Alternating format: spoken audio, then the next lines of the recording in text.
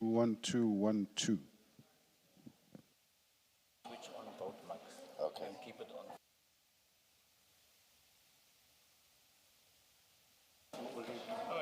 How's it? You will try.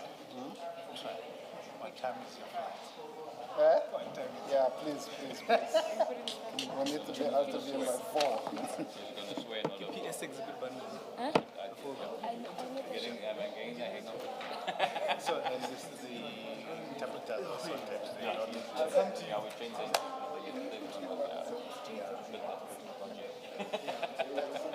Should I give you the flash? Hi. How are you doing? I'm getting yourself, Malcolm. Sorry, me? Friday. Who? Who had a flash? You need to pick a little his name. Huh?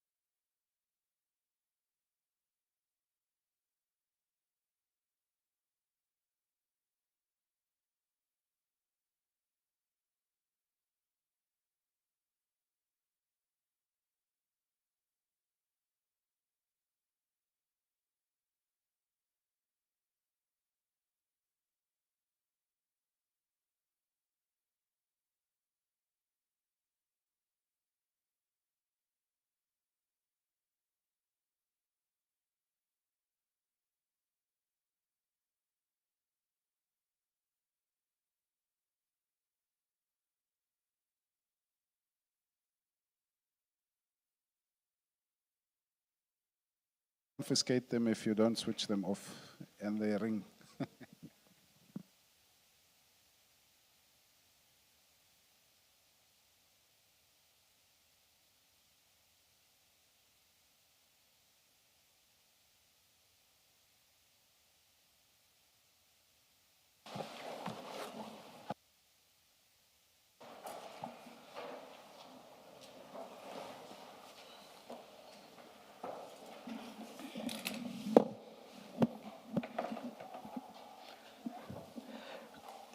Good morning, Mr. Skakane. And is there?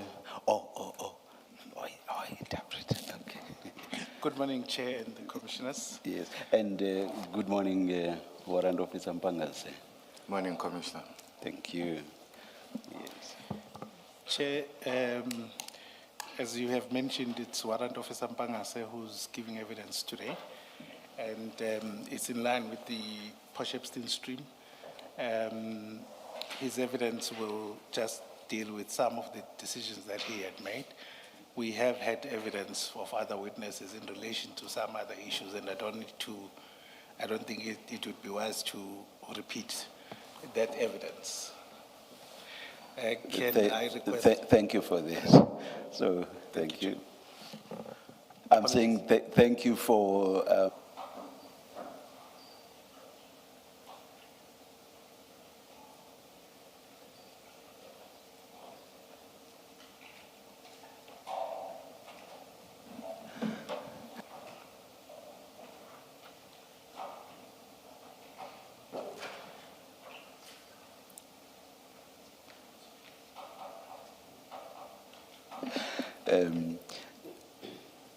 I will say this for the first and last time. After this, I will use your name. Mr. Interpreter, can you please give me your name so that I can address you by name from this point onwards? Vusumuzi Cuthbert Nkabinde. Thank you, Mr. Nkabinde. Thank you. Warrant Officer, will you be swearing or affirming? I'll be swearing. Please place your full names on record. Mbongeleni Felix Simangaliso Mpangase. Do you swear that the evidence you are going to give is the truth, the whole truth, nothing but the truth? If so, please raise your right hand and say, "So help me God." So help me God. Thank you, Warrant Officer. Yes, Mr. Skakan. Thank you, Chair. In fact, I wanted to deal with the question of Mr. Nkabinde after he was sworn in. The witness has requested the services of an interpreter or translator from English to Zulu and vice versa. And obviously that would apply when we ask questions to the witness. And I would request kindly that, or there's a request that we keep the questions short so that there's enough chance to allow the interpretation or translation, as it were. Before you, Chair, or the commissioners, there would be files, and I'd like you to just concentrate on the witness statement for present purposes. I will also rely on the exhibit files, which I think you would have. Apologies for the many files, but I'll keep the reference to those 3 or 4 files. And Mr. Warrant Officer Mpangase has those files. Confirm. Yes. Please don't. Confirmed. Okay. And the file that we are going to start with is file 1. Kuzoqalwa ku file 1. Thank you. And at page 1, that is your statement or a statement with your name. Do you confirm? Lapho ke kubhalwe statement ngegama lakho. Ngabe uyaqinisekisa lokho? Yeah. Yes. Can you then turn to page 4 of that very statement?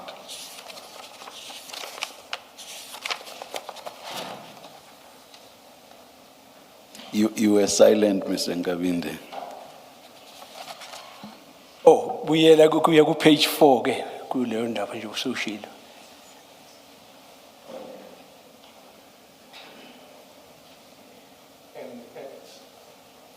At the bottom section is your name. Is that your signature?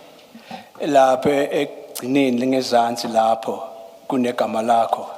Kwase Yeah. kwafakwa isignature ngabe uwe sayinile lapho? Yeah. Yes. Okay. And then I take it that is your statement, which you will rely on. Izothatha ukuthi ke yisi statement lesi esingesakho futhi singathi uthembele kusona okuzokusho. Yebo kunjani. That is correct. Commissioners, Ms. Warrant Officer Mpangase, apologies, was served with the necessary Rule 35 notices and equally with the Regulation 10.6 notices. And they are in that file as tab 5 and 6. And particularly the Regulation 10 is under tab 7. Njengoba babiza ke lezi nombolo uthi unikeziwe lezo inombolo nje beyibizile. Yeah. And in particular, the questions would start from page 18 of that file, just to contextualize the giving of the evidence. Kuwa ke kuzoqalwa ku page 18 ukuthi sikwazi ukuthi silandele kahle lo mniningwane wale statement. Thank you. Then, just on the structure for today, what we would prefer or what would request that happens is that you go through your statement, read it out and put it on record. Kuthiwa ke namhlanje kuzocelwa ukuthi sikwazi ukuthi sihambe ngendlela yakhona ukuthi kuzofuneka ukuthi usifunde sizokwazi ukuthi zingene la ku recording kuzwakala ukuthi ithatheka kanjani. Yes. And you would have considered the questions in the Regulation 10.6 notice, and where you require to add or elaborate, please do so. Lapho kubona ukuthi mhlambe kunesidingo sokuthi uchaze kabanzi unabe ungakwenza lokho. Ngiyezwa. Understood? Can you then start with your statement from the beginning? Ungaqala ke ngestatement sakho. Khona iphutha engilibonayo le date. I've just noted there is a mistake concerning the date Ku paragraph 3. on paragraph 3. Ngibhala u21 esikhundleni sika 22. It's written as 21st instead of 2022. 2. Chair will attempt to cure that issue in the appropriate manner, considering that it's an affidavit, not just a statement. Are there any other issues that you'd want to Ayi ilephela. elect? No, besabuza ukuthi ngabe so- khona okunye uthi wena cha. Oh, No, that's all. sorry. We have encountered those minor mistakes, and the witnesses have just corrected them through their testimony, so you don't need to bother with the technicalities around that. Kuthiwa ke hayi okuncane lokho kuye kwenzeke. Siyi ukuthi kufanele bese nesidingo lokusingena kakhulu sijule kulokho kuzolunga. Yes, Mrs. Kakani. Thank you, Chairperson. Can I then request you to continue with your statement? Cela ukuthi uqhubeke ke ngestatement sakho. Okay. I, the undersigned, Bongeleni Felix Mpangase, states under oath in English. I am a warrant officer in the South African Police Service with service number 0638667. I'm currently attached to Pietermaritzburg SAPS to investigate cold cases within Umgungundlovu district. Don't just keep that sentence with your cell number. I confirm that during the year 2021, I was employed as a detective within the Directorate for Priority Crime Investigation based in Durban. I was attached to Serious Organized Crime Investigation Unit, tasked to investigate national priority violence crimes, which included murder, robbery with aggravating circumstances, bank robberies, among others. On the 22nd of June, 2021, I booked on duty at 7:30 a.m. at the office, which is situated at 136 Victoria Embankment. At an unspecified time, I received a call from Lieutenant Colonel Jacob and asked me if I was available for an operation, and if I was, I must be on standby because a crime intelligence operative whom I knew had information about a container that was containing approximately 7 to 8 kilograms of cocaine, which was at that time suspected to be at CHS Depot, Isipingo. Sorry, Warrant Officer, I do apologize, but I just want to maybe understand. When you said it's just a minimal, you knew the crime intelligence operative. Did you work with him before? Umbuzo ke ukuthi njoba ukukhulume ngeligama lesakhwini sokuthi minimal ngabe ufuza ukuthi lokho sikhuluma ngayo boke wasebenza naye yini phambilini? Yes, ngangasebenza naye. Yes, I had worked with him. Kanye. Only once. Thank you. I informed Lieutenant Colonel Jacob that I was available to assist. He then asked me who else can come with me to do this operation. I suggested Warrant Officer Sbia, to whom to him and he agreed. I then approached Warrant Officer Sbia, who was sitting at his office, and agreed to assist in this operation. So both of us were then ready for an operation. After Warrant Officer Sbia had agreed and wanted to assist, I then contacted Lieutenant Colonel Jacob and informed him that Warrant Officer Sbia was on board for an operation. Lieutenant Colonel Jacob advised that I should expect a call from a CI operative who will provide more information. He further stated that Warrant Officer Sibia and I would attend.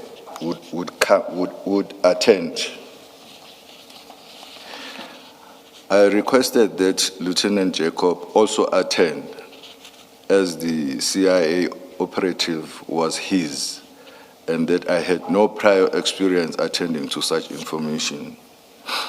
I stated that the information required someone experienced and well-versed in these types of operations. He agreed and indicated that he would book himself on duty and join us. A few minutes later, the operative phoned me and told me we had to meet at Isipingo for a briefing. I informed Lieutenant Colonel Jacob about this. He then said we must come and pick him up at his house. As I did not have a car, I approached Warrant Officer Sibia, who was using Lieutenant Colonel Jacob's car. So we then went to pick him up, and the three of us proceeded to Isipingo, where we met the CI operative, who then briefed us on the information. After a short briefing, we proceeded to CHC depot. At the depot, we met an Asian female. We introduced ourselves to her as police and informed her the purpose of our visit. She told us that she is the manager of the depot, and then she was aware of our pending visit.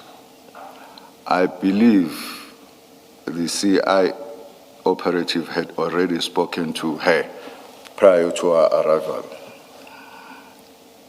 She granted us permission to search for the container, and it did not take a long time to locate it. Once we identified it, we brought it down to the ground to be searched. Before the container was identified, Lieutenant Colonel Jacob had already assigned me to take notes of the search. I recorded names and cell phone numbers of people observing the search, as well as those who were employed at the depot. My assigned role during this drug bust or drug interception was to take notes. Lieutenant Colonel Jacob and Warrant Officer were responsible for taking photos of the scene. At all times, I was working under the supervision of Lieutenant Colonel Jacob. Before the container was opened, Lieutenant Colonel Jacob and warrant officers took photos of the container and the seal number as well as the container number. I recorded the names of the people present. Among those that I had noted were Sergeant Mkize, Sergeant Gavenda, and Tutugo Kuzwayo, who were present during the search of the container. The container was properly locked and sealed, and the seal was intact. I do not recall who broke the seal and opened the doors of the container. Upon opening, I observed black canvas bags placed directly behind the doors of the container. Lieutenant Colonel Jacob removed one of the bags and opened it. Inside the bag were bricks of hard substance suspected to be cocaine. These bricks were wrapped in yellow and black plastic wrappings, bearing inscriptions of Jaguar and TikTok emblems. Photos were taken of the bag before it was removed from the other bags, and again it was opened as well as its content. These photos were taken using a cell phone camera. 27 bags were offloaded from the container and placed on the ground. Further search was conducted and nothing was found in the container except for the cargo that was there, for which details of it I do not recall. If my recollection serves me well, I also recall that the uniform members who were there during the search and the seizure had left. They were phoned to come back and assist with the transportation of exhibits from the depot to the Isipingo SAPS. They indeed came back and exhibits were loaded in the Hyundai H1 and transported to Isipingo SAPS with the sole intention of storing them there for safekeeping. When we were at Isipingo SAPS, we offloaded the exhibit and placed them on the ground. And photos were also taken while they were on the ground, and the bags were recounted. After we had finished a recount, bags were opened and we counted the content of each bag. And it has found that each bag had 20 bricks of cocaine. Only one bag had 21 bricks of cocaine. I requested the exhibit clerk to give us FSL bags so that we can seal the exhibits, and he said he did not have the size that we were looking for. I then personally entered the exhibits in the SAP 13 register at Isipingo as instructed by Lieutenant Colonel Jacob. While I was entering exhibits in the register, the exhibit clerk asked me a strange question. He wanted to know where we were going to keep the exhibits. I told him that we were going to leave them there for safekeeping. He told me that he had no space to keep the exhibits there. We must take them with us and keep them somewhere. I then told him to inform Lieutenant Colonel Jacob. When Lieutenant Colonel Jacob heard this from the clerk, he started making calls to look for a place to store these exhibits. Lieutenant Colonel Jacobs told me that since they are refusing to keep the exhibits there, I must book them out to be taken to forensic lab. He started by calling Amanzi Mtoti, FSL, and they said they do not have space. They were renovating the building since it was damaged by heavy rains. After that, Lieutenant Colonel made a call to inform Brigadier Nyusa that we are unable to find space to store the exhibits. After talking to Brigadier Nyusa, Lieutenant Jacob told me that we must take the exhibits to Potchefstroom storage. After the decision was made to take the exhibit to Potchefstroom, an arrangement was made for vehicles to transport exhibit to Potchefstroom. There was an escorting team comprising of Warrant Officer Mdlalose and Warrant Officer Mkhwanazi. I cannot recall who else was there as part of the escorting team. We arrived in the afternoon at Potchefstroom, late in the afternoon at Potchefstroom offices, and we were received by Potchefstroom official who showed us their walk-in safe where exhibits were stored. I do not know the name of the DPCI official that gave us the keys to the safe. I'm not certain whether General Sinona and Brigadier Nyusa came in before our arrival or arrived while we were busy storing the exhibits in the storeroom. I can recall that both came inside the storeroom while we were busy storing the exhibits. General Sinona was checking if the storeroom was suitable to store exhibits. After storing the exhibits in the safe was locked, and General Sinona instructed that the keys be left with him. The safe keys were handed over to him accordingly. We all left and went back to Durban.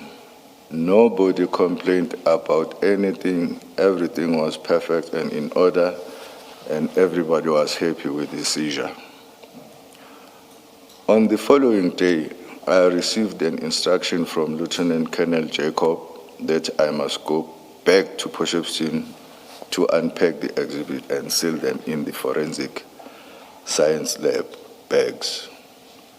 I then requested Captain Danzi, now the deceased, Captain Fries, but I do not recall who else was there to assist. We proceeded to Potchefstroom and unpacked and sealed the exhibits in the FSL bags.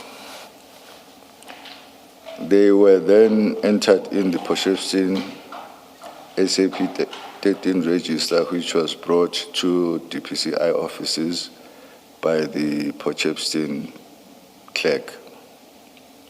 After we had finished, I locked the safe and I personally took back the key to General Sinona and booked it back on the register since I had booked it out in the morning.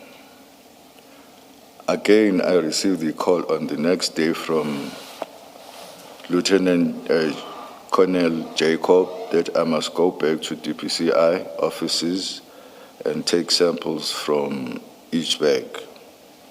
I again requested Captain Fries and Captain Danzi, and I do not recall who else came with me. We went into the safe. I randomly picked up 5 bags and took out samples from each brick, which I randomly selected. I placed the samples inside the FSL exhibit bags and sealed them. The bags were marked with Durban Central OCI Inquiry 28/06/2021 and Potchefstroom SAP 13/883/2021, which I later handed over to Warrant Officer Sibia for safekeeping until Lieutenant Jacob comes back from leave. I wish to state on record that Ntuthuko Khuzwayo introduced himself as the custom official. This could have been clarified had a statement been taken from him shortly after, which would have confirmed his occupation. I had no reason to mislead anyone or falsify information. Similarly, I had no reason to state that Sergeant Mkhize and Sergeant Govender and other police officials were there observing the search if they were not there. I also want to state that I concur with Lieutenant Colonel Jacob that I am an experienced drug investigator. I have been doing drug investigation for more than 10 years, doing buy and bust covert operations in KZN. But I have never attended a drug interception of this magnitude from start to finish, either at the harbor or container depot. The only reason I took part in this covert operation is because I was requested to assist, and I personally wanted to learn from Lieutenant Colonel Jacob as to how to manage these type of operations and the whole process from start to finish.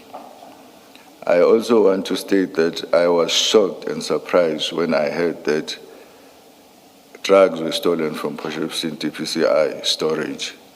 I was surprised because I was under the impression that drugs were long transported to Forensic Science Laboratory, Pretoria, as I had overheard in the passage in the office that they were going to be taken there for storage. I wish to state that I do not know who broke into the Potchefstroom storage, and I was not aware that there were no proper security measures in place. That is all that I wish to state.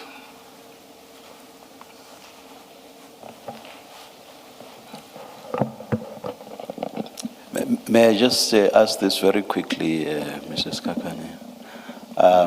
I do hear you, warrant officer, saying that you are experienced, you are an experienced drug investigator, and that you've been doing investigations for more than 10 years, that is drug investigations. But I understood the beginning of your affidavit to say that as at 22 June 2021, your area of operation was violent crime, national priority violent crime. Is that so? Manje ukuthi kuyakuzwakela njengoba uchaza ukuthi hayi isipiliyoni busunazo sokuthi cishe mhlambe neminyaka eyishumi kuya kanjalo kulokhu kwenza izinto ezidakamizwa lezi ama drugs kodwa nasibuyele emuva ngathi kuyabonakala ukuthi ngomhla ngalesikhathi leso ngako i22 ka June 2021 kahle kahle wena uthi hayi ulwazi lakho belubanzi la ubhekeni kahle lokhu ubugebengu imacala ahambelana nobugebengu ebhaliwe lapho usikuzwe kahle. Yeah. That is correct.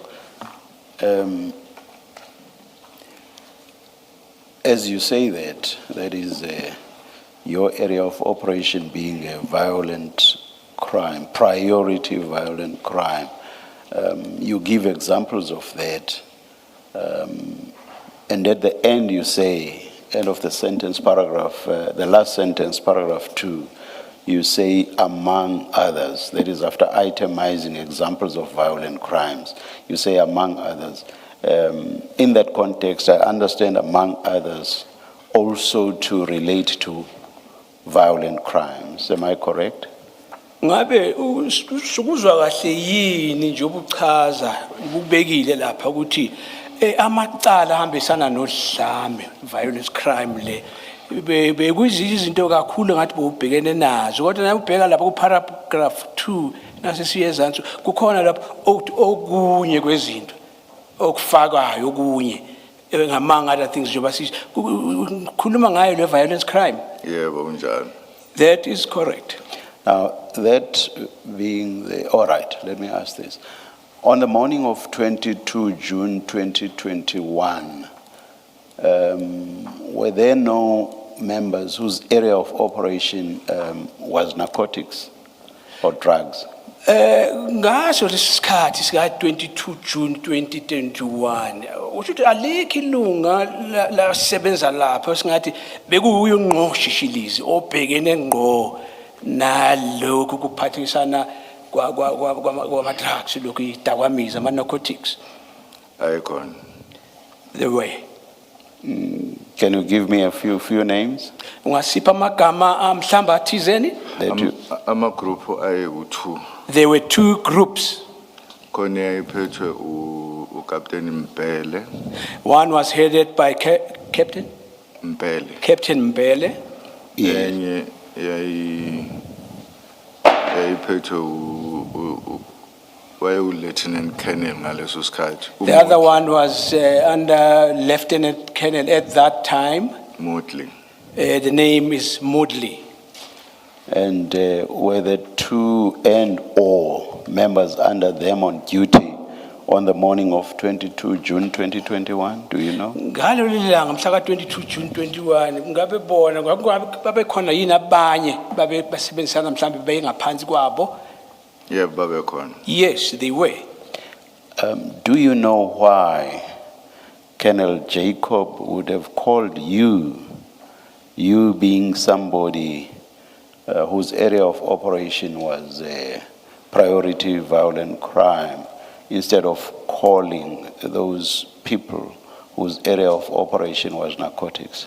Ngabe uyazi yini ukuthi uJacob elondini bese suka eyobiza wena bekhona abantu banolwazi olunzulu ngalezi zinto zimdakwamile wena ungale kule la kusetshenziswa khona ngezodlame ngabe uyazi ukuthi kwenziwa yini lokho? Isizathu lokho engisikhumbulayo. The reason which I could recall Ukuthi Lieutenant Jacob wayengazwani nawo mabili ama groups. wayengazwani. The reason is Jacobs was not in good terms with both groups. Does that mean he did not work with them?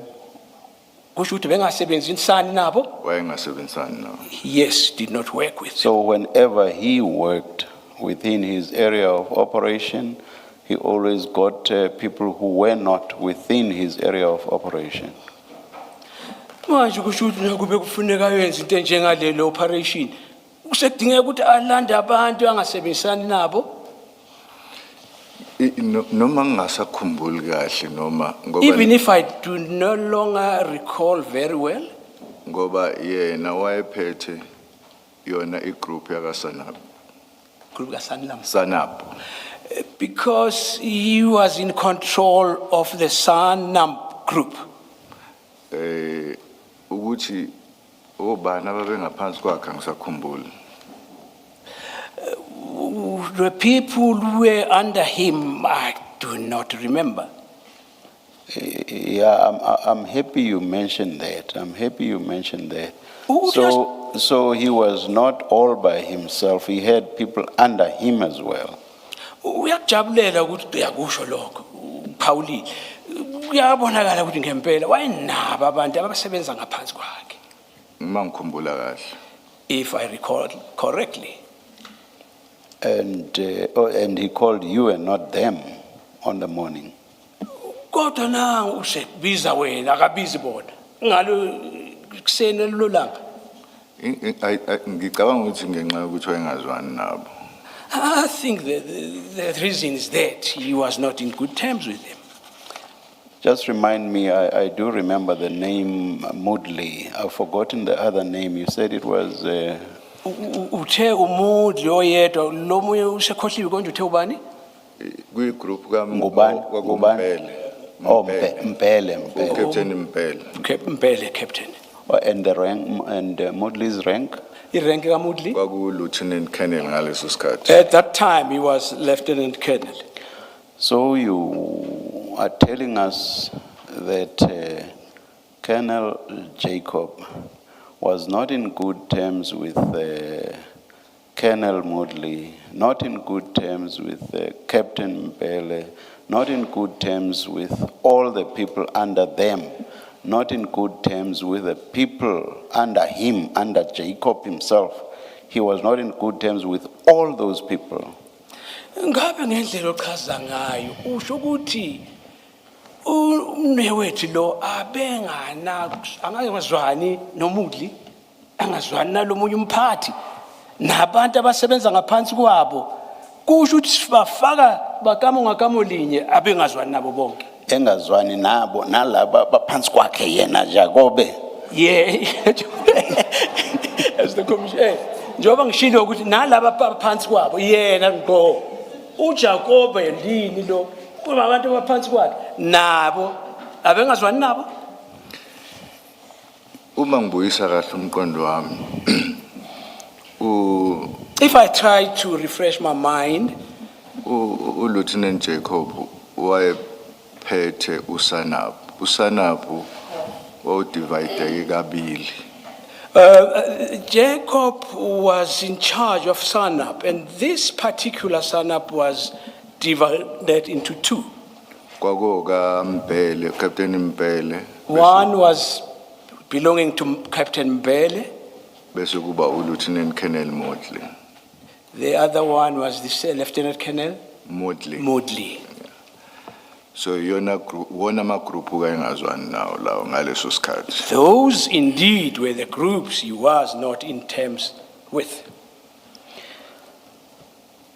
Are you able to give us numbers perhaps? Do you have any idea how many people we're talking about? Ungakhona ukusipha inombolo ukufanisela nokuthi sikhuluma ngabantu abangaki la. Ngingababala futhi. I can count them. Yes. Kwaku warrant officer ready. Warrant officer ready, Ababesebenza ngaphansi kwaMotley. who were under Modley. Warrant officer Pillay. Warrant officer Pillay, Kubo Carl Sanders. Carl Sanders. Samkhumbulo omunye. I do not remember the other one. But there was another one. a Kodwa fourth. bekhona omunye. The one that you say you don't remember. So Lo ngo uthi awusamkhumbuli. you know there was someone else, but you don't remember the name. Kodwa lesiqiniseko ukuthi wayekhona umuntu ndini kodwa awusakhumbuli ubani. Enginesiqiniseko sabi bona la about 3. Or certain about the three. And so it would be 4, including Colonel Modley. Kusho ukuthi nasibala noMudli leso kuzoba wesine. Yeah. Oh no, oh yes, now. Khona nomlungu wayekhona. Yeah, there was also a white person there. Wayekhona sengikhohlisa isibongo sakhe. I have just forgotten his surname. 5. Wesihlanu loyo. Yeah. Yes. Bese kuthi kuMbhele And then when we come to Mbele, kwaku uBrian Malinga. Brian Warrant Malinga, office Malinga. uthi ubani? Warrant officer Malinga. Warrant officer, Kubo Captain Ntanzi. Captain Danzi, Kubo uCaptain Freeze umangalenzi uphutha. Captain Freeze, if I'm not mistaken. Yeah. No Kumete. Also Warrant officer Kumete. Kumete. I think. Warrant officer Kumete. Warrant officer. 5, including Captain Bele. Asesibabala bafake no Captain Mbele bahlanu. Okay. Khona omunye wesifazane wayekhona. There's another female person. Sengisikhohliwe isibongo sakhe. Aye. SesiXhosa. The surname is just eluded me. It's a Xhosa surname. So 6. Wesithupha loyo. Yeah. Yes. So a total of 11 people.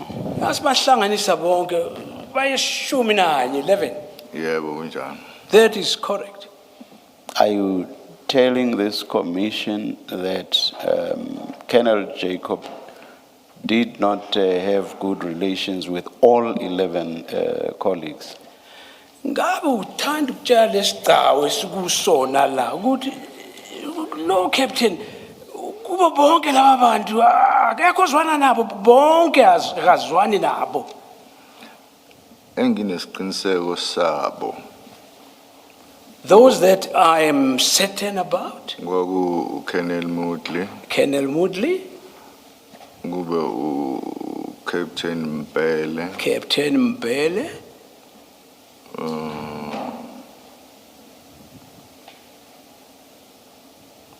ilabo nginesiqiniseko sabo. Those I am certain about. Do I understand you to be saying that he did not relate well only with 2 of the 11? Ngabe kusikuzwa kahle ukuthi empeleni ilabo ababili kuphela ayengahambisani kahle angadleli ubudlelwano obuhle nabo. Abafika emqondweni yami, yes. Those that come to my mind, yes. So automatically then that means there was no issue with the remaining 9. Kusho ukuthi indlela ebengakhona laba abanye abawu9 abasaid, "Oh, bekunganankinga." Angeke ngazi-ke. I would not know. If you do not know, we must take it to be so. Now, this takes me back to my question, the question I asked right at the beginning. Now you have 9 colleagues. Why is it that Colonel Jacob called you when he had colleagues within his own unit? Why does Colonel Jacob call a colleague who's in another division altogether, a division concerned with priority violent crime, and leave 9 colleagues within or whose area of operations is narcotics and drugs? Why did he call you? Uyabona kusho ukuthi sothatha ukuthi vele kunjalo laba abanye bezwana nabo abenganankinga. Kodwa ke isibuyisela la siqale khona. Ukuthi lo Jacobe sesuka lapha ababizi labantu abanye abala. Kodwa ulanda umuntu lephesheya nendawo ongasebenzi ngalezi zinto zezidakwamizwa lokhu namanarcotic. Ulanda umuntu owazi umsebenzi wakhe kahle kuleya ndawo yodlame. Yiwo lo mbuzo ukuthi ngabe ngempela kwenzeka kanjani lapho? Angeke ngazi ukuthi yini intenzo ukuthi athathe leso sinqumo. I would not know why he came to that decision. Kodwa engingakusho ukuthi mina naye isasizwana. What I could say that me and him had a good relationship.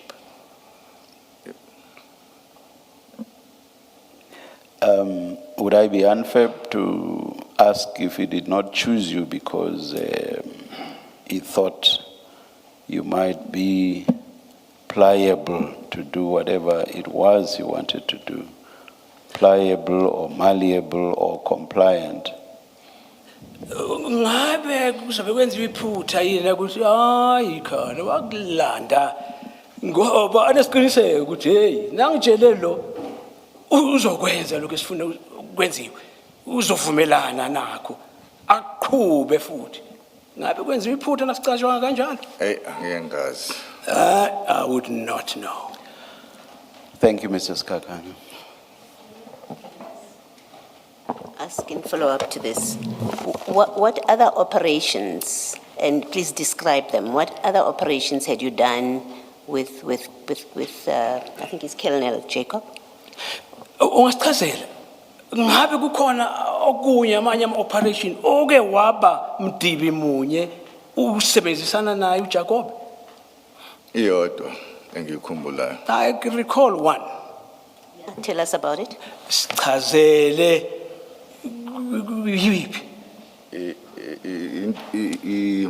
I-operation ecishe ifane nale. Operation which was somehow similar to this one. I-information futhi ayiqhamuke kwi-CIA operative. Information also came from CI? CI operative. CI operation. Same muntu. Same muntu. Yes. Same person. Wasinikeza information ukuthi khona i-container noma ngasakhumbula ukuthi ayikuphi. He also gave us information about a container which was there, but I cannot remember where exactly it was. noma kuyise Phoenix noma eDurban North angisakhumbuli kahle. Whether it was in Phoenix or Devon North, I cannot remember well. Esahamba sayo isebenza sathi masiyafika kuyona safika ukuthi ama drugs awasekho. We went there and we conducted the operation, but on our arrival, the drugs were no longer there. Akwazi ukuthatha thobani. We do not know who removed them. Ileo operation kuphela ngasebenza nayo. That's the only other operation I had worked with. And when was that? Kwakunini. Same year. Same year. Same year. Just maybe 2 or 3 months before the operation. I think 2 or 3 months apart. Yes. So when Colonel Jacobs says you are an experienced, I think investigator or police officer in drug busts, he can only speak to that one operation Manje nasi because you've not had any other operations with him. uthi yena wena unasi isipiliyoni salo madrag. Kodwa nasibheka ukhuluma isipiliyoni sale yodwa uwasebenza kuyona? Cha. No. Yeah, tell us about that. Sitshele That's why kakhulu. I asked you. That's why I asked you what other operations have you done with him. You say you've done only one, and that one operation you describe, you actually found nothing. So, and now you say he can speak to your vast experience. If he has not worked with you in drug busts, how does he know anything about your experience in drug busts? Thana ngasicacisela lana ukuthi njobe bethu nesipiliyoni wena ngawakha amagama uchaze ukuthi kuke waba kanye nje vo la usebenze naye kwakhona kuyobamba lama idakwamiza kodwa ke manje ngabe ukhuluma ngeloko kodwa kukhona okunye mhlambe ongasishongo okwenza ukuthatha unesipiliyoni. Ngisebenzile ka Sanap unit. I did work at Sanap unit, Dealer nama investigation yama drugs kuphela. which deals with investigation of the drugs only. So bekwazi lokho. He knew about that. So your answer is you've worked with him.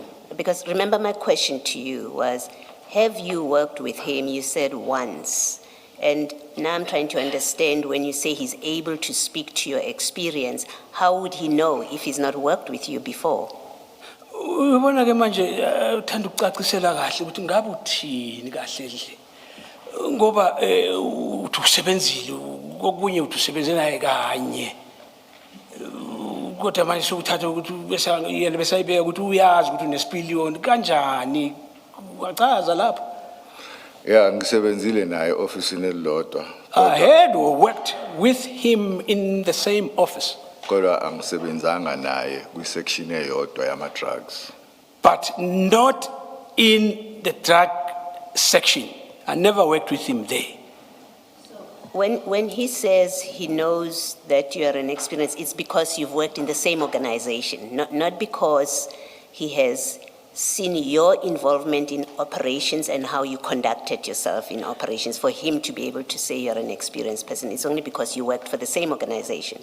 Usho ukuthi ke ngamanye amagama uthi wena uyazi ukuthi unesipiliyoni ngoba nani sebenza ndawonye lapho kuleyo office.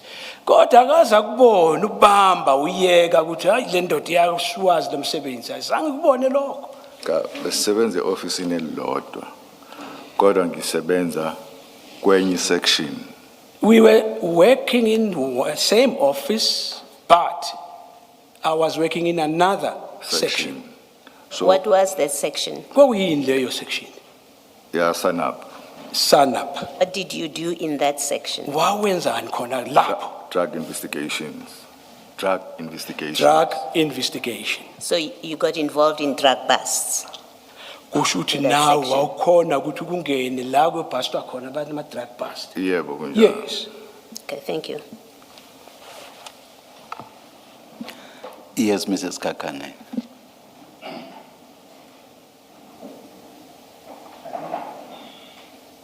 I think that takes care some of the questions, but just to follow up on that, on your paragraph 18, which is page 4 of your statement, you don't need to go there. You say that you were an experienced drug investigator, and would that mean you? Because to make that statement, that must mean that you know how to handle drug investigations and scenes. Kuthiwa ke manje nawubheka lapha ku page 4 ngicishe lapha phansi ku 18 utheke wena unalo ulwazi olunzulu isipiliyoni lesikhuluma ngaso ukuphenyeni kwama drugs. Manje just repeat that question. The question is You would have experience and knowledge how to deal with. kusho ukuthi ke uvele unalo ulwazi nokwazi ukusebenzisana ngale ndlela ama drugs. Yebo kunjalo. Yes, that is so. Thank you. That is before June 2022. Kusho ukuthi 2021, apologies. sikhuluma ngesikhathi ngaphambi kwale date ka June 2021. Yebo kunjalo. Yes, that is correct. Then, and at that time, you were also a detective or warrant officer, which is a senior position. Well, not too senior. Ukusho ukuthi futhi ke kuyabonakala ukuthi wena lapho ke wawumphenyi osemkantshobomvu phakeme kodwa hayi kakhulu. Warrant officer nje. Just warrant officer. Okay, no, thanks. But you would have had a fair amount of training in scenes and investigations. Kodwa wawuqeqeshekile ukuthi ukwazi ukuthi uphenye ubhekisise kahle. Yebo kunjalo. Yes, it is so. Just ask a question on the back of that. In these other operations that you say you were involved with as an investigator, what role have you played in those operations?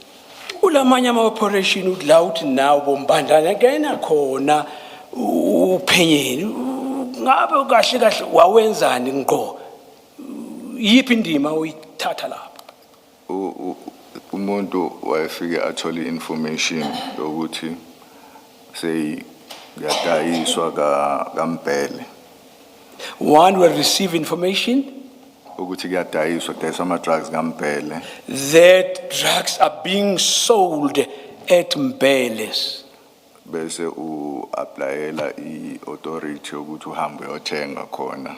Then you'd apply for an authority to go and purchase. Usunaye vele umuntu ozohamba uyothenga.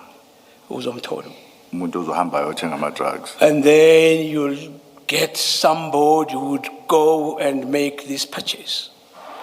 Bese musu uyitholile leyo authority then busu uyahamba umthumela umuntu ethi ahamba uyothenga ama drugs. Once the operation has been given to me, then I'd go and get hold of that particular person who would go and buy the drugs. Mayise wathengile bese siyabopha. Ukubopha kufaka esitolo. Lo Yeah, after he had made the purchase, thereafter would arrest. ama drug dealer i-dealer le kuyiyona edayisile. Arresting that particular dealer who has sold it. Iwona ama cases amaningi esasiwenza ke lawo. Those were among many cases that we were involved in. So you were involved in setting up, I think it's commonly referred to as sting operations, where you would get somebody to go buy and then arrest and make an Kusho arrest. ukuthi wena wawukhona lapha impela onentshumethu ama sting operation la ukuthi kwenziwe wawungene la. Yebo kunjalo. That is correct. Thank you. I think earlier, either in response to the to the chairperson or Commissioner Malloy, you had cited an example of scenes or past that you were involved in. So I would just want to confirm you had been involved in similar drug seizures or past. Uthi ke kubuyeleni kumbuzo bobuza uCommissioner Baloyi kukhulunywe ukuthi nasikhuluma ngamabhasi wazi kahle futhi wena ukuthi ukubhasta la mali kahle kahle kusho ukuthi bewuke wakwenza lokho. Ngakazi. I'd never done it.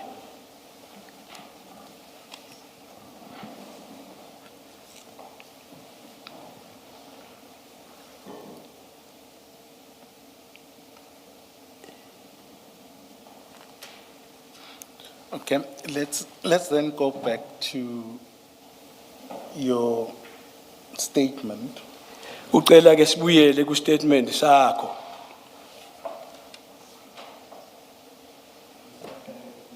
You go there.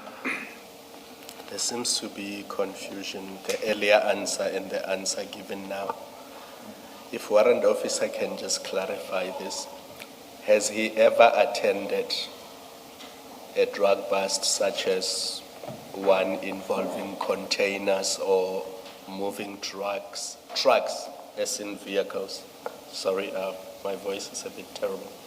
Has he ever attended to a bust where drugs were in a container or a large truck or something similar to that? Ngathi ngabe singabuyela emuva khona la ngathandanga ukuzwakala kahle. Umbuzo nje oqondile ukuthi ngabe ngaphambilini wake waba khona kulama bus ama drugs aku container. Angakazi. There's another part, Commissioner, container end. Noma ahanjiswa nge-truck. Angakazi. Never. Or at a harbor? Mhlambe la ngena khona imkhumbi kuma harbor. No. I think where we were a bit, but perhaps there's an explanation to it, is where there's reference to the fact that you are an experienced investigator. Yabona ikahle kahle lento ibuyela kakhulwini kulapha ukuthi ke wena umphenyi onolwazi olunzulu nesipiliyoni. Yeah. Yes. Then, if we go to the date in question, I had requested to understand earlier on when you were going through it that your interaction with the CI operative. Eqaleni ke kuye kwafuna kwazakala kahle ukuthi wena ukubandakanya kwakho ku operation la no CI lesikhuluma ngayo.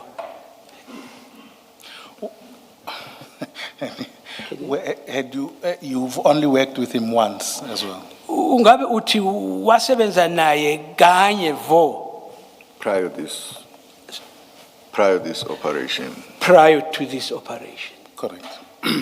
And then now, in relation to this operation, I don't want to waste too much time. I think we can take it for granted that you are familiar with the national instruction and the relevant protocols around seizures and crime scenes. Uthi ngeke asilokho simoshi isikhathi kodwa futhi mhlambe ngabe wena uyazi kahle ukuthi umgomo ufune kulandelwe makusetshenziswana ngezinto ezinjengalezi nasefaka uprotocol uyawazi. Ma overt operation, yes. Kuma Overt operation. Yes, when it comes to overt operation, yes. Can you clarify that? Awuchaza usho ukuthini? Ama overt operation ila, like for instance, kubulawa umuntu, kubulawa iphoyisa. Wonke umuntu uyazi lokho ukuthi kubulawa iphoyisa. An overt operation is an incident like when a police officer has been murdered. I take it, it's a well known by almost everybody that had transpired. So mo attenda isine njengaleyo uyazi ukuthi fanele wenze njani. So if you are called upon to attend such a scene, I would know exactly what to do. Yeah, nama armed robbery cases, scenes nakhona such as armed robbery cases since. amacala angafihlekile la aziwe Those are openly known cases which are not hidden. It's known. kanti ama-covert operations akwazi nombani ukuthi khona umsebenzi owenzayo i-operation oyenzayo. But when it comes to covert operation, it's not known by many. What type of operation are you involved in? Nama-scenes akhona for sure akafani. Even the scenes thereof are not similar. Wa-attenda ngendlela ehlukene. You attend to them differently. Please explain that. Why should what you do at the scene differ according to whether an operation is covert or overt? Awuchaze ndoda usho kanjani ukuthi kube khona umehluko kulama operation ku covert nalenenye. Ngizobeka nje i-typical example ye-covert operation. I'll make this example when it comes to covert operation. Uma uthole information ukuthi eposini, post office, If you get an information about a post office, kune parcel if there is a certain parcel elinama drugs, containing drugs, uyahamba ufike ulithathe you go and seize it or take it, bese ungalisi e-station esingaphansi kwaleyo post office. then you not take it to the police station which is under the same jurisdiction as that post office, Ngoba ubalekela ukuthi i-information ingaliki. in avoidance of the leakage of information. Sorry, Warrant Officer. I do not quite see why the destination of what you have seized has anything to do with how you handle the crime scene itself.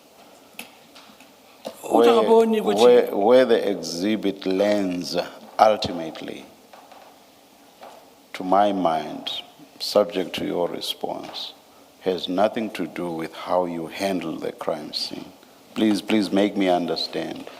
I'm not saying you are wrong. You know better. You are the expert, but it doesn't really make sense to me. Uyabona ukuthi impela hayi ukuthi kanjani kodwa ufuna ukwazi kahle ukuthi kahle uchaza ukuthini ukuthi njengoba ukhuluma ukuthi uhandlela kanjani ubamba kanjani ukwenza ukuthizeni uthi ngathi akaqondisisi kahle lapho ukuthi ufuna ukuthini.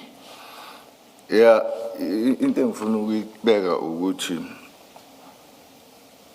ama-operation, i-covert operation What I want to clarify is the covert operation ne-overt operation and the overt. Overt And the operation. overt operation, awukusebenzi ngendlela efanayo. the operations thereof are not the same.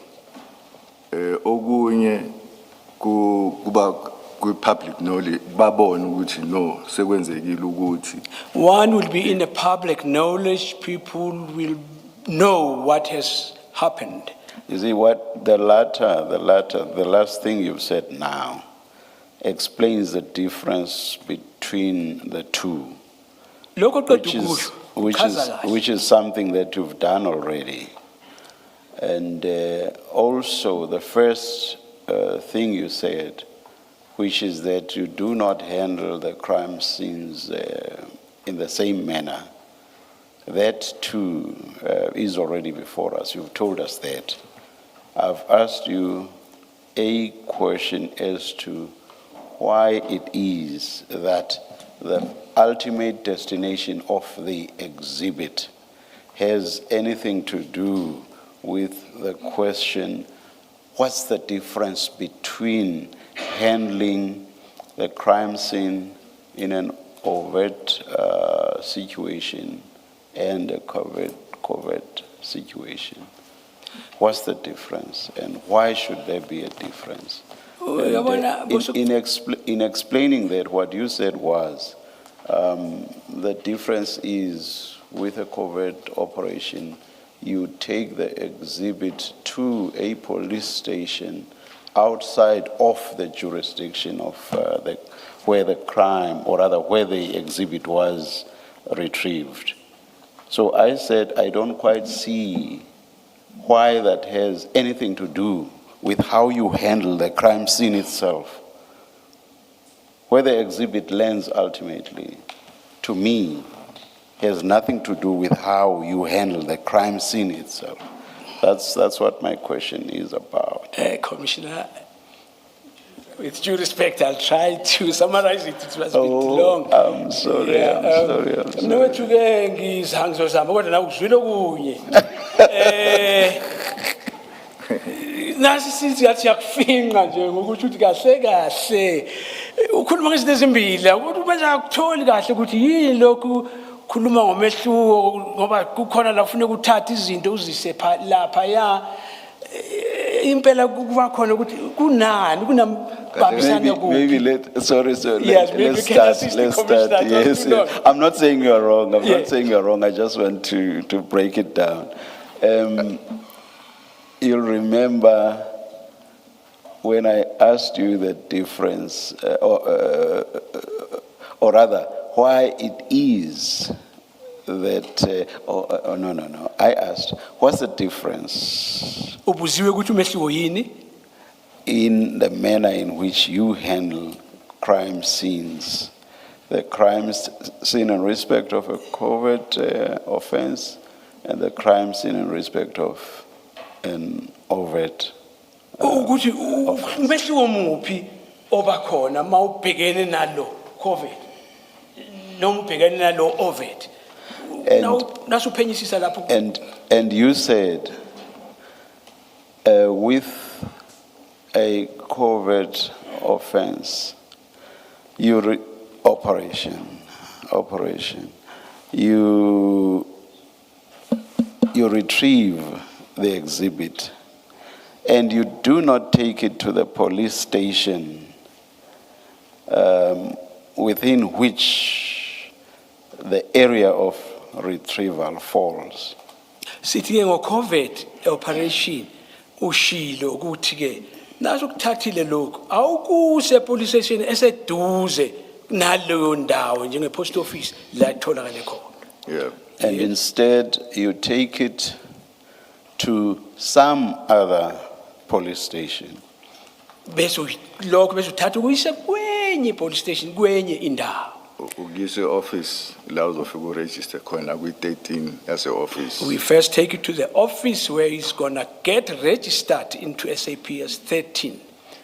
But you said you take that exhibit to some other police station, not the one within which this police station falls. Kodwa ushilo ukuthi ekugcineni uzoyithatha lokho okutholile ukuse kwenye office kwenye ndawo thizeni Yes. hayi lela.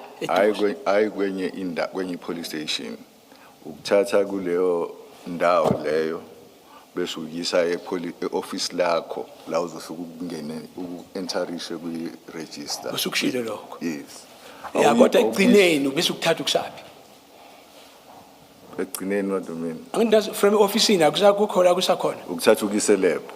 Oh, no, actually, it happens like this. We could go to your office, designated office where you register it in SAPS 13. Thereafter, you'll take it to the lab. Okay, I will not belabor that, and will not make any further follow-up. The point is, this takes me back to the question I asked. What is the difference in the manner in which you handle the crime scenes in respect of the two types of operations? Bisela ke kuloyo mbuzo aqalwe kuwona ukuthi kahle kahle umehluko yini obakhona kulezi zinto ezimbili ku crime scene ngendlela osebenza ngakhona. Uba mncane kakhulu. It's minimal.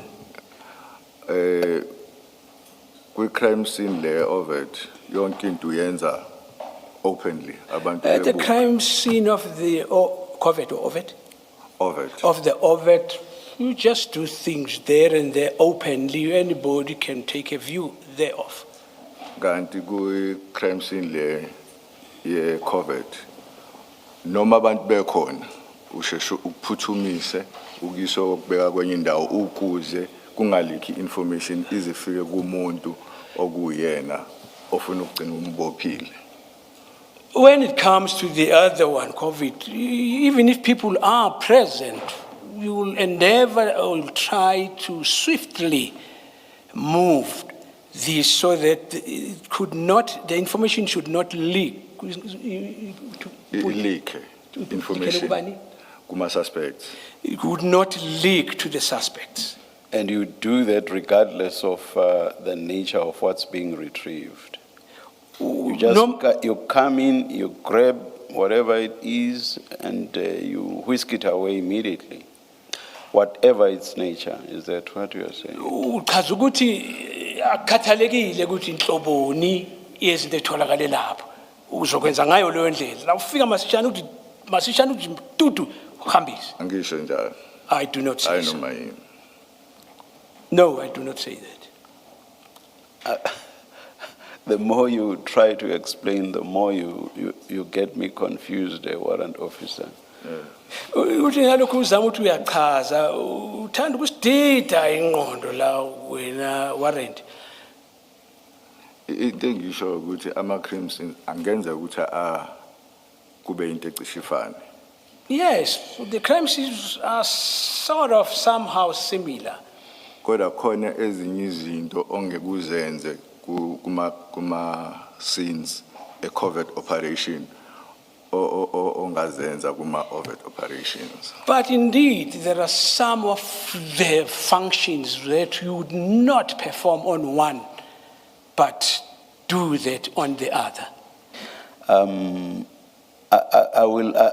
I can ask you a lot more questions around this, warrant officer, but we have heard a lot of evidence already from quite a number of your colleagues, some much senior than you, and we have a fair understanding of how crime scenes are handled. We are close to being experts ourselves now in the area. So I will, even though I'm still confused by your answers, I will just simply leave it there in the interest of time. Uyabona indeed ayisekhona la emqondweni la ekhaya kodwa ngenxa yokuthi banengi lokhu bangena la abanye bakhulu ku ikhundla zabo iphakemba sebechazile kabanzi cishe nathi sesazi kakhulu ngalento ukuthi kusebenzeka kanjani kodwa soyeka lapha noma kusasikhona indida ethizeni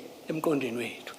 Of course, I'm not serious when I say that we ourselves are close to being experts in the area.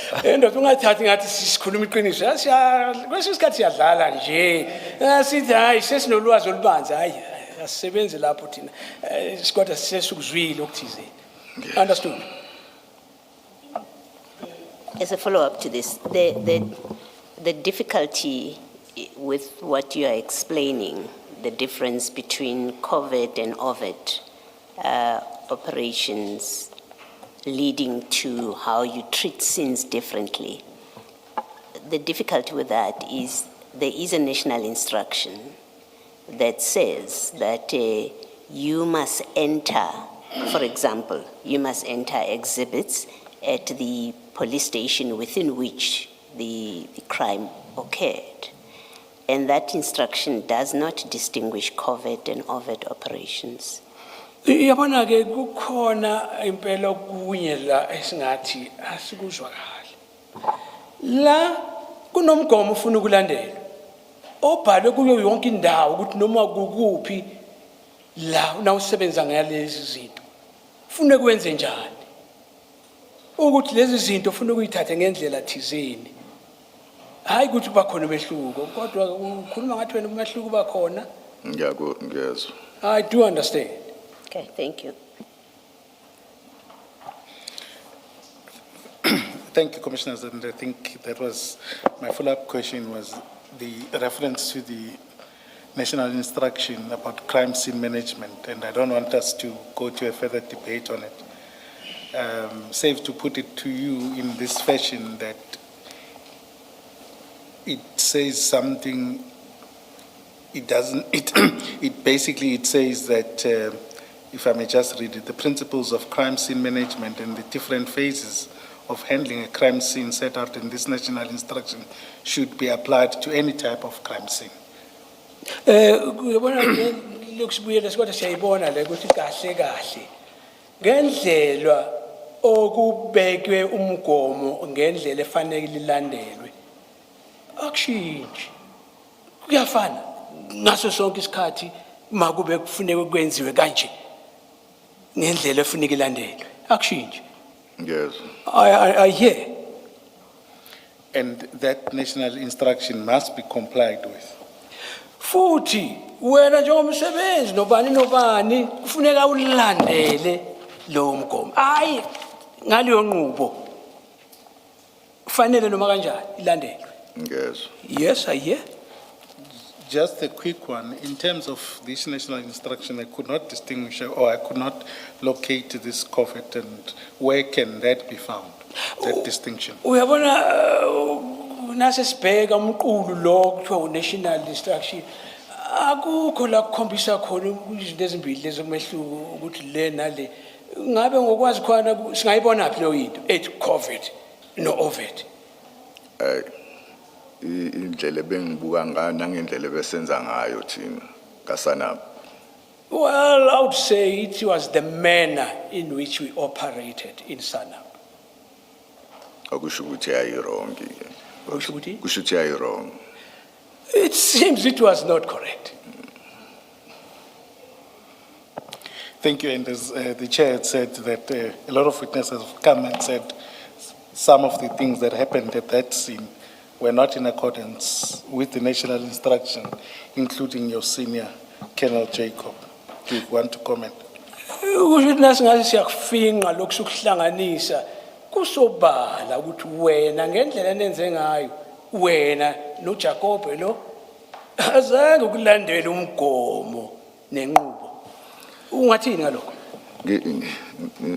Uzokhumbula ukuthi uJacob wangicela ukuthi We'll remember that I was requested by Jacob ukuthi ngimsize.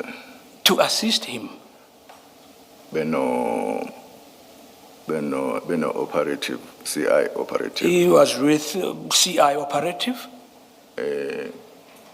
Ekumsizeni kwami ngavuma kodwa ngingasebenzi ama drugs ngaleso sikhathi. When I complied or agreed to assist him, yes, I was not working with the drugs. Ngavuma ngoba ngifuna ukuthi ngiye kufunda ukuthi ama drugs I-operation enjengale we attenda kanjani. I agreed to this because I wanted to gather experience as to how to handle such cases. Ngoba angikakaze nangaphambilini ngi-attend. Because I had never attended such before.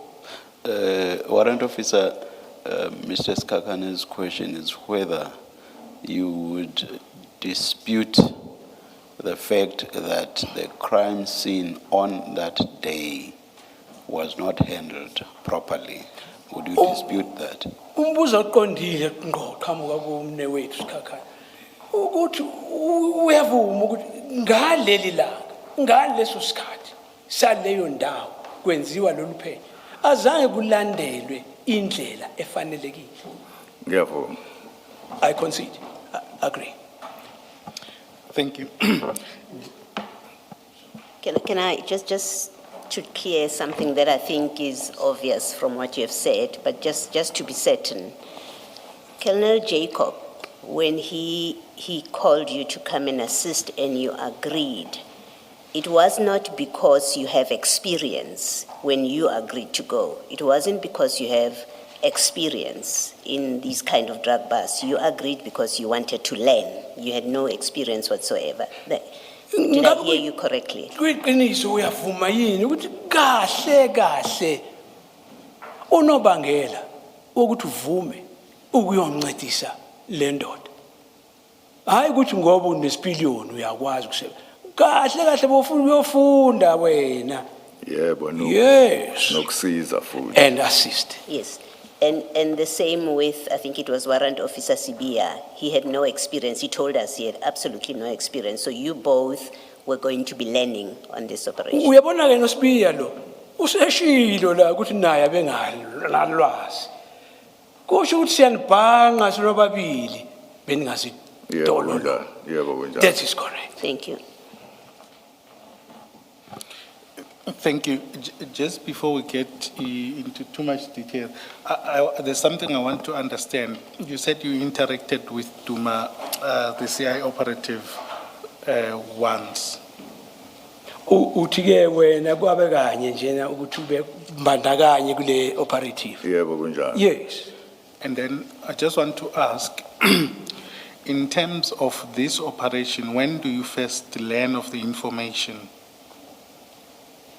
about these suspected drugs or container with drugs? This particular one. Yes. Anasibuyele kuyo yona le ndaba esikhuluma ngayo lama drugs sikhuluma ngawo. Waqala nini nqa ukwazi noma ukuzwa ngalento? Ngaleya ngomhla 22. On the date of the 22nd? Yes. Yes. Yeah. Ngawo umhla 22. On the very same day, the 22nd. Okay. Now, the difficulty with that is that Captain Duma, who's that CI operative, testified and in his statement said he had discussed this information with you and Jacob prior to this date. Would you Ubona dispute ke that? ikhona into ethanda ukucaka la. Uduma lo wafika la. Wachaza. Ukuthi kahle kahle ngaphambi kwaleli suku bese ke waxhumana nani ngalendaba. Hayi, azange axhumane nami, ngaxhumana mhlambe noJacob. Mina ngaqala ukuthola ngomhla 22. Not with me, maybe with Jacobs, because the first time I got to know about this was on the 22nd. Do you want to please take us there, Mrs. Kakane? So I was, it's in the statement bundle, which you may not have readily available, but I will refer to you. All right, maybe let's, please continue with your questions. Perhaps we should please find it during the tea break, and then you can draw it to our attention.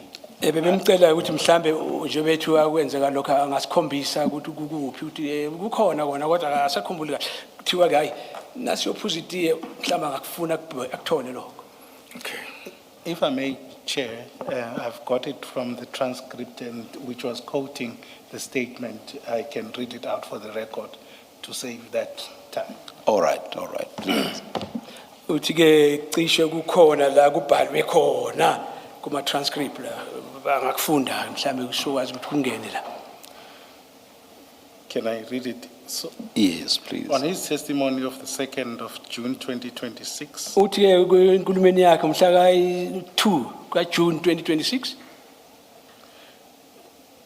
he testified, and that is at page 138 of the transcript, ku page 138 kuleyo into esibhaliwe transcript leyo quoting his paragraph 15 of his recent statement to the commission. ku paragraph 15 ku statement esokugcina senza la. And it reads as follows. Sithi On 26 June 2022, uthi ngomhla ka26 June 2020 which year 2022, 2022 I think it was just a mistake on that.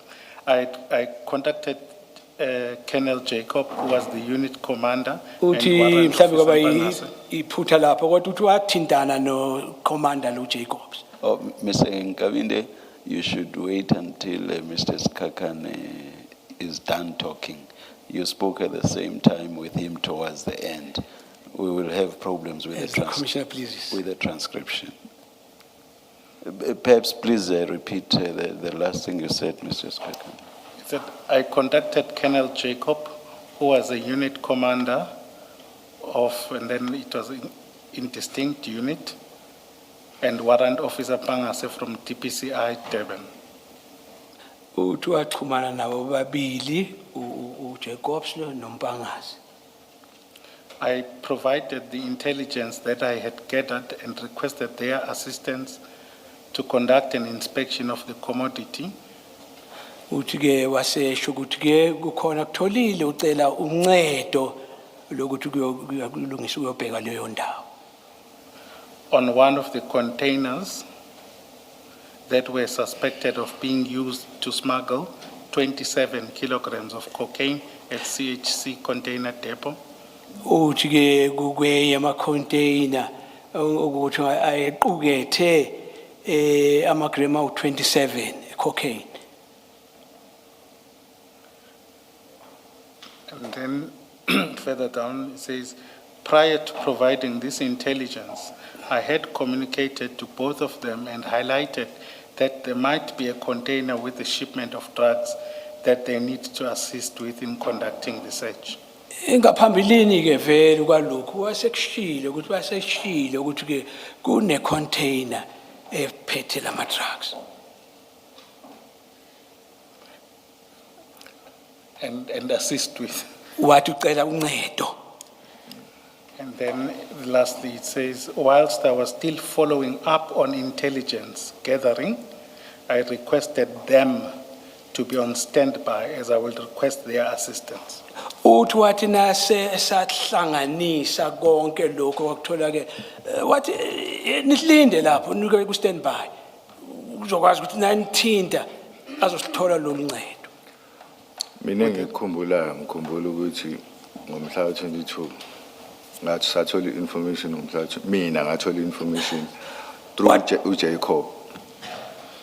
What I remember is that I personally received that information on the 22nd day Ngiyithola kuJacob from Jacob. ukuthi sizofonelwa i-CI operative. That CIA was going to phone us. Ine information kanje. Ine information kanje. You, Mr. Nkabinde, you must be steeped in American spooks and all that. It's CI, not CIA.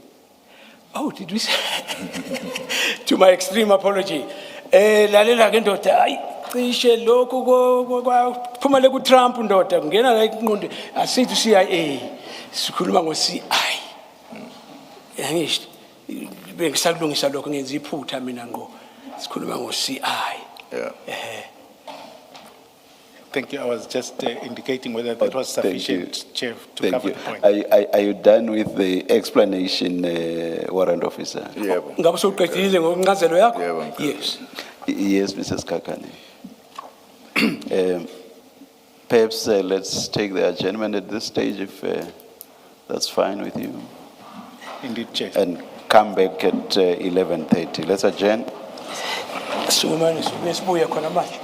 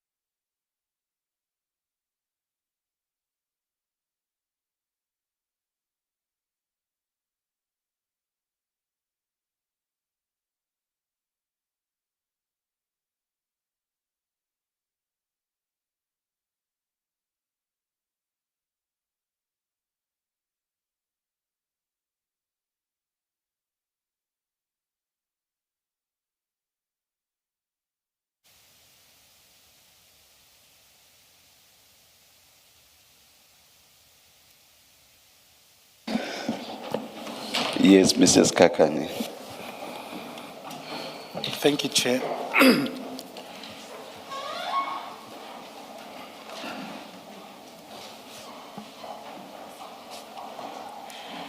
Thank you. I just want to finish off a few questions on the morning of the 22nd of June.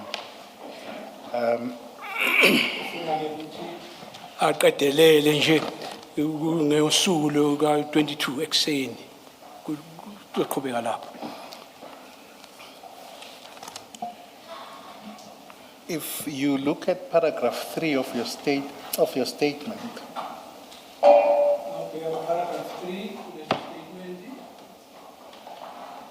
the last sentence you refer to 7 to 8 kilograms of cocaine.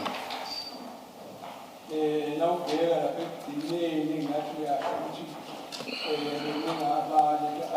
angakanani 7 to 8 kilograms of cocaine. And Jacob and Sbia and everyone that has come before the commission referred to 27 kilograms. Jacob must be a similar square but humble. The commissioner, basho number is 37, is it? 27. 27 kilograms, but I put it on 27 kilograms. Yebo. Yes. Which one is correct according to your recollection? Anginaso isiqiniseko noma mhlambe ngiyaphambanisa mina ngoba ngenze ukuthi kule information yokuqala kwaba u7 to 8 kilograms kwakuthiwa usecontaineni so angisenaso isiqiniseko I'm noma not sure if I am mistaken. But I am not sure if I am mistaken. But if I recall, the first container contained 7. kungenzeka ukuthi It is possible, this is probable. i-information esayitholayo Kungenzeka ukuthini? i-information esayitholayo ukuthi i-container iphet ina 7 to 8 kilo ngenzeka I'm not sure It is possible that that is the information which was provided to us, that the container had 7 or 8 kilograms. so ngenzeka ukuthi ngiyaphambanisa But I could be mistaken. Just to make sure that I understand, so the 7 to 8 kilograms that you refer to, that number exists. It's not a mistake on this statement. Ngabe uzwa kahle yini ukuthi le 7 no 8 okhuluma ngayo hayi ukuthi into uthatha nje emoyeni vele khona into enjengaleyo. ngenzeka ukuthi kwaba i-information yaleya container leya It is possible that that was an information pertaining to that particular container. And when was that? Kwakunini lokho? ile esayinikezwa u-CI operative That was given to us by Before- the CI before. operation initially, before this one before this one. Is that prior to the 22nd? Phambi kwangomhla ka 22. Yebo. Yes. Okay. Yes. When you say before, what are you referring to? Now uthi ngaphambi kwalokhu uchaza ukhomba kuphi usho ukuthini?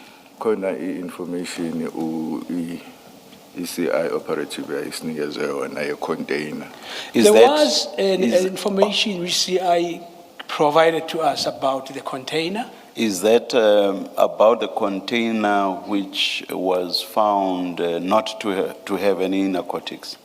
Ngabe usho ngale container yatholakala inganalutho. Yebo, Ama- sure, Yes. Thank you, Chair. If I may, I'd like to refer you to your statement, your earlier statement. Uzo- Perhaps it can clarify matters. Uzokuphindisela kuse ku statement sakho siphambilini kuzokwazi ukuthi ucacise kahle lapho. If I may, Chair, and the witness, it's file 2 of the exhibit files. file 2, exhibit 5, CJC 244, CJ 244, CJC 244. CJC 244. 244. It's part of the statements, Kuyingxenye the inquiry. yaleso statement esiphethelana noluphando. What's written on the spine? On the spine. File.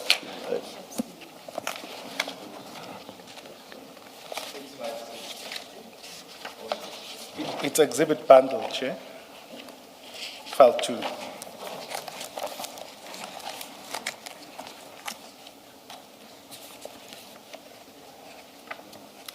Page 656. Page 656.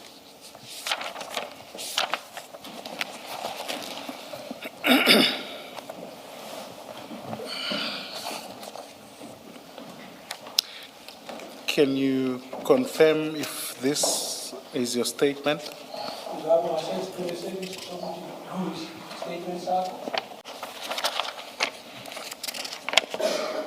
Yeah. And at 658, it bears your signature, and the date of the statement is 23 November 2021. You confirm?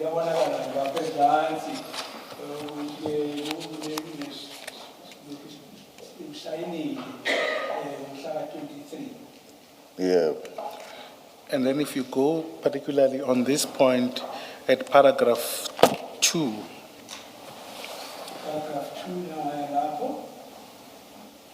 it refers to 27 kilograms.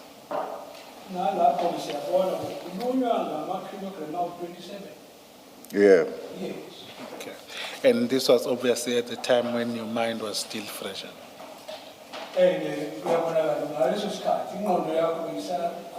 Yeah. Oh, sorry, you forget your mic, Mr. Nkavinde. Maybe just keep it on if we're Yes. not running into any technical problem, just keep it. Awuthi ngiphinde ke ndoda lokhu siqhaba ngizange sacifeza la. Kufanele izwi lami linge kulokhu ukuthi njoba ke lapho ingqondo yakho beyisakhumbula kahle konke okubhaliwe. And kuyasho lapha ukuthi kukhulunywa ngamalento 27 amalento. Yeah. Yes. So in this statement, the new one, there could just be that mistake about the reference, Masiya ngale statement just for your benefit. Just repeat that. I'm saying just for your benefit that we clarify that point. Ukuthi ke ukwazi ukuthi nawe ukromule kulokho kuyakhombisa ukuthi akubonakala ukuthi kungabe khona umuntu wenza iphutha. Yeah. Yes.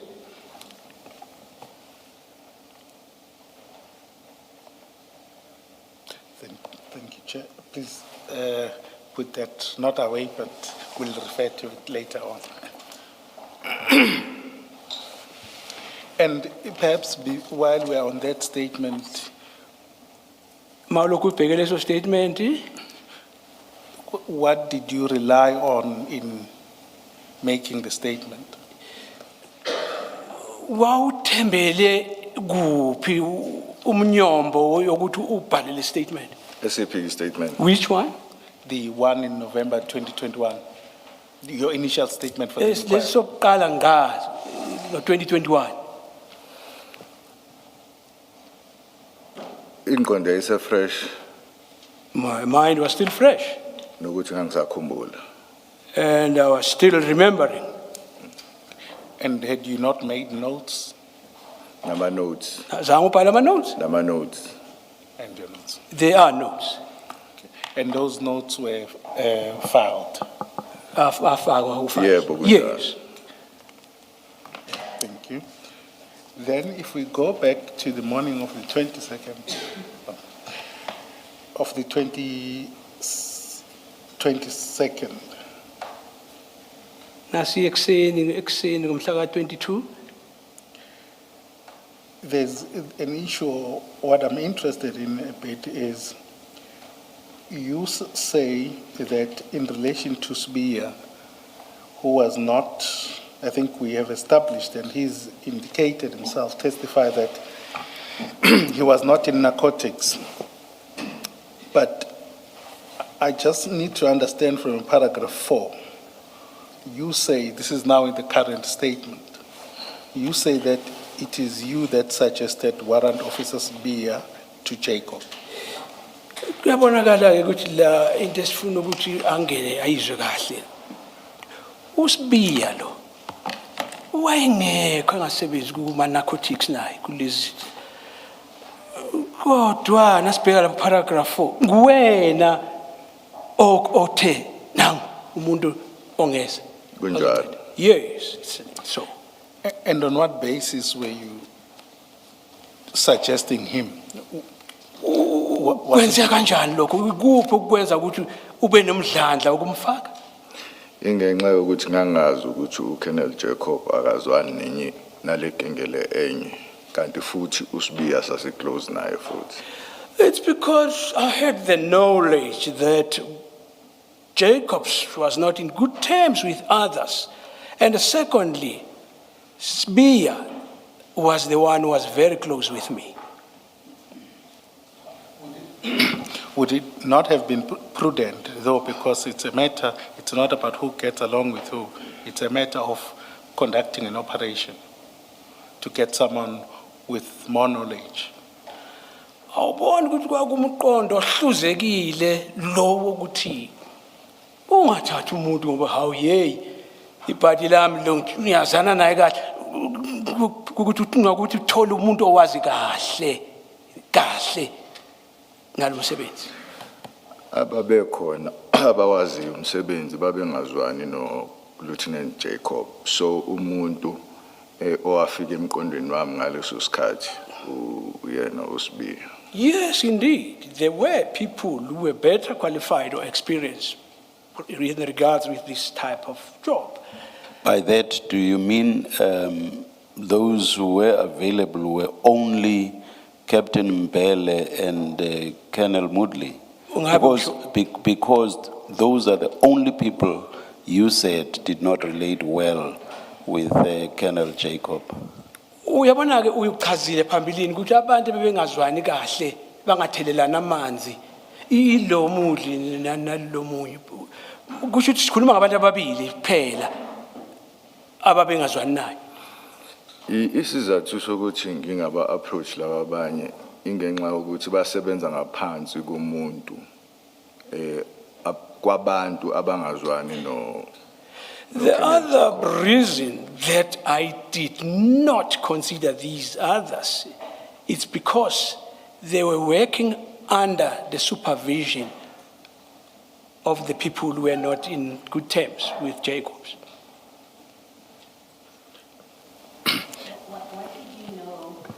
About the relationship between Colonel Jacob and whoever Warrant Officer Sibiya reported to? Iliphi ulwazi olaziyo phakathi kwalo Jacobs noSibiya mayelana nalento esikhuluma ngayo? Babe abantu aba right. They were? Babe right bezwana. They had a good relationship. They were right, if I quote verbatim. Okay. Just to understand, generally, and to assist, so was it more important that you get people who with knowledge, well, people who with less knowledge than to perhaps upset Jacob? Wabona ukuthi kunokuthi uthukuthelise lo ndoda wathi kungcono ngithathe laba noba bangazili abanganalwazi lubanzi ngoba ngifundi lona kwade. Into yafika kumina emqondweni ukuthi uKenneth Jacob azwani nabantu abathizeni, so kuzofunakala kube khona umuntu azomdinga umuntu ongenayo inkinga naye. Well, it was in my midst of knowledge that there are people who were not in good relationship with him, so he was going to rather have somebody who did not have any bad blood with. Ngase ngiyamsuggesta kuyena Lieutenant Colonel Jacob ukuthi ukhona uSibiya. I then recommended or suggested to Jacob that spear was available, Wayesethi akanankinga na. and he never had any qualms about it. There's a particular version that Jacob had in his statement of, and perhaps you'll correct me if I read it wrongly, of 9 November 2021, and it appears in that file that we had, file 2, at page 589. Kukhona ke enye indlela uJacob lo ayibeke ngakhona ku statement sakhe sakumhla ka 9 November 2021 ku page 89, 589. under CJC 243. Under CJ283, ayibiza Yeah, number. ngikulona manje page. Sorry. Yes, at the bottom there, page 589. Ezansi lapho emaphethelweni ekugcineni kwephepha lelo, At paragraph 4, paragraph 4. in this statement, and this was in relation to the Potchefstroom case after the theft, Kwakhulunywa ke ngayi case le yase Potchefstroom ehambisana nama narcotic. he says, I decided that we needed another member to assist and asked Warrant Officer Mpangase to speak to Captain KG Sbiya, then Warrant Officer who was under my command. Uthi ke wasebona ukuthi kufanele omunye umuntu ozosinceda ezobanceda bona wasekhuluma ke he spoke with Mpangase, am I correct? Yes, and asked Warrant Officer Mpangase to speak to KG Sbiya. Uthi wasecela uMpangase ukuthi akhulume no KG Sbiya. Akwenzekanga kanjalo. That did not happen that way.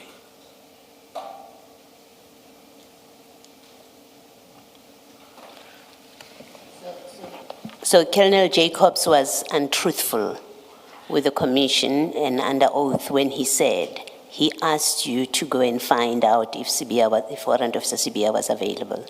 He was being untruthful. Kusho ukuthi ufuna ukuthi ukhuphuza amanga lihlaza mayethi uhakutshela ukuthi ufuna uSbiya.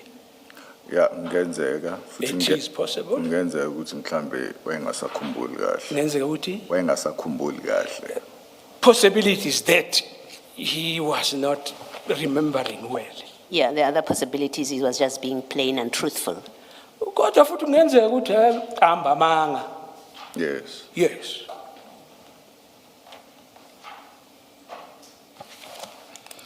Thank you. That's the clarity. So your version, and I think he did testify to the fact that he was the one that requested that you speak to Sbiya in his testimony. But we then have to move from there. Hayi sizoqhubeka kodwa njengoba sisho esho ukuthi washo njalo yena ngawakhe amagama. Hayi, anjalo. Yes, it was not that way.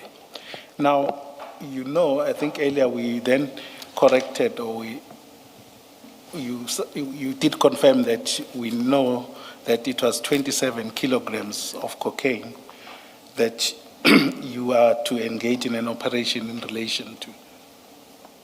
Kusho ukuthi ke sesitholile ukuthi bowazi nawe ukuthi ama kilogram le cocaine awu 27 kwakuzofuneka ukuthi uqhubeke ngeoperation ngawo. Yeah. Yes.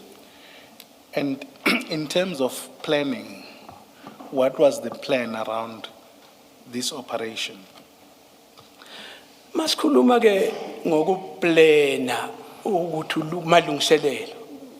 Kwakuplanwe kanjani qhubekela phambili ngale operation? Kwangekho plan. There was no plan in place. And at this time, you reported to Colonel Jacob. Ngaleso sikhathi wawusa reporta ku Colonel Jacob. Gangireporta ku Lieutenant Colonel Shongwa. I was reporting under Lieutenant Colonel Hlongwa. And did you inform him about this operation? Wamazisa yena uHlongwa ngale operation? Angizange mazisi. I did not. And then perhaps before we go, there's a version about you contacting Newswa. And I think how was your interaction with Newswa? Kukhona ke into esizwile ukuthi kwaba khona ukuxhumana kwakho noNyusa. Perhaps let me Ungathini? rephrase. Perhaps let me rephrase. Oh, tuzayibeka ngenye indlela. How regular was your contact with Brigadier Newson? Uthi wawujayele kangakanani? Kwakuvamile noma kungavamile yini ukuthi uxhumane uthintane noNyusa? Sasingathintani naye njalo. It was not that regular. Ngangimthinta manginesidingo phela. I would only consult with him when there was a need. Then I must ask, why was there a decision to contact Brigadier Newson in this specific case and not your superior? Manje athi sibuze kule ndaba esiqhumene ngayo. Kuyini into yakwenza ukuthi uthintane naye uNyusa ungathinti lo ophansi kwakhe? Angikhumbuli. Sorry, sir. Mr. Skakan, did you suggest that it was Warrant Officer Mpangase who contacted Brigadier Newsa? Yes, yes. Oh, okay. Perhaps maybe we must ask to verify. I think I see and I understand. Chair. Please. On the date, did you speak to Brigadier Newsa Ngalolu operation? Sorry, carry on. About this operation? Ngalolu suku wathintana waxhumana naye uNyusa mayelana nale operation? Angikhumbuli. I do not recall.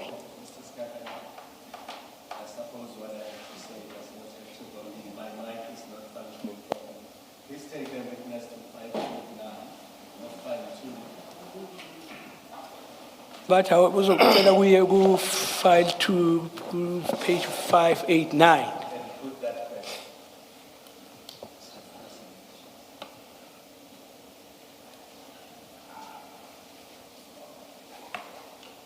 Bese akubuza lo mbuzo.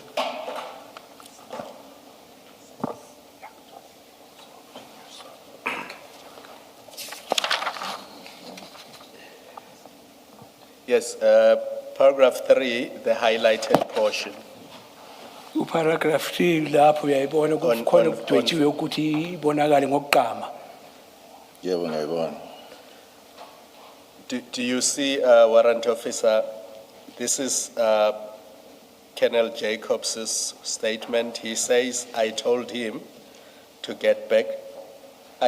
would get back to him, that is Duma, and called Warrant Officer Mpangase to find out his availability. He indicated that he was aware of the situation by Captain Duma and he was sensitized about Captain Duma's reservations about utilizing other members of the unit. I told him, I assume this means you, that I was on leave, but I was willing to book on duty if the provincial commander gave permission to do so. He said he would brief Brigadier Newsa of the situation and get back to me. A short while later, he called me and indicated that he has spoken to the Brigadier and that all was in order with regards to me booking on duty to follow up on this information. Mina wethu ke ufundwe ngesilungu la. Mawufuna ngikuchazele ngibofune ngifunde konke kodwa makuba ukulandele ungazi Ngiyakubona. kuzwe kahle. Yeah. Yes, I do follow. Perhaps the question is, did you have that discussion with Colonel Jacobs? And did you, following the discussion with him, then have a discussion with Brigadier Newsa about Colonel Jacobs booking himself in on the day? Angikhumbuli. I do not Angikhumbuli. remember.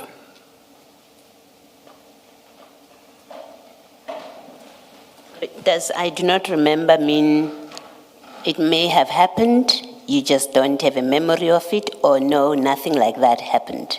Mawuthi angikukhumbula uchaza ukuthini? Kuthi akuzange kwenzeke lokho noma hayi kungenzeka ukuthi kwenzeke kodwa ukukhumbuli nje. Ukuba wakhuluma kanje ngabe ngakukhumbula. If he had uttered those words or said that, I would be in a position to remember. Ngoba inkinga yokuthi ngingakukhumbuli kungani yena njengomuntu omphathi angakhulumi nomunye umphathi athumele mina.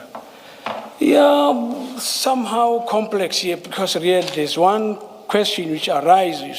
Him being a commander, or why does he not communicate directly with somebody who is in par with him, same position? Why then he communicate with me?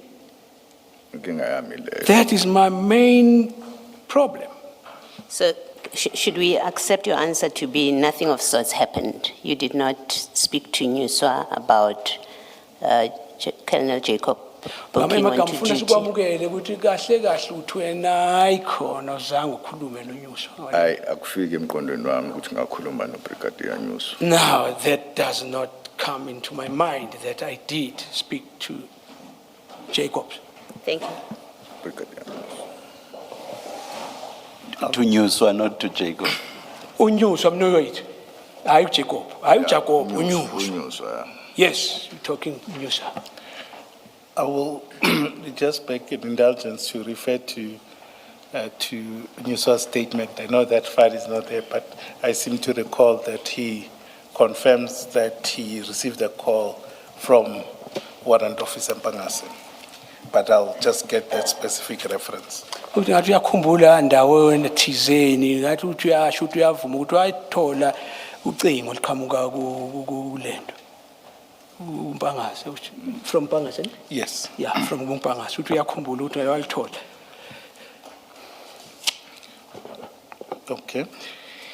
Then there's the three of you, and I won't go further into it. You then go and fetch Jacob ultimately. Wagcina ke sohambile uyomlanda uJacob. Yeah, but Yes. And Jacob himself testified, and I'll just get that specific reference, that this also was a big operation. He had not been involved in such a big operation. Do you, I suppose you can't refute that at this point. You wouldn't know. Ungeke uzuphikise lokho ukuthi vela zanga. yeah, but kunjani. Yes, it is correct. Then you went and met, so it's the three of you. You then go meet Captain Duma. Nina ke nobathathu nase nihamba niyodibana noDuma. Yeah, but kunjani. Yes. Now, you know that there's this, how to handle the crime scene and all of this. What measures did you, or what, you said there was no plan when you were initially talking to Jacob and Spear, but now you've got a briefing session at a garage.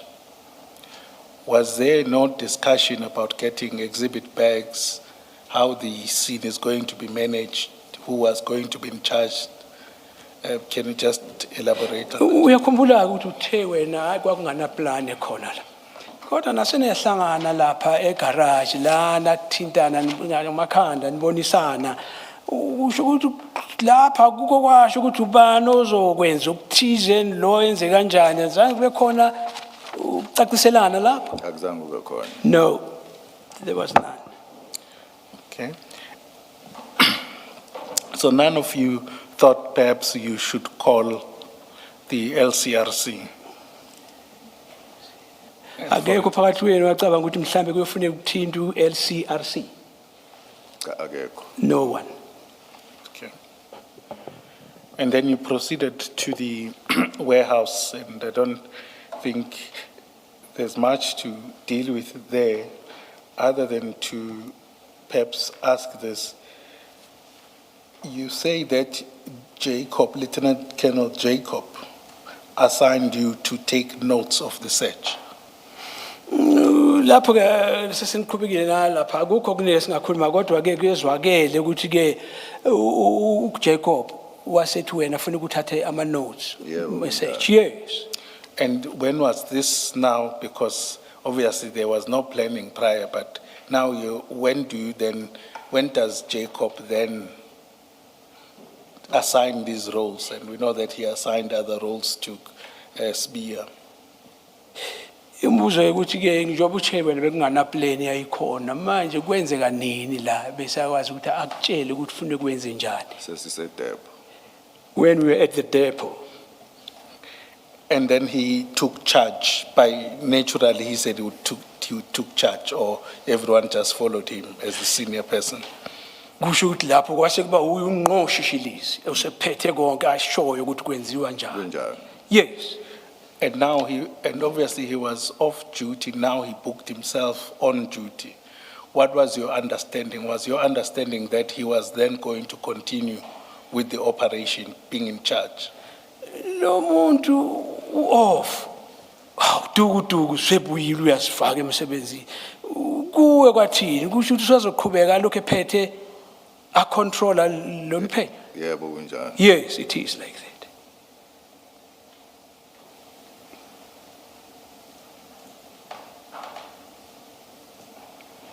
Chair, perhaps before I forget, in relation to this statement, just for your notes about Nyusa, it's in his statement at page 8, paragraph 26, where he references the discussion with Warrant Officer Mpangase. Utshela ke umphathi ukuthi abheke ku page 8 lapho kwakhulunywa nawo uMpangase. Mr. Skakane, because it's not in one of the files that we have, is it not better to flight it? At least we can look at it on the screen. I'll request that it be done, yes. Kuthiwa ke kuzoba ngcono bayibeke lapha sokwazi sonke ukubona kukhulunywa ngani lapha phezulu.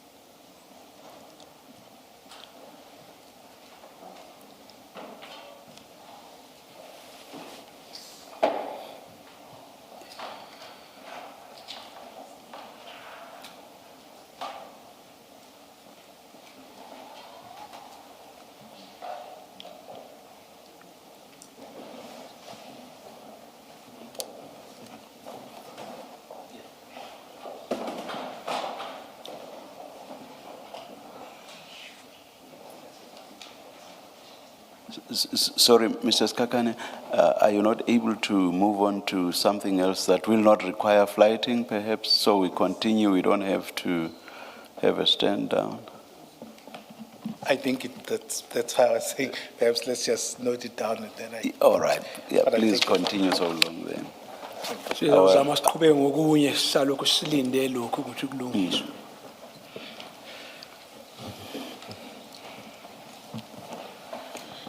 Then, It looks like, yeah, our screens have come back on. thank you.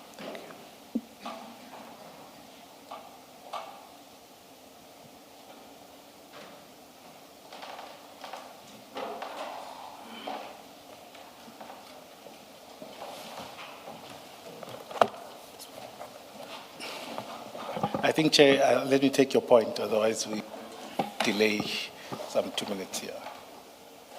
That's.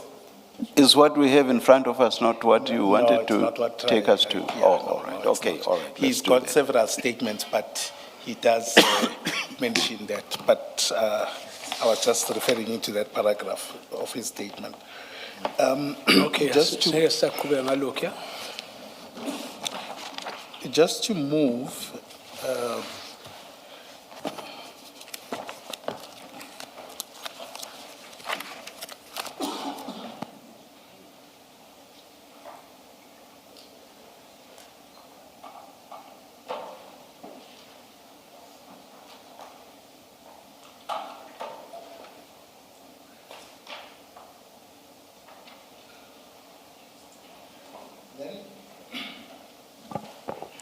just to move then to the depot, right? You get there and obviously everyone was assigned a particular role and your role was to take notes of the search. Asiyeni ke lapha ke Deco. Wonke umuntu besayazi ukuthi yini indima yakhe efuneka ayenze. Njengoba nawe kwase kwaziwa ukuthi kufuneka wenzeni. Yeah. Yes. And Jacob, perhaps let me ask it differently. Jacob was in charge and took decisions. Sibe kanjeni uJacob uye waye umphathi lapha esho ukuthi kufuneka kwenziwe kanjani. Yes. Did you question him about some of his decisions? Ngabe khona la wathi yendoda lezi ezinye izinto umbuzo ukuthi kwenza kanjani lokho khona ukwambuza mhlawumbe into ecishe ife njengale. Cha. No. And then you open the container. I'll skip some of the things. When you opened the container, it seems that everyone says the same thing. 27 bags, rather, were in the container and that were offloaded. Kunya sibeke eceleni kodwa nasuvula i-container la kunjalo yini kwakunama bag ikhwama eziku 27. Yeah, but Yes.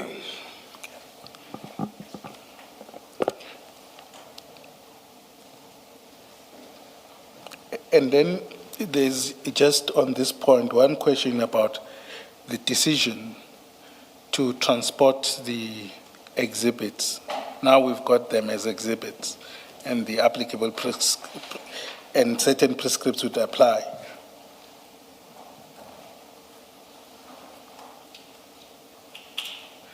Yes.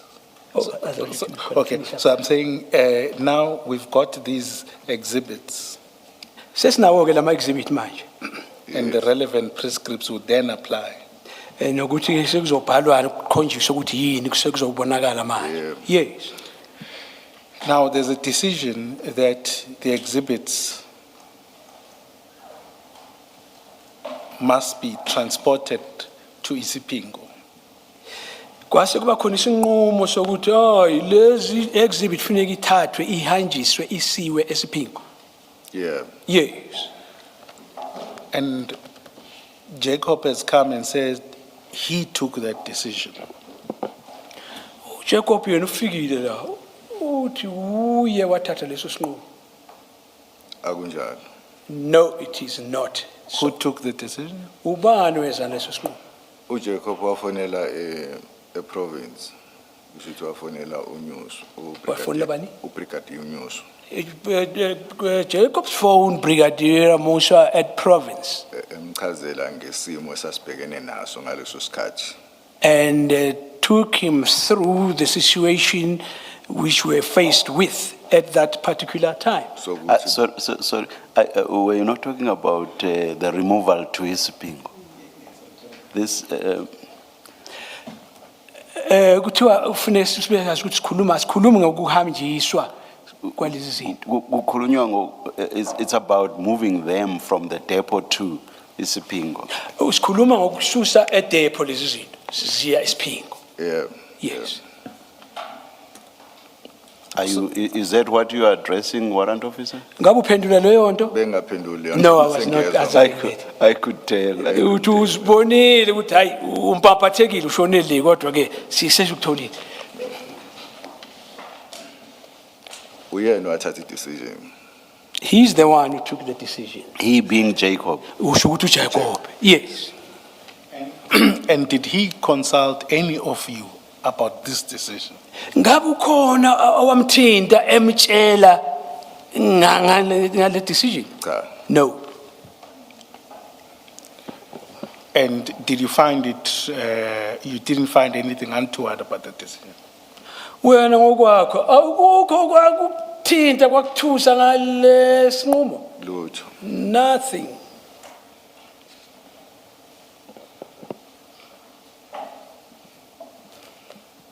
Chair, I won't belabor the point, I think around that it has been dealt with and what Jacobs conceded himself. Then let's move to Isipingo, where the exhibits are taken. Before you do that, let's look at your paragraph 10 Bheka paragraph 10 lapho of the statement, statement the current statement. samanje. Page 2, you're there. Page 2 fikile lapho? Yebo, Page 2. yebo. Yes. Yes. In that statement, you say that you recorded the names of people present on the scene. Among those that I had noted were Sergeant Mkize, Governor Kuzwayo, who were present during the search of the container.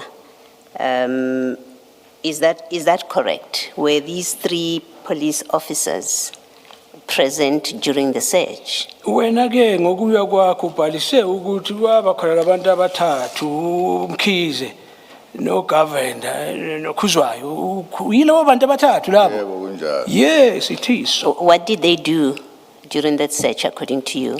Ngokuya kwakho njengoba kuphenywa lapho kuseshwa bebenzani bona? Babe khona bebuka ngangathi sisebenza. They were just around there observing while we were working. Yes. You see, these 3 officers have deposed to affidavits, which are before they have statements which are before the commission. We've also had the evidence of Colonel Jacobs, who in the end, their testimony, the 4 of them say, these were called after you had unloaded the bags from the container, they were called to provide transport to go to Isipingo police station. That's when they were brought in to come and help take these to Isipingo. They were not part of and did not observe the search. Uyabona ke ndoda kukhona into incwadi eyabhala iaffidavit incwadi efungelwe ukubhaliswa eyabhaliswa yilabo abathi uJacob naku nasesho la nasechaza la uthi laba bantu abethathu bekhona la nivele ukuthi bazokwazi ukuthi bancedise ukuhambisa to transport, am I right? Yes. Yeah, bazokwazi ukuncedisa ukuthi bahambise lezi zinto kuya le. Hayi ukuthi bebela ngoba bazoncedisa ukusesha ukuphenya. Babe khona into engayibhala phansi le yabantu ababe khona beobserve. They were present. This is what I have noted and written in my statement, that Yes. they were observing there. Yes, maybe, yes, you have written it in your statement. I can see it, I'm reading it. That's not the issue, whether it's written or not. The issue is whether they were there to be part of the operation or to transport, just to provide transport, because they were busy with their own operation. That's what they tell us in their statements. They were there for their own operation, not as part of your operation. Then they get called. Once you've taken the bags out, they were asked to come and help transport because they had the correct transport for it, to go to Isipingo, to carry these bags, not what you're saying. Sorry. Sorry, you can carry on, Mr. Uyakubona ukubhalile impela lokho kushoyo. Kodwa kuzwakele kahle kuchazwe yibona ukuthi babezisebenzela wabo umsebenzi ndawo thizeni kodwa ngoba bebenendlela noma into yokwazi ukuthi ilayishe lo mthwalo. Into efanelekile ukulayisha lo mthwalo. Yikho babizwa ukuthi bazokwenza lokho. Kwakuyileyo nje kuphela into bezwe ukuncedisa ukuhambisa, hayi ukuthi babe yiphathi kule operation. Commissioner Baloyi into engayisho ukuthi ngabhala phansi kwi-note phansi ukuthi abantu ababe khona osibanibani osibanibani. Nje mase ngiqeda ngiyobhala kwi-diary ngaphinde ngayitransfer leyo information ngayifaka kwi-diary ngase ngibhala i-statement sokuthi abantu ababe khona osibanibani osibanibani. Commissioner Baloyi, I did indeed put this on my notes So after that, transferred it to diary and later put it into my statement that those people were there, present, observing. Yes. I don't think it makes it truthful that you wrote it in your diary and in your statement. I now want to read for you what one of them says. And I've told you all three of them have submitted statements, and Colonel Jacob as well. He started out saying they were part of the operation and ended up conceding that they were just there to provide transport. Uyabona ngempela labantu bazile bakhuluma naye uJacob washo ukuthi ngempela laba bantu kakhulu ingqikitha yelo daba labo bakhona lapha ukuthi bancede ngokuthi yokuhambisa transport. Yebo bona babizwa sebehambile after sebebonile. Imake mina ukuthi babizwa sebehambile ubani ohambile ubani babizwa Ona omkhize benogavenda. Babizwa sebehambile ukuthi bazosiza. Bebekhona bahamba babizwa futhi. Yes. What actually happened, they were there, they left, and they were recalled to come back to assist. Yes, that's another issue I was going to take with you. You are the only one who says that, but let me read what Govender says. Govender says,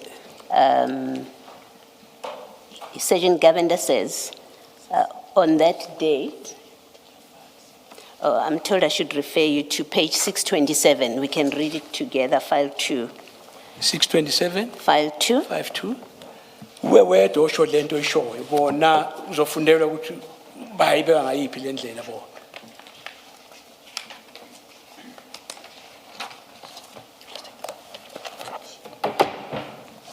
Okay. So you see, I want you to go to paragraph 3 rather, but it starts at paragraph 2 where he explains he was on duty on the 22nd of June 2021. He was posted as a driver of a marked state motor vehicle, conducting container inspections at the CHC and ICS depots.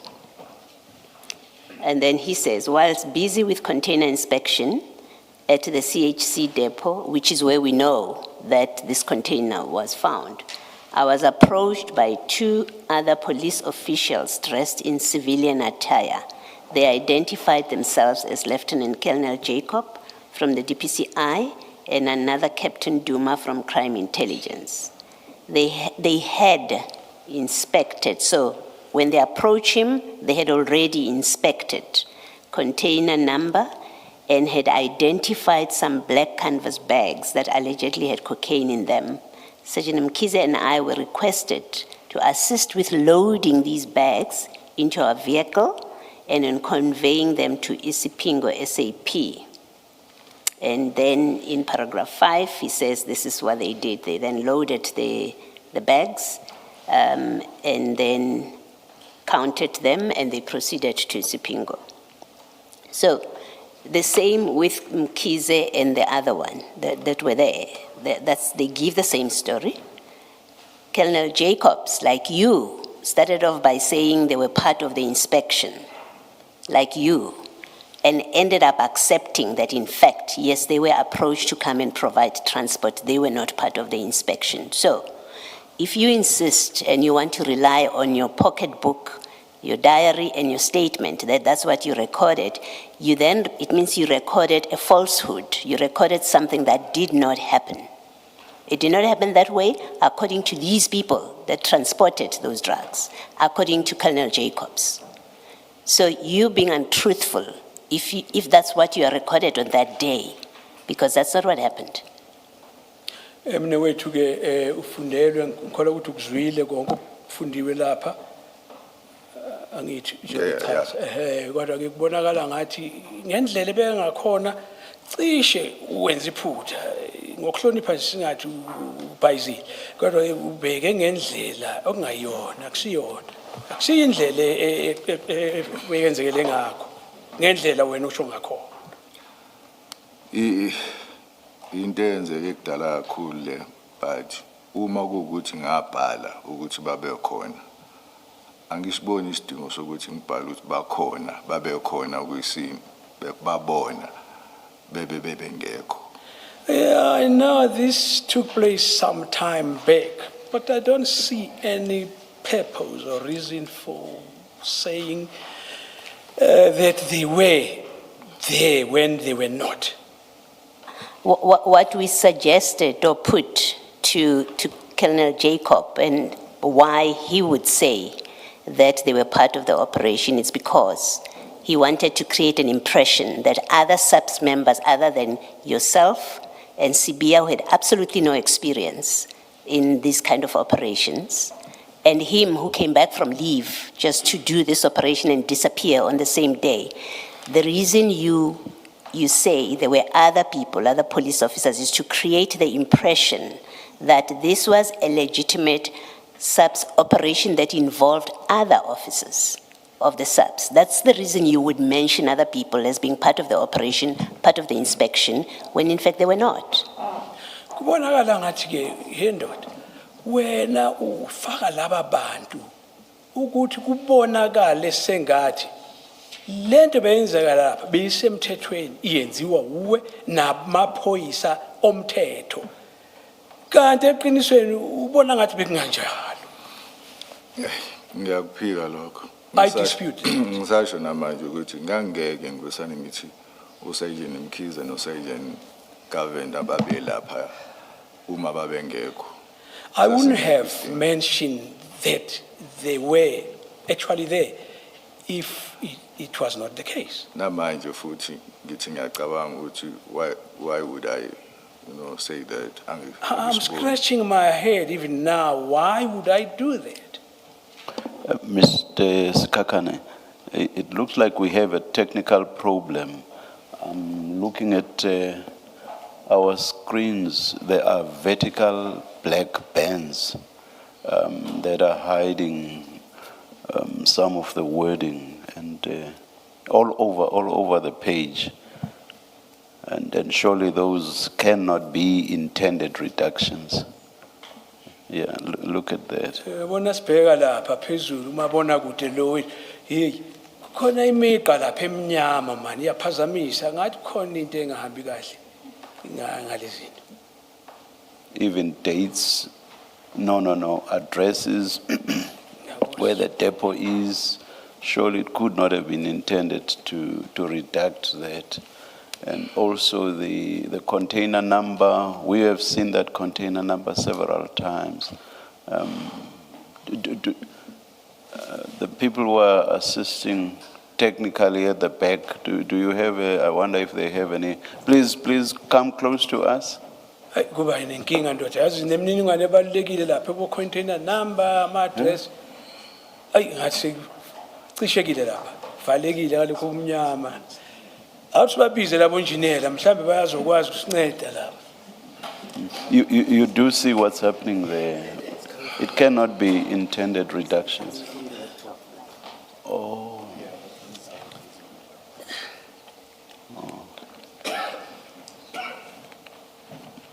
Is there an explanation, Mr. Skakane? Chair, I'm told that it's the file from which they were flighting is corrupted, so I think we'll have to check it. Okay. Let's go ahead. Lapha imbuza ngencazelo uthe ngathi cishe kwaba khona inkinga nje yazi zomshindo ngakhona. Wona soqhubeka. Okay, Warrant Officer, just to complete this discussion with But you sorry. You have no difficulty though, Warrant Officer, because you are reading from a hard copy. Is that so? Awuna inkinga ngoba unikwe iphepha lokuthi ufunde uzibonele. Yebo. Yes. Thank you. Just to complete this part, the other thing that you are the only one who is saying, and the three ORS, I think we were told they are ORS members who were there, Gavendam Kize and the other one that I don't remember, I think it's Kuzwai, and Colonel Jacob do not say, is that the three came to your scene, left and were called back. You're the only one that's saying that. All four of them say they were brought in and helped with taking these bags onto their vehicle, drove with you to Isipingo police station.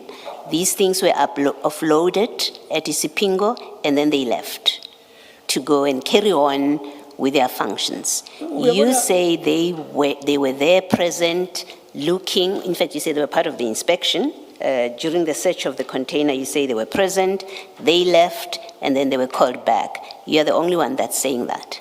Uyabona kufanele sikuzwe kahle la. Laba bantu bane kahle kahle. Kavenda umkhize nokhuzwayo sifake na uJakobe. Bona bathi hoye bebekhona labantu beyingcenye yokuphenya la kwenziwa lena. Kodwa okumangazayo nguwe wedwa cha othi labantu bakho bafika bahamba base bayabuya.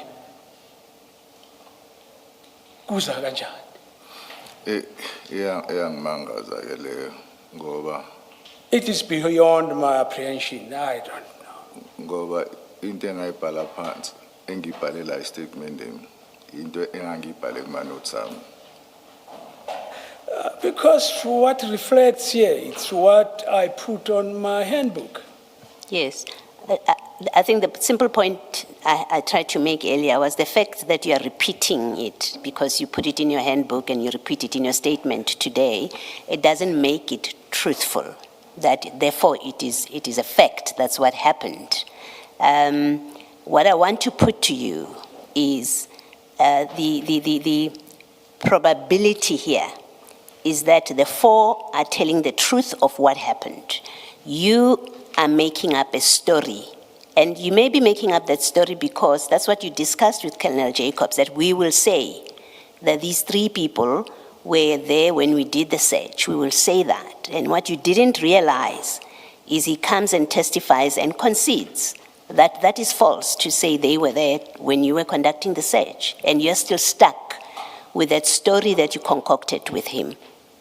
Do you want to comment on that? Uyabona ke uthi nayibheka kahle la kuyehluza le ndaba uthi laba bantu bayisho ngalendlela bayibeka ngakhona wena ukuthi ubhala ama notes waqhubeka wabhala lokho uma kuba mangahlaza lokuqhubeka amangahlaza aqhubeka amangahlaza ama notes ini ku statement ngoba kubonakala ngathi wena nahlanganisa amakhanda nalo Jacob nathi hayi sizoyibeka ngalendlela kanti emva kwalokho segcina kuzimbamba ngqi yena wavuma athi hayi ngempela vele kwenzeke ngalendlela bayishoyo wena uthini ngalokho Ngiyamuzwa uCommissioner Baloyi kodwa into engayisho ukuthi ayikho into engayihlanganisa noJacob. Into engishoyo lento ama notes engawabhalayo iwona lawa enza ukuthi ngibhale le statement leso. Ngisho ukuthi abantu ababekhona lapha uSibanibani noSibanibani angizange ngihlanganise lutho noJacobs. Angakaze ngikhulume lutho futhi noJacobs. Commissioner Baloyi, I hear you, but I'll stuck and reiterate that there was nothing untoward that me and Jacob came to agree upon. Just what is on my notes is the truth reflection of what transpired. Thank you. Thanks, Mrs. Kapel. Thank you. Just on that point, just to present it as your version, at page 656, your initial statement in November 2021,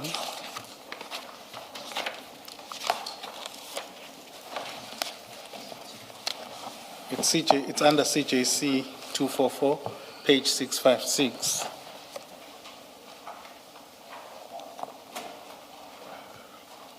Yeah, I told him no. Yebo ngitholile. Yes, found it. And you're at the bottom, this is where we're dealing with the opening of the container. Ezansi la ukhuluma ukuthi nasikuvulwa icontainer.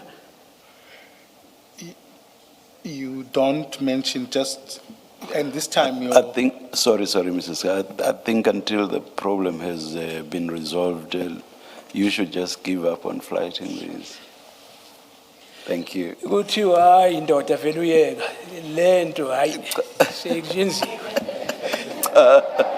Sure. This one I'm telling I'm you. referring to- Batshela yena hayi wena. Uqonde kulo ngo kulo baba. Hayi wena ungayiki kushelwa yena ukuthi sesizamile ukuthi ilungiswe lento. So I just wanted to refer maybe Commissioner Baloyi to that, is that you don't mention that the seal was broken in the presence of those officials. Kusaqala okunye kuzwakala ukuthi akukho la kushiwo okukhulunywa ngokuthi lamasili aqhekezwa avulwa bekhona laba abanye. Ngiyakuzwa lokho. I hear that. Can you perhaps explain the difference?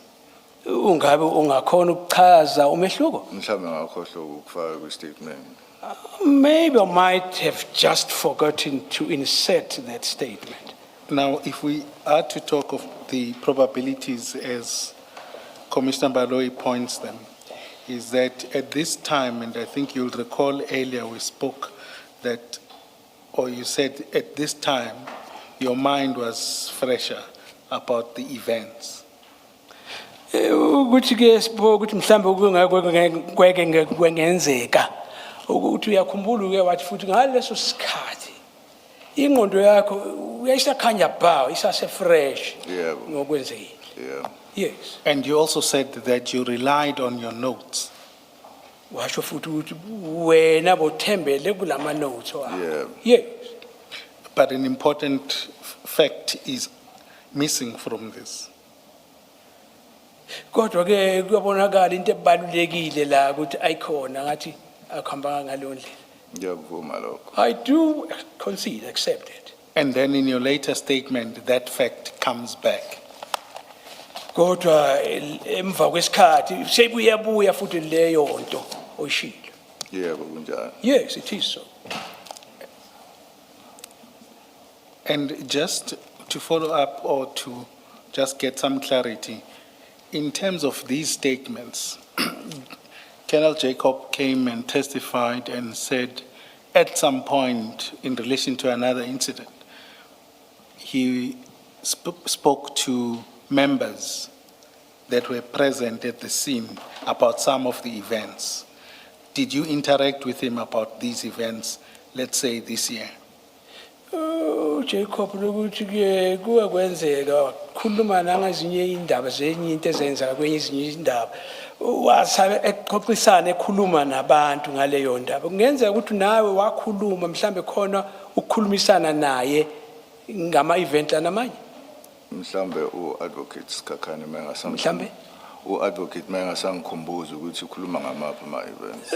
Advocate, if you can duly remind me, maybe I would recall.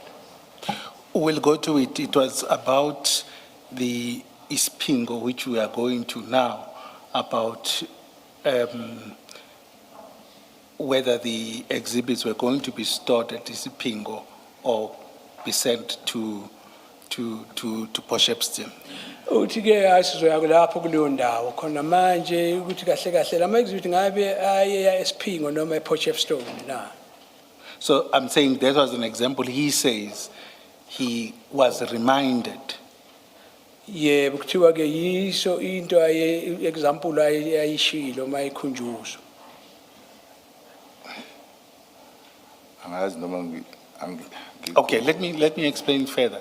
So what it would appear is that Colonel Jacob must have had some discussion around the events at Isipingo, which is one of the issues around this, these exhibits.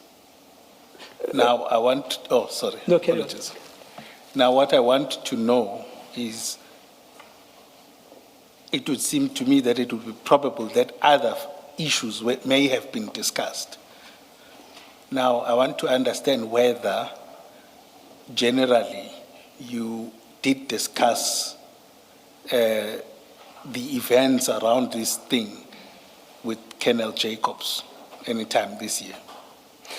Yabona kuyabonakala sengathi kwaba khona ukukhuluma okukhulumekayo mayelana nalama event Kodwa ufuna ukwazi kahle kahle ukuthi ngabe wena uke waba nengxoxo thizeni noJacob in this year, you said, kulo nyaka, Sixoxa sikuphi?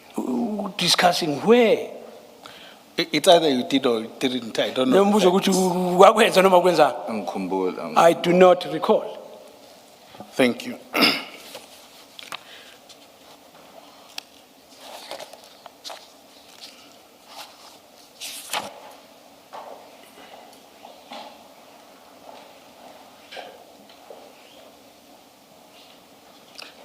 Chair,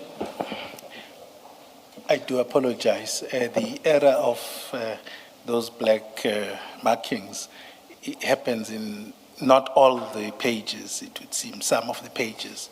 The page that I want to refer to is fine, is not corrupted.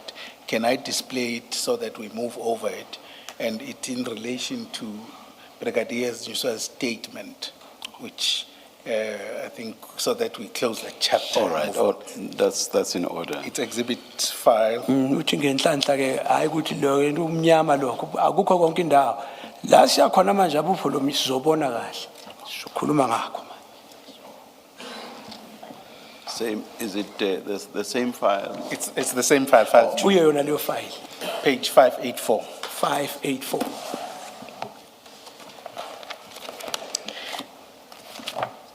So this is a statement from Brigadier Nyusa talking about the events of this day, A statement sakanyuso esishoyo ukuthi kwayenzakalani ngalelo la 22 June 2021. kuleyo date. Yes, ngiyalibona.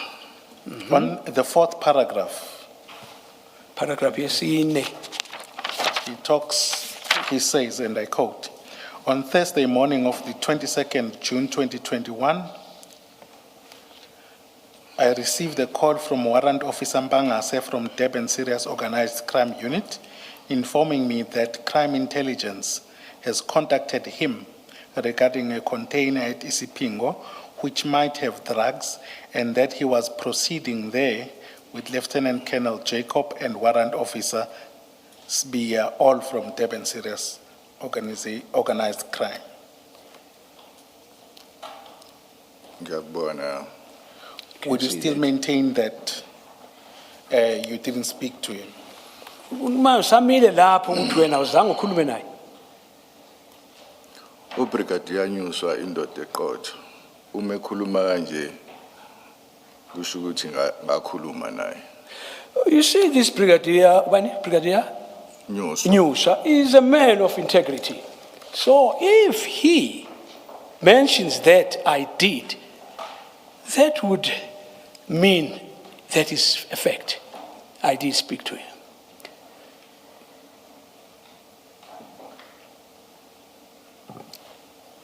Then commissioners, please put that file not too far, but far out of your desk. We'll go back to the statement. But just for the benefit of the warrant officer, if we go to the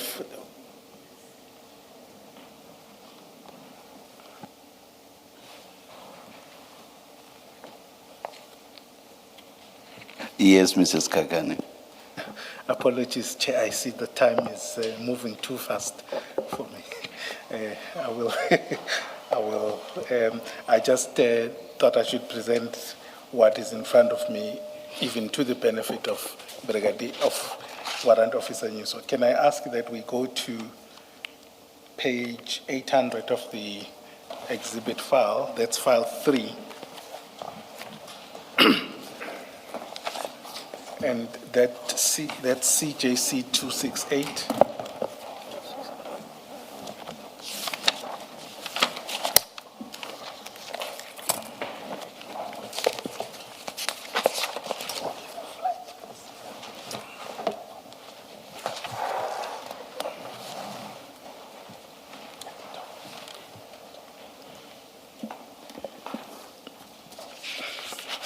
This is the investigation diary.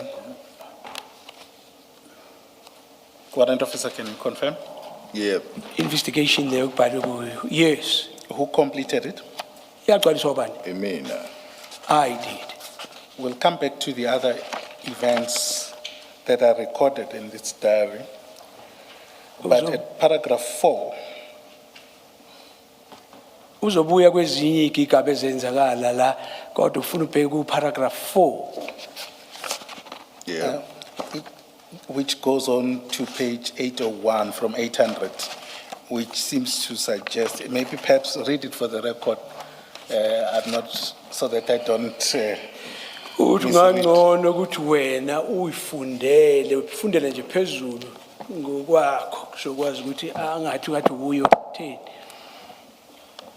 The container was properly closed and locked, the seal intact. The seal was broken and the container was opened in the presence of the supervisor of the warehouse, customs official, Ndutubo Kuzwayo, ORS members, Sergeant Mkiza and Sergeant Kavenda, and 27 black canvas bags were observed placed right at the end of the cargo or commodity just behind the container doors. Thank you, and you entered these details when? Wakubhala nini lokho? 2206. And if you turn over to page 802, we see your name just as the one that signed, but we see, is that your signature and name? Yeah, but Yes. Do you confirm that what is recorded here is accurate? yeah, but It's I accurate do. yeah, in all respects. yes. Thank you.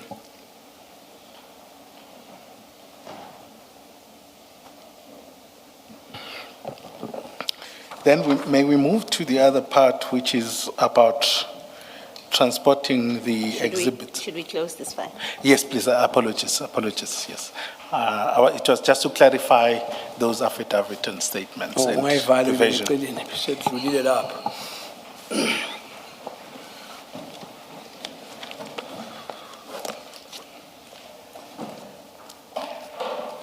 Apologies.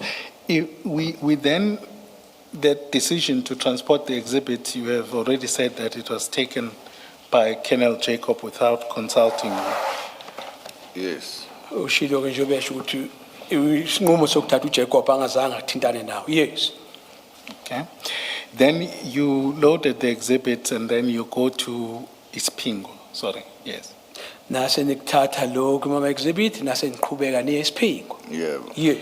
Did Colonel Jacobs discuss with you and or Warrant Officer Spear or as to what would happen? Ngabe uJacob lo waxhumana nawe waxoxa noSibiya nawe noSibiya ukuthi kusuka lapho kuzokwenzakalani?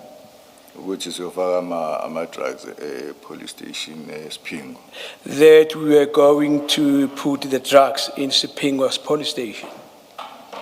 So the idea was that the exhibits were going to be stored at the Ispingo police station. Ukuthi ke uthi wena kwakusho ukuthi la ama exhibit ayobekwa eSipingo's police station. Yebo, kunjalo. Yes, that is so. And then at this point, in this understanding, what would be your role? Ngaleso sikhathi wena yini indima yakho umsebenzi wakho ngaleso sikhathi yini? Ukuphelezela nje sihambe siyofaka ama-drugs. Just to accompany to go and store the drugs.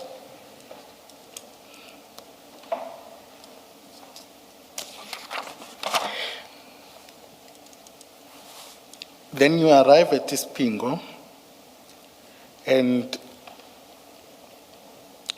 one of the things that seem to be contentious is around the booking in and the booking out of the exhibits. Iyafika ke siphingo lapho kodwa kukhona into ethanda ukuxaka la ukuwafaka nokuwakhipha le exhibit lapha esiphingo. Yeah. Yes.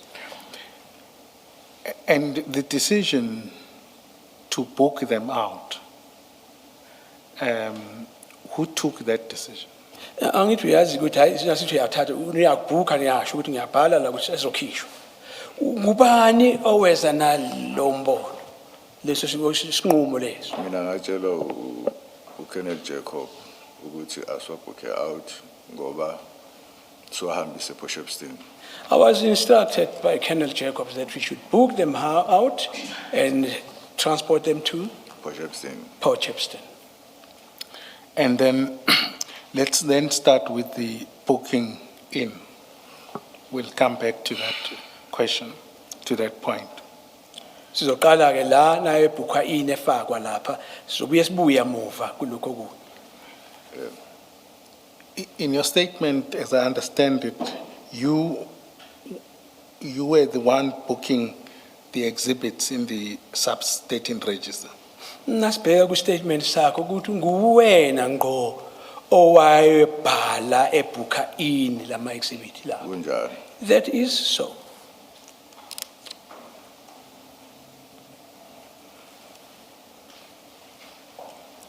Can I just have a moment?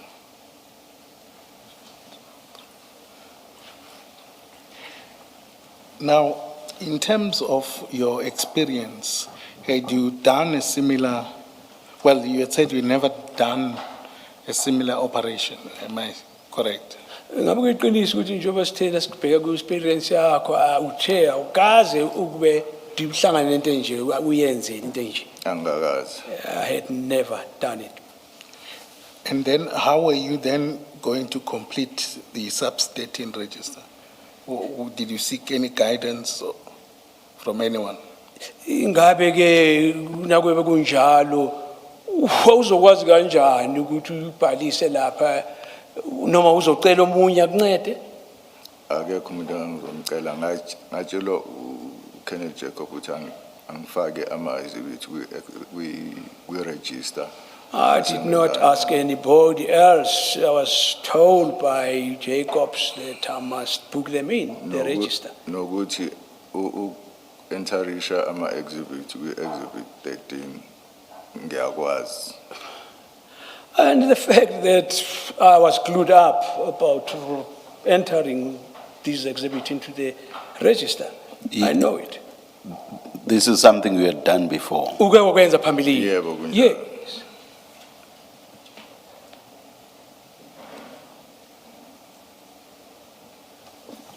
Perhaps I seem to be confused so I just want to understand. So you had, Yeah, my sense was that there was confusion between operation and entering exhibits in an exhibit register. I think his response earlier was, or rather, when responding earlier, he appears to have been under the impression that the question related to an operation of this nature. And did I understand you correctly, Warrant Officer? Ngabe mhlambe ekuqaleni sicabange ukuthi mhlambe wena bokhuluma uthi mayelana ne-operation. Yeah. Yeah. Yes. okay, perhaps let me be specific so that we are clear and we don't come Uthi to the wrong uzonqonda conclusion. go straight njengerula. Ungalokhu sibhayiza sishona ukuzobuza lokho afuna ukubuzakho. Had you, earlier we spoke about you having experience in narcotics. What I want to know, had you then had some experience about entering suspected drugs exhibits in the sub-stating register? Yebo ushilo ukuthi ngathi unaso isipiliyoni sama narcotics kodwa ke umbuzo ukuthi ngabe ulwazi bonalo yini lokubhalisa Yebo, ku-enter? benginalo. Yes, I had.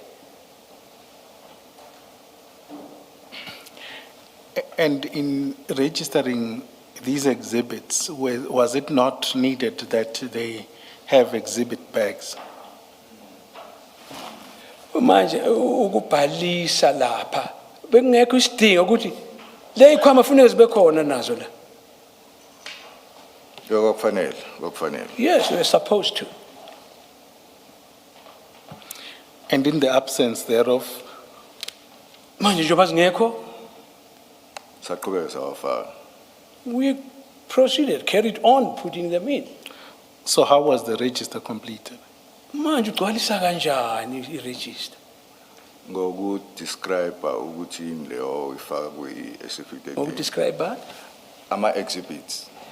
By describing the exhibits.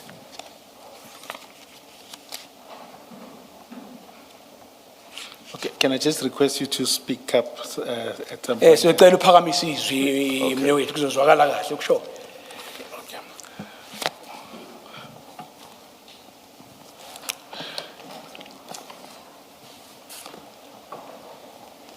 Now, I want us to go to your paragraph 13 of your statement. Paragraph 13 kwi-statement sakho. There are different versions which we've had between Jacob, Sbia, and yourself in your statements. Kukhona la kungahambisani khona kwinto ezikhulunyiwe uSibiya uJacob nawe. And you say you requested the exhibit clerk, and I take that, who was the exhibit clerk? Let me just not assume. Uthi ke wacela unobhala uclerk ku-exhibit lapho uthi ubani loyo? Perumal. Perumal. Is it Warrant Officer Jayanathan Permal? Uye loyo? Yeah. China. Yes, that's the one. And you say that you spoke to him or approached him so that you can get exhibit bags. Uthi ke wena yakuye wakhuluma naye ngamakhwama zema-exhibit. Yebo ngakhuluma naye. Yes, I did speak with him. And at this time, your capacity is just being of assistance. Ngaleso sikhathi indima efuneka idlala ukunceda nje. Yebo kunjalo. Yes. And in your knowledge, you were to leave the exhibits at Isipingo. Ngokwazi kwakho kwakufuneka nje ushiye lama-exhibit esiphingo. Yebo kunjalo. Yes, it is like that. Okay. Now, I'm not going to talk or refer you to an engagement that Jacobs has. But what is of interest to me is if we go to that file 2 of the exhibit file and go to the statement or Perumal's statement. Nabe kule file abakulethela yona lapho.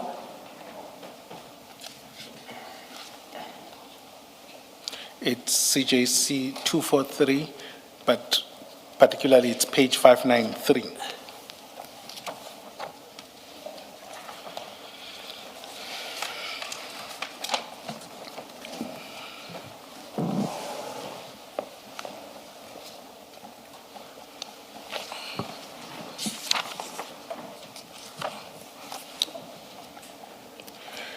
This is a statement by Warrant Officer Perumal, the exhibit official at Isipingo.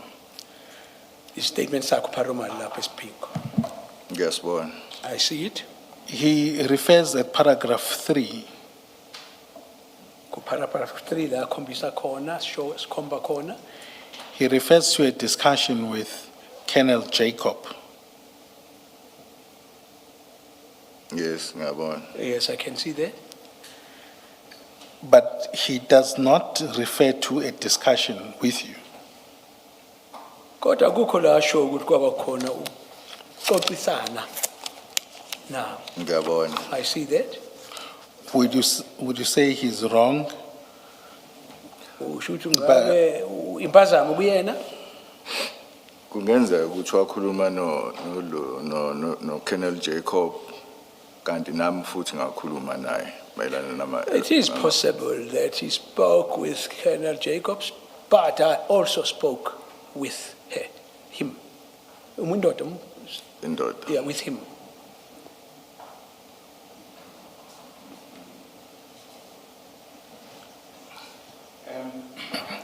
Then,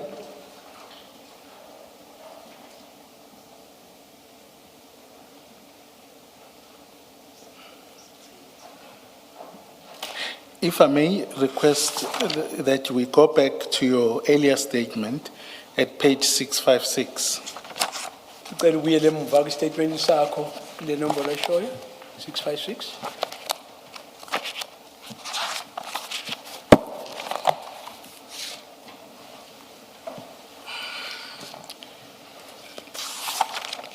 We've referred to the statement, but particularly I'm interested at page 657, your paragraph 8. And again, I remind you that this is 23 November 2021, and the events were still fresh.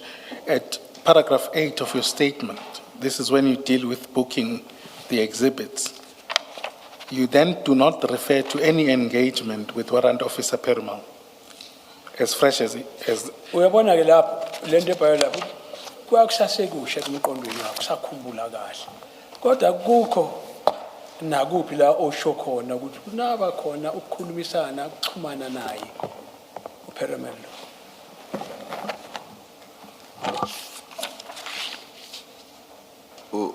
U-advocate uchaza ukuthi akukho la ngibhale khona ukuthi sake sakhuluma noPeriman mayelana nama-exhibit bags.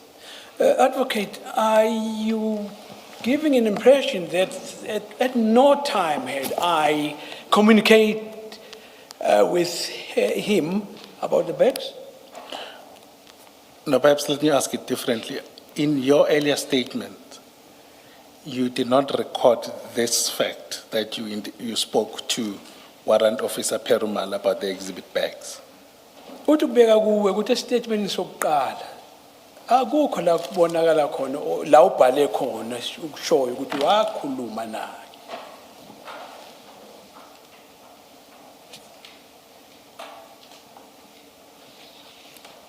Ngezwe. I do hear that.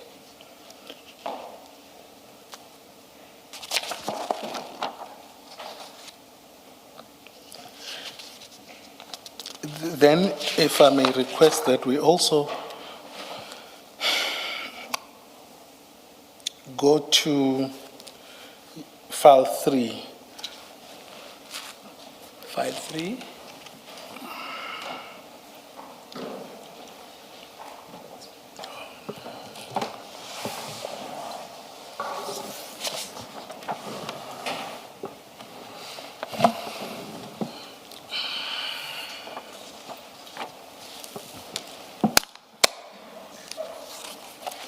We've just referred to this, and I asked you, this was the investigation diary which you completed or entered. Investigation ke wayacompletwa uwe. Please give him the page number. Oh, apologies, page 80801, apologies. Yeah. Okay. 800, it continues to 801. Oh, apologies, 801 to 802, yes. So 801 kuya ku 802. And you said the entry number is what? Entry 8. Oh, thank you. Uzwile ke entry 8. Ngezwe. Yes.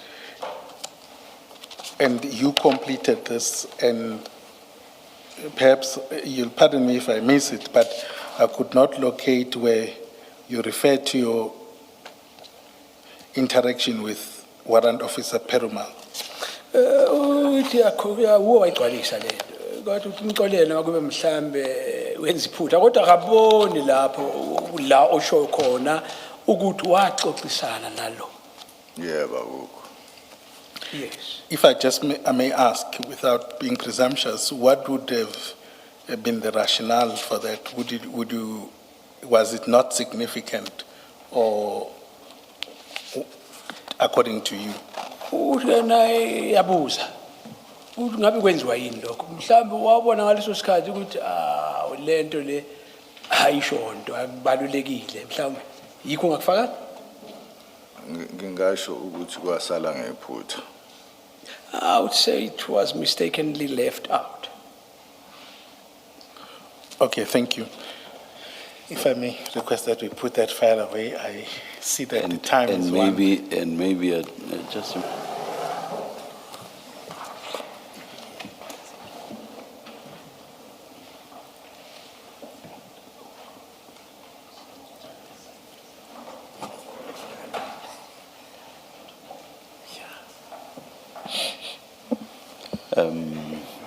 we will take the adjournment now and come back at 2 p.m. And at 2 p.m. We will hear Mr. Shaskalsin and continue with Warrant Officer Mpangas thereafter. Let's adjourn. Thank you, Chair. Siyodla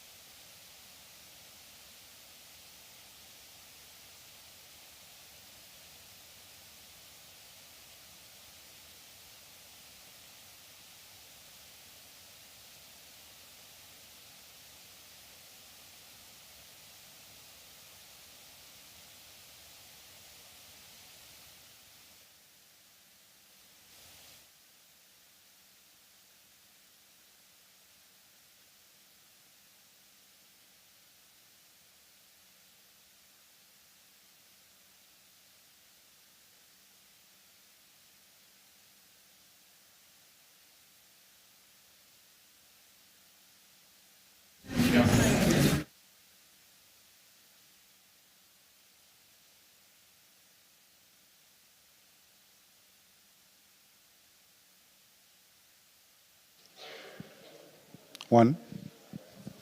All right, it's 13:59. Good afternoon.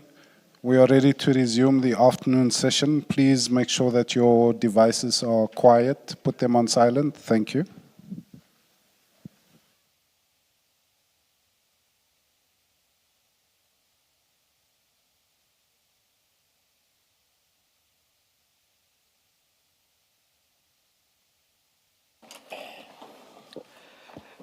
Good afternoon, Mr. Shaskalson. Good afternoon, Chair. Good afternoon, Commissioners. Commissioners, unfortunately, it was not possible to meet the timetables that were laid down for this application. The Commission only received the postponement application at 3:30 this morning, and the postponement application is a substantial application that raises non-frivolous issues to which we need to respond. My colleagues representing Mr. Karim were in touch with me on a regular basis yesterday, indicating their difficulties in getting the application to me or to us on time. So I don't want this to reflect on as criticism of them. It is not. The result is that the application will now have to be heard at the next available evidence slot, which is next week, Friday. And I have reached agreement with Mr. Premed on a way forward. We've prepared a draft ruling, which the Commissioners have in front of you.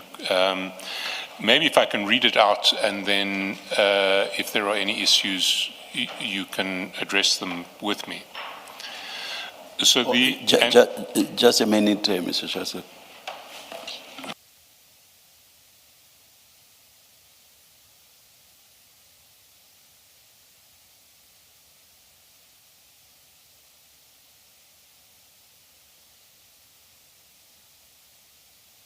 Thank you, Chair. And I should also just place on record that Mr. Premed certainly volunteered to come here for this postponement by agreement, but after asking your consent, I told him it was not necessary. So he's not absent in defiance of the Commission or anything like that. Yes, no. What we suggest, as you propose, we have read the draft ruling, Mr. Shaskalson, and I just whispered to my colleagues, they do not have a problem, nor do I with it. So what I will suggest is, as you said, for you to go through it so that when I grant the ruling, I do not have to read it myself. Certainly, Chair. Thank you.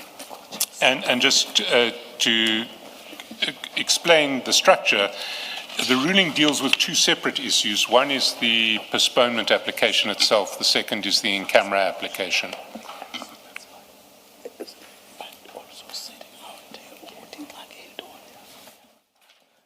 Please continue. Sorry, Mr. Shaskalson. So the ruling in paragraph 1 deals with the postponement application, paragraph 2 with the in-camera application. Paragraph 1 says the postponement application will be heard at 11:30 on Friday, 24 July, on the basis of the following timelines.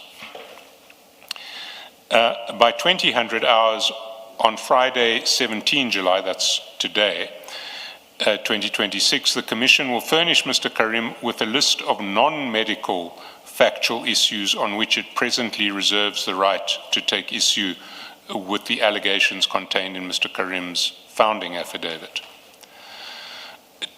1.2, together with the list of non-medical factual issues, the Commission will furnish Mr. Karim with cell phone geolocation and call record data and any other investigative material currently in its possession on which it may rely in relation to the non-medical factual issues. 1.3, if further investigative material comes into the possession of the Commission and the Commission seeks to rely upon it in the postponement application, it will make that investigative material available to Mr. Karim as soon as possible. By 1300 hours on Tuesday, 21 July 2026, Mr. Karim will serve and file a consolidated founding affidavit in support of the postponement application which he served on the Commission at 03:30 on the morning of Friday, 17 July 2026. This consolidated founding affidavit will replace the founding affidavit filed at 03:30 on the morning of Friday, 17 July 2026. By 2000 hours on Wednesday, 22 July 2026, the Commission will serve and file its answering affidavit to the founding papers of Mr. Karim's postponement application. By 2000 hours on Thursday, 23 July 2026, Mr. Karim will serve and file his replying affidavit.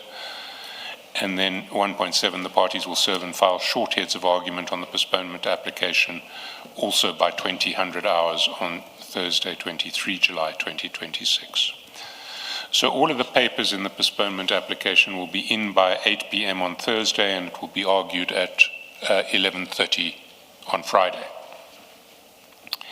In parallel, there is the process in relation to the in-camera application, which is dealt with in paragraph 2.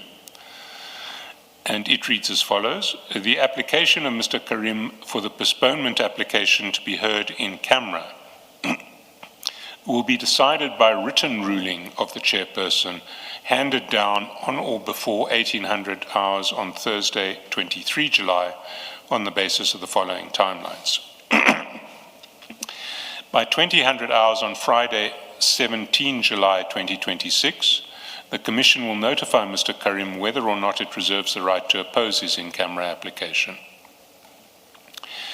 By 1600 hours on Friday, 17 July, that's 4 p.m. today, the Commission will post on its website a notice to the media indicating that 2.2.1, Mr. Karim's postponement application will be heard at 11:30 on Friday, 24 July 2026. 2.2.2, Mr. Karim has applied for his postponement application to be heard in camera. 2.2.3, a copy of the notice of motion in Mr. Karim's application, detailing the in-camera protection that he seeks, is attached to this notice marked A.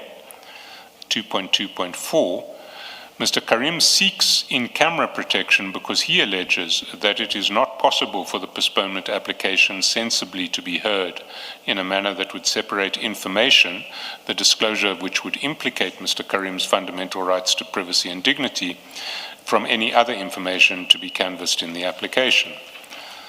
2.2.5, Mr. Karim alleges that the information implicating his fundamental rights to privacy and dignity is 2.2.5.1, private information relating to his medical condition and his medical treatment. 2.2.5.2, private information about Mr. Karim's family movements and the security threats he and his family have faced. 2.2.6, Mr. Karim submits that public disclosure of this information would, 2.2.6.1, risk serious harm to his treatment, dignity, standing within his religious community and public life. 2.2.6, place his children, it says their children, at further risk in circumstances where threats have already been made, comma, and 2.2.6.3 would prejudice his wife's independent business and livelihood, both of which have already been adversely affected by the publicity surrounding these proceedings. And then the process for the media is set out in 2.3.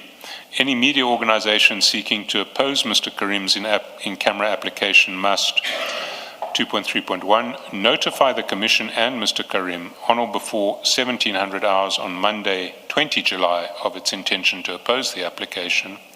And 2.3.2, serve and file any submissions in support of its opposition on or before 1300 hours on Tuesday, 21 July 2026. 2.4, beyond the notice described in paragraph 2.2 above, no media organization or member of the public will be given access to the application papers of Mr. Karim or the contents thereof prior to the ruling of the chairperson on the in-camera application.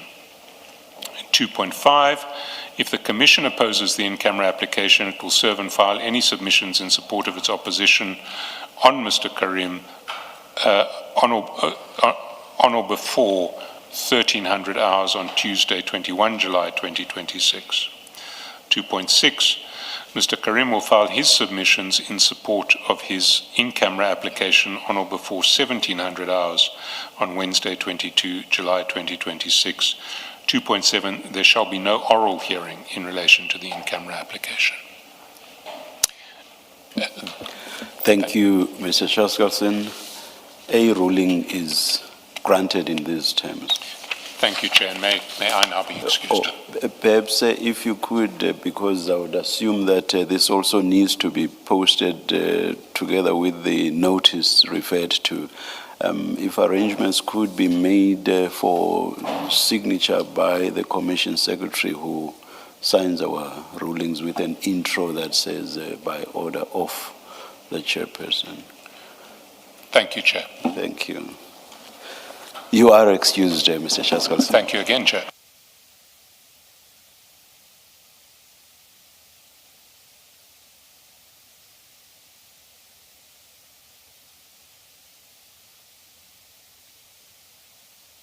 Will it take time for Warrant Officer Mpangase to be brought in? Do we have to go out? I Sorry? do not think so, Chair. Let me, Yeah, you if, should have been outside. yeah, let's wait and see, yeah.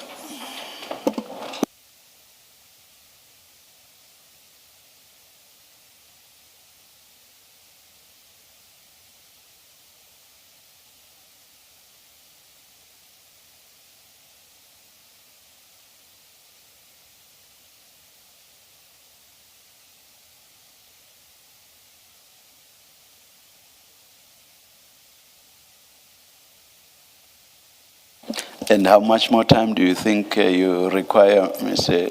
Skakan?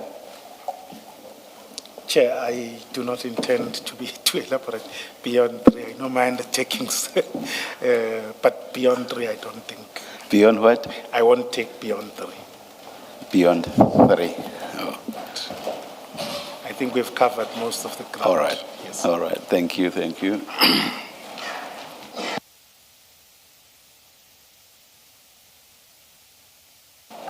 Chair, I do apologize. It seems our interpreter is now missing. He's the one that's missing. Oh.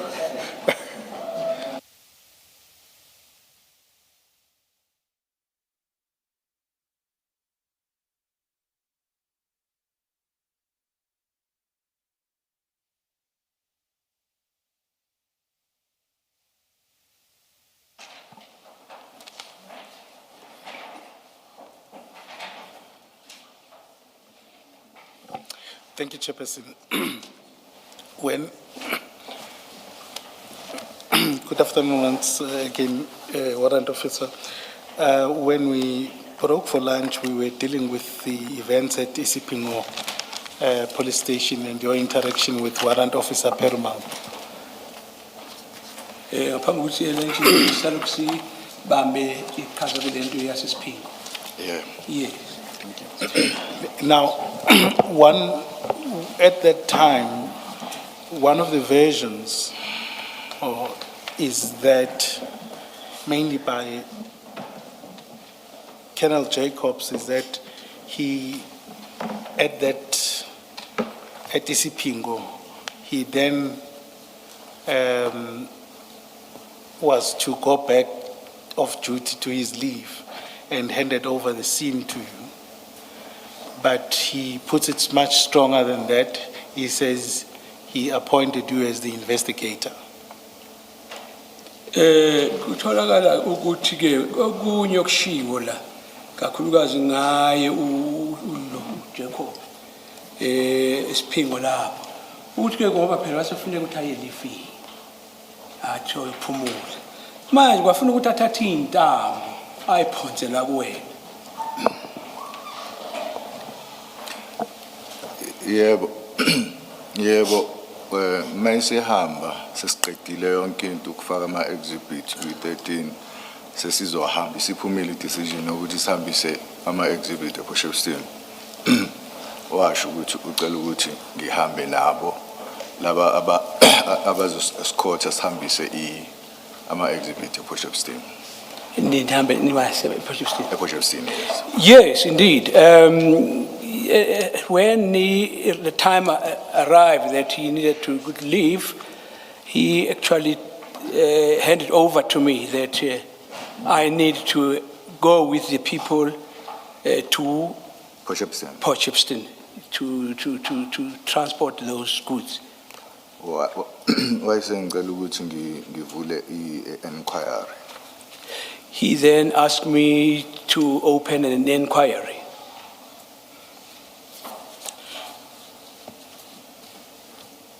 And I understand, I just want for the record, he appointed you as the investigator, you took over the inquiry. Kusho ukuthi ngamanye amagama waseqopha wena kuqoka ukuthi kube uwothathayo qhubeke nge-inquiry. Yebo njalo. Yes, that's what he said.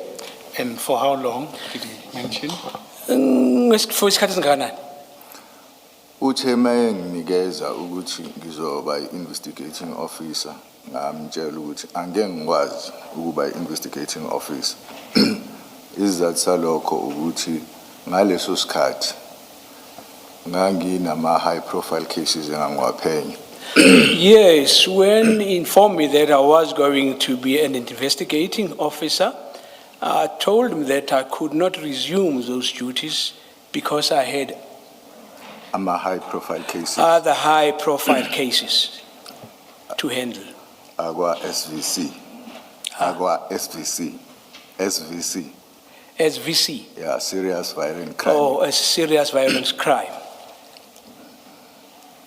And futhi lawo ma cases kwawa ma cases ayehamba inkantolo. And those cases were already in court. So he was untruthful, therefore, in his evidence before us, that when he left Isipingo police station to go back on leave, remember he was off duty, when he left Isipingo police station to go back on his leave, he appointed you and you remained the investigating officer until he came back from leave. That evidence, from what you're saying, that evidence is untruthful.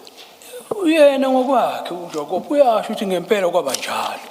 Wathi nasehamba elifini wanikeza kuwe intambo, ndoda thatha qhubeka. Wena ke kwathi ngokuya kwakhe waqhubeka ngempela waze wayobuya sebuya impinda ebuyele ifini. Nganqaba ukuba investigating officer. No, I refused to be an investigating officer. Into eyenzeka What happened? wangicela ukuthi ngiyovula i-inquiry, ngayivula i-inquiry ngase ngiyayigcina yaba ngakumina. What happened was per his request, opened the inquiry, and I kept that inquiry with me. Ngayigcina ukuthi azabuye ayithathe yena. I retained it so that he would, until he came back From leave. from his leave. Thank you. Thank you. And if I may, so your version is that he would be, his version that you are an investigating officer is untrue. Ngokuya kwakho ke ukuthi lento ayishoyo ukuthi wena waqhubeka waba investigating umphenyi akusiliqiniso. Akusilona iqiniso. It's untrue. I think one of his, it's on both the 3rd of June and the 4th, that's what he confirmed about you. And then just to be fair to you also, Colonel's warrant officer is Sbia also said you were appointed as the investigating officer. Kwazange kube kanye kwaze kwaba kabili ekusho lokho uJacob kanti futhi no warrant Sbia usho ngempela kwaba njalo wena waba umphenyi. Yena wang-appoint ukuthi ngibe i-investigating officer, but nganqaba ngenxa yalezizathu esengiyishilo. Yes, he did appoint me to be an investigating officer, but I did not accept it because of the already mentioned reasons. Waze wathi angiyigcine i-inquiry aze abuye, and that is what I did. Then he said I should keep that inquiry until he returns, and that is exactly what I did. If I may, you may just clarify, and I take your version. In terms of the entries in the diary, just pardon, maybe it's my ignorance, it would be fine that you make the entries, even if you are not the investigator. Usho ukuthi vele la kubhaliswa khona ukubhaka khona ama-entry noma ungasa-investigate kufanele uyibhale leyo yinto lapho imininingwane. Isizathu sokwenza ama-entries ingoba i-inquiry ayikumina ngaleso sikhathi. Yes, the reason that the entries be done is because the inquiry had come to a standstill at that stage.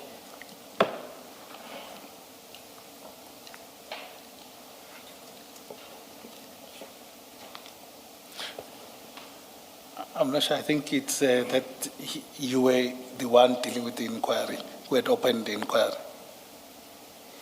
That's the reason you were making the entries in the investigation diary. Ukuthi mhlawumbe isizathu sokuthi ubhalise lapha ku-inquiry leyo show kungoba vele wena uwo uqhubeka ngophela. Yebo kunjalo. Yes, it's like that.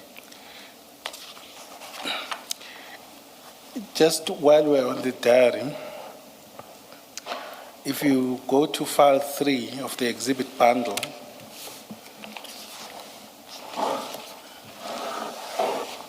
File 3 ku-exhibit bundle. 5-3.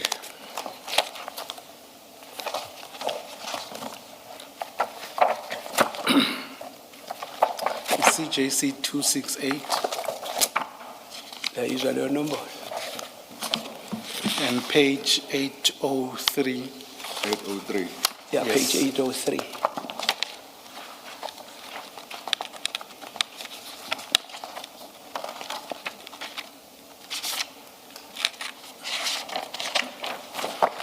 Maybe let's start at 802.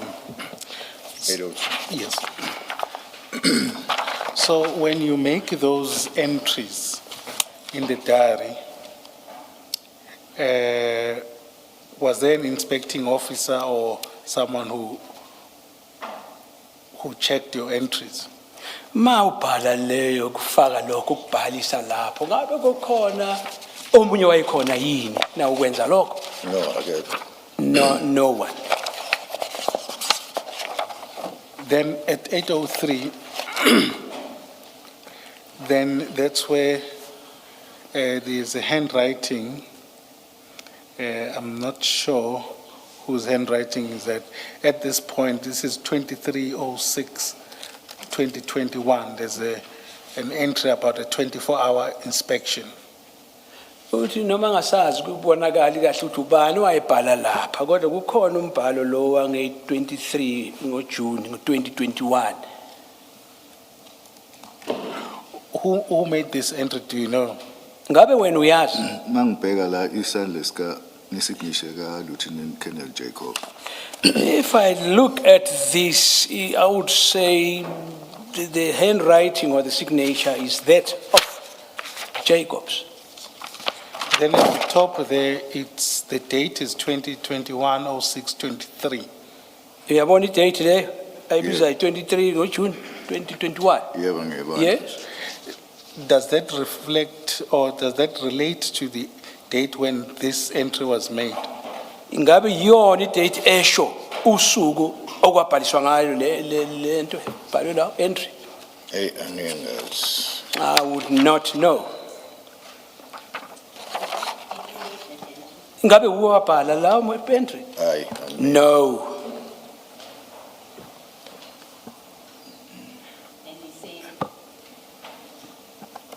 You say the signature at the bottom is whose signature? Are you able to tell? You're saying that's Lieutenant Colonel Jacob? kodwa uthi lo osayinile lapho Jacobs. Yebo, asikhuluma ngento eyodwa la. We're talking about one entry here, Eku C04. Idayari. C04. Yes, on the 23rd of June. Yeah, ngomhla ka 23. Ya Colonel Jacob. Yes, it is Colonel Jacobs. So does it mean he was back at work on the 23rd? Usho ukuthi wayesebuyile emsebenzini ngalelo langa 23. This is the day after the operation, right? Emva ikuthi isuku elilandela ilanga le-operation. Wayengakabuyi. No, he had not come back then. So how is that entry in your investigation diary? Ingena kanjani ke i-signature yakhe lapho kulo diary?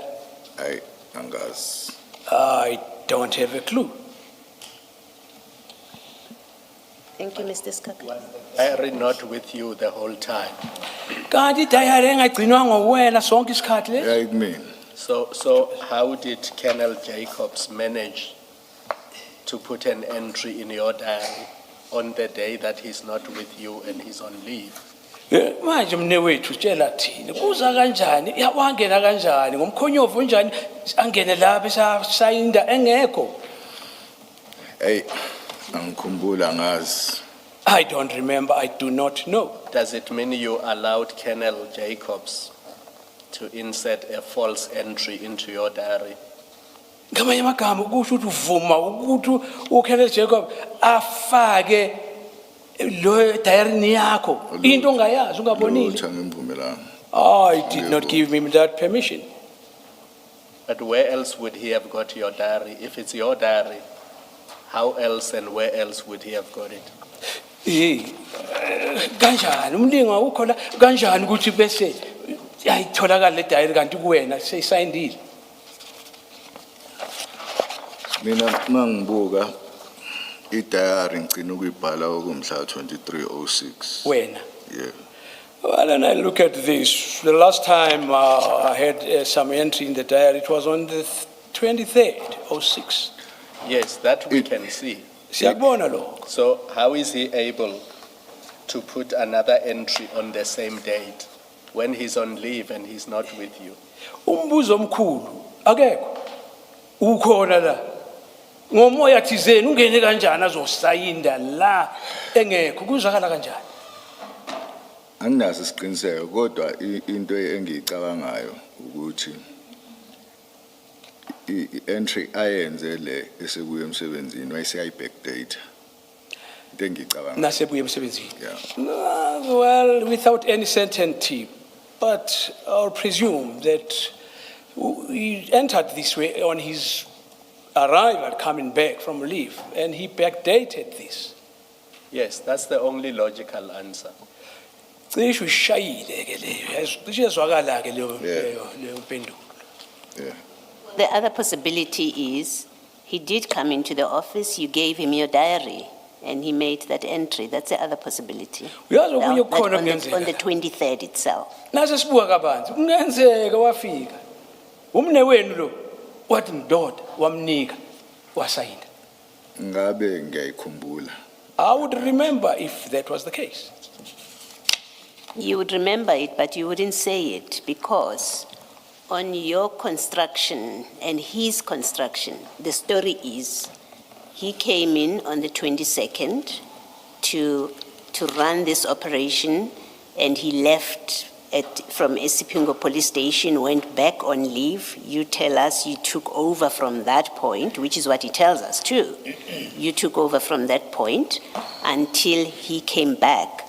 You say you took over just to hold the inquiry file for him. He tells us you were the investigating officer and then he came back later when he finished his vacation leave and came back later. So this 23rd entry, it's your diary.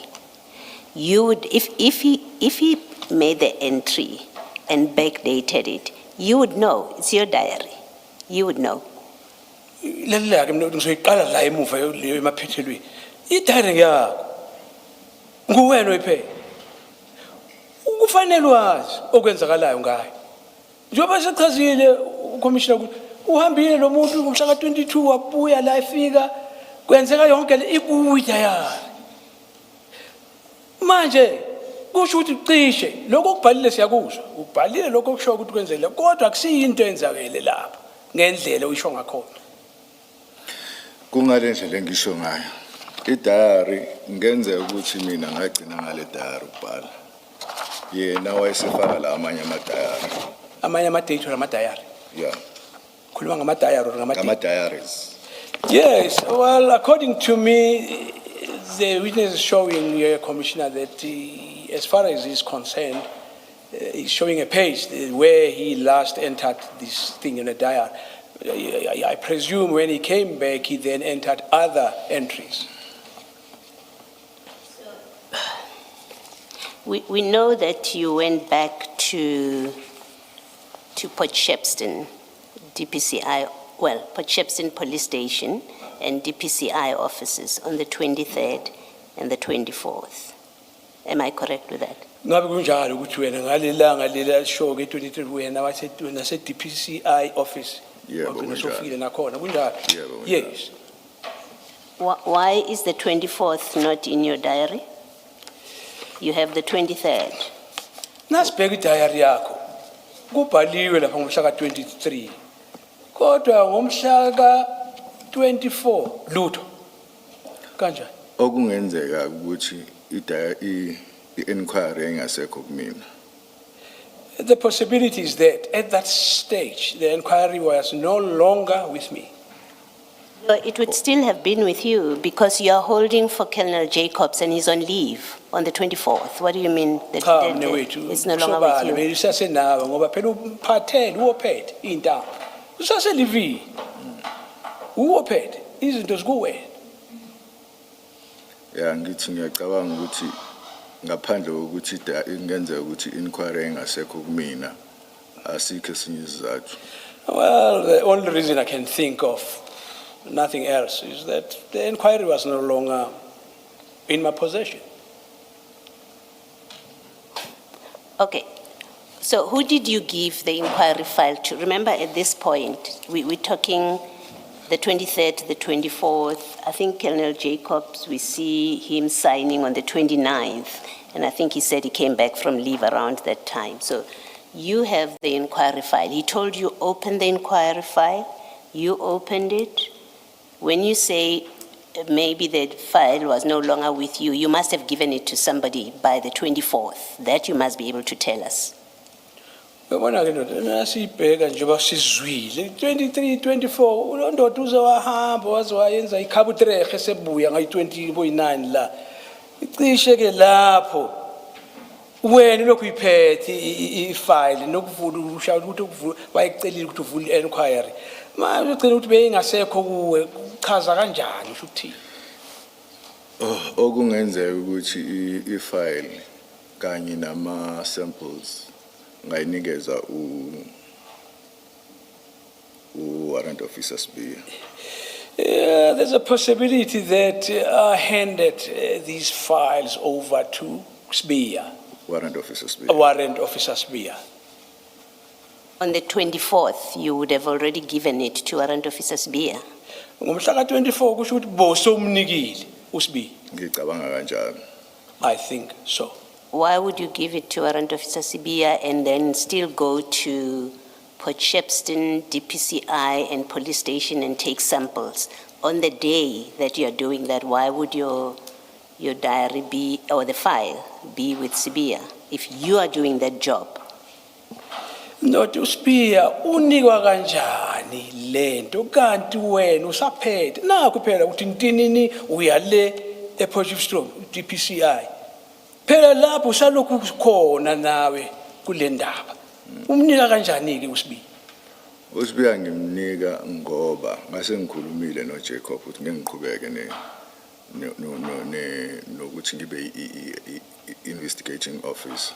I gave it to Sibiya because I had already spoken to Jacobs that I was no longer going to carry on being an investigating officer.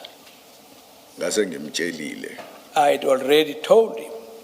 Yeah, well, you told him on the scene that you won't be an investigating officer, and then he, at Port Shepstone, according to you, Isipingo police station, and he said, go open an inquiry file and hold it for him. So I'm discussing with you on the basis, at least for our discussion, I accept that's what happened, that at Isipingo, you said to him, I will not be an investigating officer, and he says to you, okay, open an inquiry file and hold it for me. Right? I accept that for our purposes. You say to us, and then on the 23rd, you went back and did something about these exhibits. On the 24th, you went back and did something about these exhibits. Why would you give the inquiry file that you are holding for Lieutenant Colonel Jacob? Why would you give it to Sibia when you are holding it for Jacob on the 24th?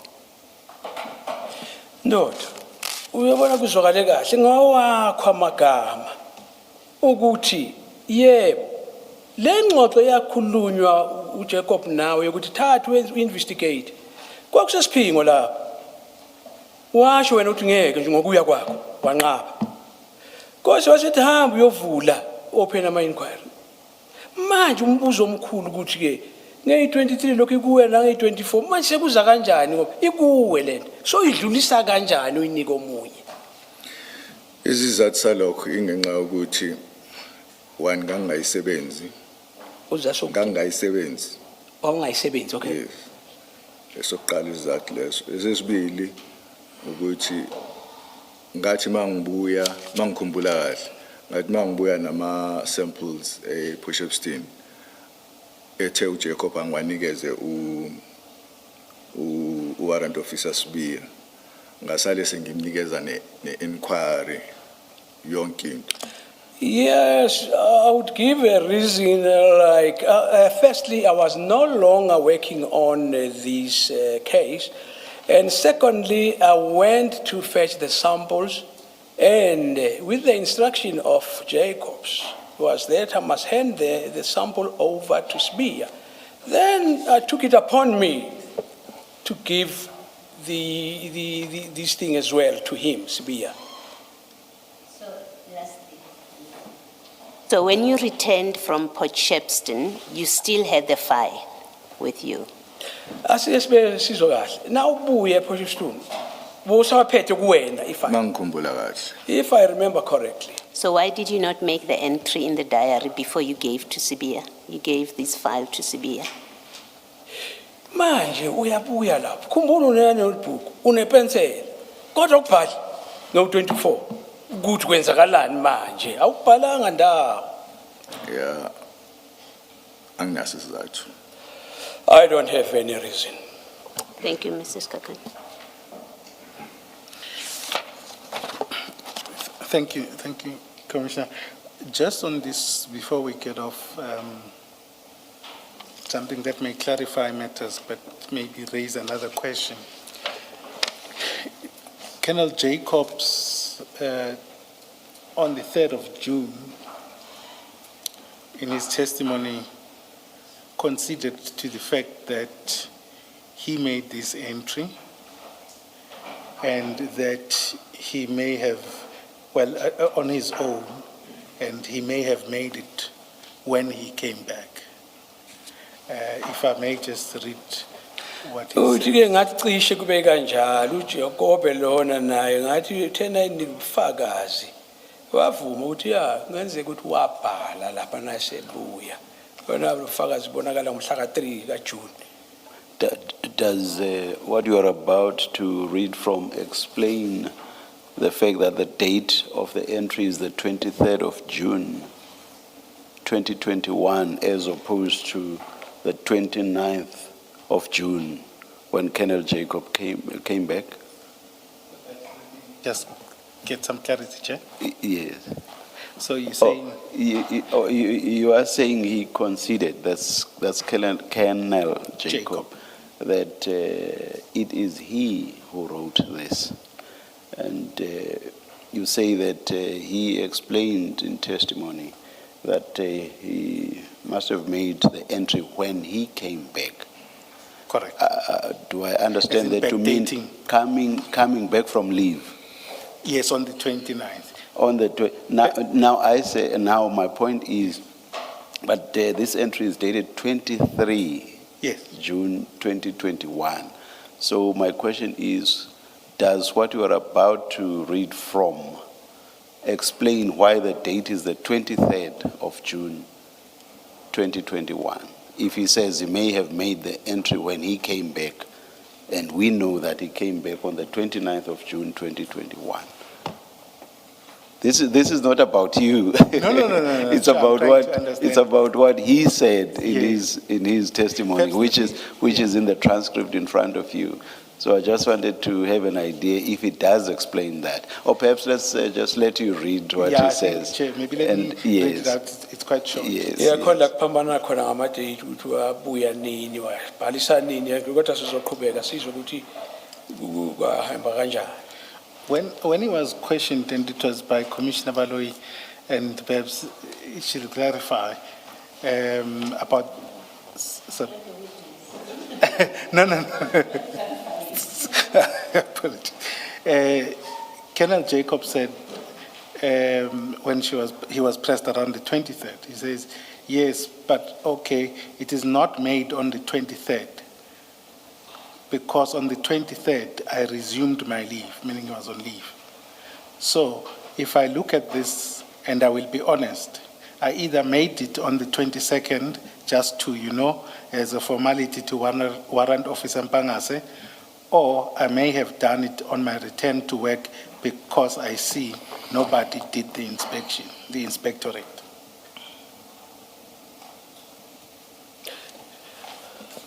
He could not have made it on the 22nd. He says he could have made the entry on the 22nd. He says either or, 22nd or the 29th. The 22nd would not make sense because we have Warrant Officer Mpangase's entries, Yes, which run all the way to the 23rd of June. correct. So if he made it on the 22nd, it would have had to come before After. Warrant Officer Mpangase's entries of the 23rd. Yes. So that's just out of the question. So, And I'm saying so. What he says there about the 22nd Yes, is simply out of the question. correct. And correct. yes, Correct. and then the question about the 29th stands because the entry is dated the 23rd. So- Anyway. So we may have falsified that. Ngathi abantu bendle lapha ma-date ndoda uya ngayi-22 lo muntu kanjani ngoba wona ngayi-23 busayiphethe nangayi-29 la ma-date ukuthi uyenze nini le nto ayibhale lapho so asiqhubeke nje mhlawumbe kuzocala. So what is curious, obviously, is that there's a gap at the top of the page for which he found space to make an entry. But that's obviously not something that you can answer. Akekho kodwa ukuthi ayiphendulele siyabona lapha bekunegap mhlawumbe uyowafaka lapho wahlokoloza wafaka lokhu kodwa akekho kuyiphendulela kuleyo yinto. Yes. I hear that.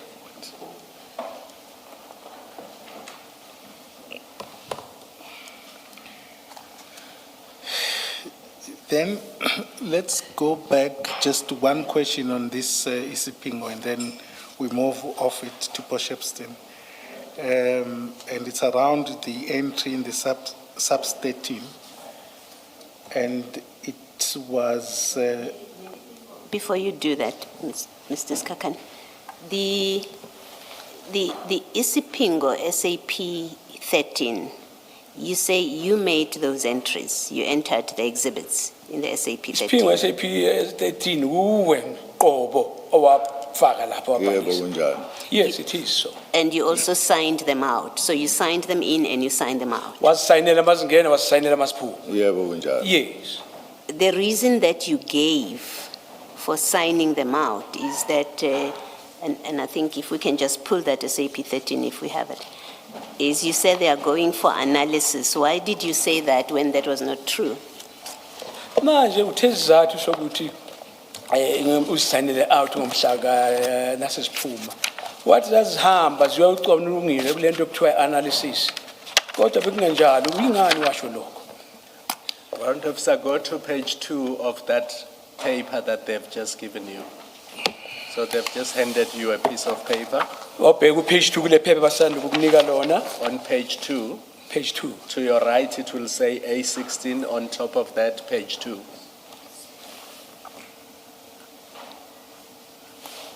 Uyabona? Page 2. Then at the bottom of that page, you will see an entry that says 4.1. Egcineni lapho ezansi kulelo qeshwana lelo. And it says Warrant Officer MF Mpangase. And then to your right, that's the entry Commissioner Balwa is referring to. Yiyo ke lapho ngaku right wakho, esandleni sakho sokudla, yiyo le ekukhulunywa ngayo.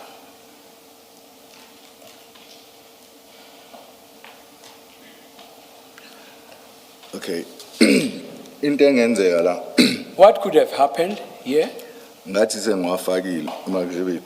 After I have inserted them, uJacob wangitshela ukuthi sizowakhipha Jacob told me that we are going to take them out siwahambise e-lab and transport them to the lab ngoba bathi sorry ngoba bathi uPerimel because they said Perumal, yena uPerimel wathi ngeke akwazi ukuthi ayigcine la.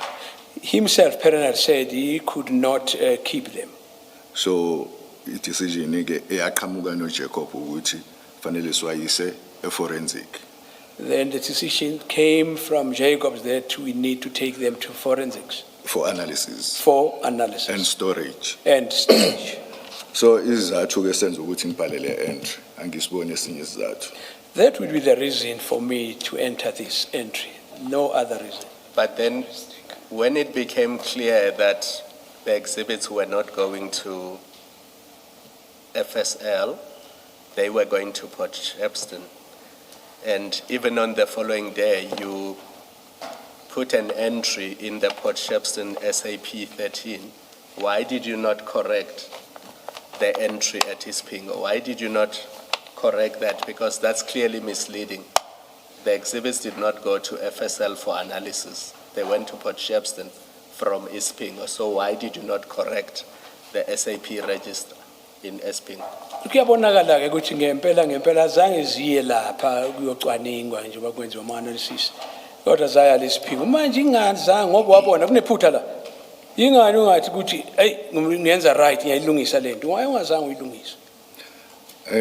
Angizange ngicabange ukuyilungisa. I never thought of fixing it. Kodwa uma ubhala statement se-chain ngangizokumenshina lokho. But when you write a statement, it's a chain process. I was going to mention that. Because you see, Warrant Officer, when all the officers who were transporting the exhibits from Ispingo, when you were leaving that police station, by then the discussion with Brigadier Nyuswa had taken place. As everybody was leaving Ispingo police station, you all knew that these exhibits were going to Port Shepstone at the DPCI office. You had an opportunity then to correct this clearly incorrect entry in the SAP 13 at Ispingo, and you did not correct it. Kodwa uyabonakala nje nanisuka lapha esiphingo nangu noNyusa ukhona lapha kuyaxoxa kuyakhulunywa. Kwakucace ngokusobala ukuthi hayi khona lezi zinto ziya lesiphingo. Aziyi kule ndawo yokuyocwaninga. Ungani ungazange uwenze uyithathe uyibeke kuwena lento ukuthi uyibhale ngendlela ehambisana nalokho.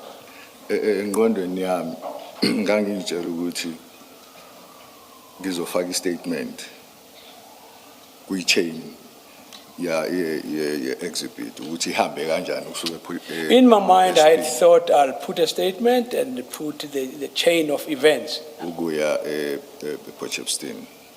indicating how it happened from Port Shepstone. So the situation we have now is that for more than 24 hours, there is no SAPS record of where these exhibits are, because in Port Shepstone, you only do the entry on the 23rd of July. Is it June? Of June. June, yes. So from the period these exhibits are booked in and out of Ispingo Police Station to the time when you do the entry in the Port Shepstone SAP 13, SAPS has no record of where these drugs are or where these exhibits are. Uyayibona ke lento ishoyo ndoda. Ubeka kusukela umhla ka-23 kufika ku-24 kukhona isikhathi phakathi nendawo lapho okungaziwa ukuthi lezi zinto zikuphi lama drugs ngoba kubhalwanga ndawo ukuthi kwenzakalani kuleso sikhathi esiphakathi lezo. Ngiyakuzwa I understand that, yes. Iphuzu lela. It is a point, yes. Kodwa sasingakulungisa ngestatement ngoba ngangingengedwe sihambisa ama drugs Port Shepstone. But we had a chance to rectify that on our statements because I was not the only one who's transporting these. Nababekhona futhi Port Shepstone bawabona siwafaka kwi-storage. Because the people who were also present at Port Shepstone So did see that we were putting them into the storage. So kwakuzokhava i-statements zethu. Kwakuzo? Cover i-statements zethu ukuthi ama exhibit asukile eSpingo aya Port Shepstone. So that was going to make up for in our statements. He's using a word cover. It was going to cover what is in our statements, that these things did indeed move from that area to the other. Warrant Officer, I want to move from this point very quickly. Are you prepared to accept that it was a serious error on your part not to correct that entry in the SAP 13? Because statements are not a place where you record the movement of exhibits.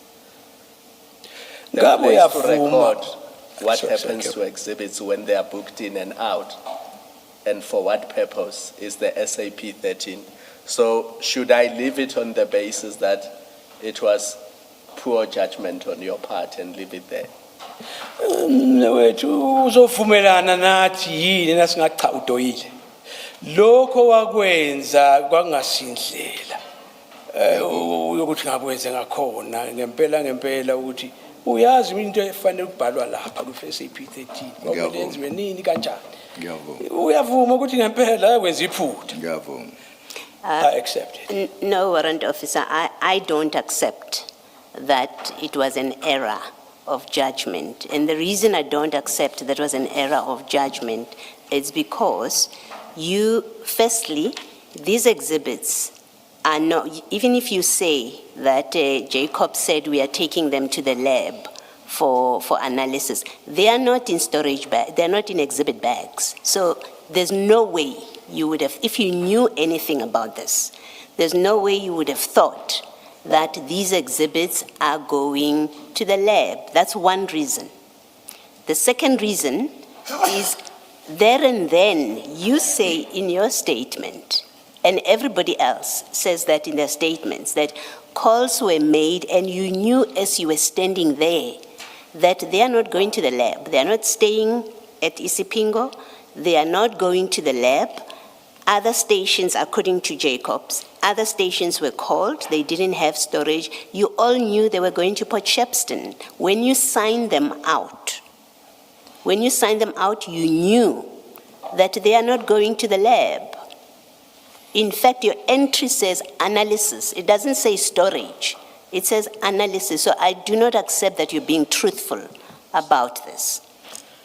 Oh, Commissioner overload, I can't. Lento ukuthi akwamukela lokho kushaya cha yize leze kuyazeka ukuthi ngamukela inkulumo njengale ngoba bowazi kahle ngempela ukuthi no lama okokuqala awekho kumabheka kuyaqhubeka futhi la lento awayi le bowazi kahle futhi awayi ku analysis nase siphingo lezi zinto ziya Port Shepstone wena ukuthi bowungaze uthi ngeke kwamukele lokho uyakubona ukuthi kuyinkinga ukuthi kwamukele nje ngaleyo ndlela oyibeka ngakhona. Ngiyamuzwa uCommissioner Baloyi. Into eyenzeka ukuthi uLieutenant Colonel Jacob wangitshela ukuthi njoba benqaba laba ukwathatha ama-exhibits sizowathatha siwayise elab. Yes, I hear Commissioner Baloyi, but Jacob said, since those people couldn't accept or agree to take them these items, he said we would take them to the lab. Yep. Yes. Into engenzeka ukuthi wathi mase ngitshelile lokho. After he told me that, Ngase ngiyabhala ukuthi siyawathatha ama-exhibit sizowayisa e-lab for analysis. then I entered that into the book, that we're taking them to the lab. I-decision yokuthi sizowayisa ePortshepstone iphume after sengibhalile. The decision that we were going to take them to Potchefstroom, that was the decision which came only after I had made my entries. Iyona nto engayicabanga le yenza ukuthi That's the ngibhale only le. thing I could think of. Well, I guess that's your best answer on this, but you've heard what my issue is. And then on the second part where you say we would have fixed this with the statements, you say, well, everyone was there, we were going to write statements and it would all be corrected. I want to make this observation to you that in fact your statements, as we have shown this morning and with Colonel Jacob as well, is they are contradictory. You don't speak the same thing. Even you, as you were sitting there this morning, you were saying, well, he's wrong when he says this. When Govender says this, he's wrong. Your diary entries, you can't explain why there's no entry on the 24th. You can't explain why Jacob, who's supposedly on leave on the 23rd, has an entry in your investigation diary in a file that you are holding. So the documents that you say would have fixed it are completely unreliable, and it's a point that was made to Jacob, as Colonel Jacob as well, that your documents are unreliable because they don't reflect accurately what happened in that period of the 22nd, the 23rd, and the 24th. Even you, as you sit there, you say, well, I don't remember, maybe.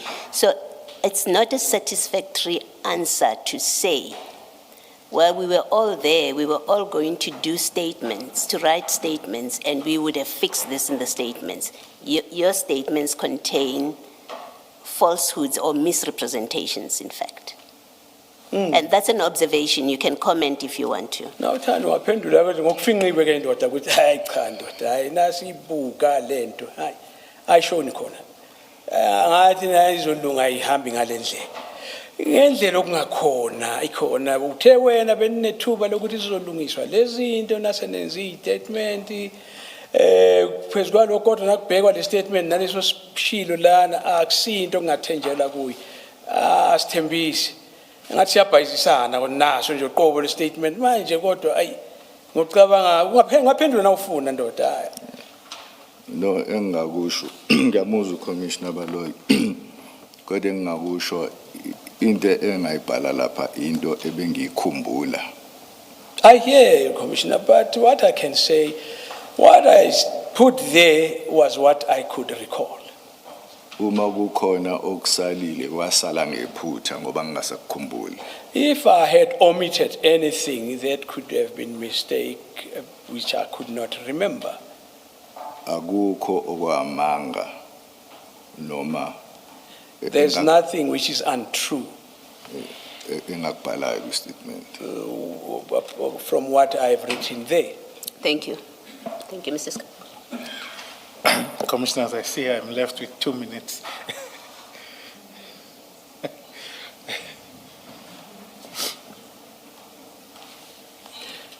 Isikhathi sidliwe yinja ke ndoda. Kusela ama-minute amabili. Yes.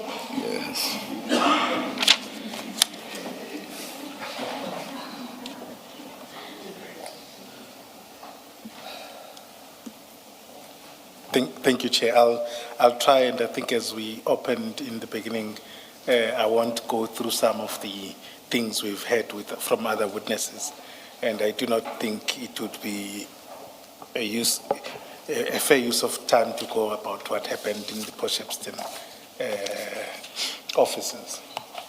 Kuthiwa singaqhubeka kodwa uthi uzozama ke nafinqe ashayile eduze ukuthi sibone ukuthi singaqhubeka sigcineni. Now,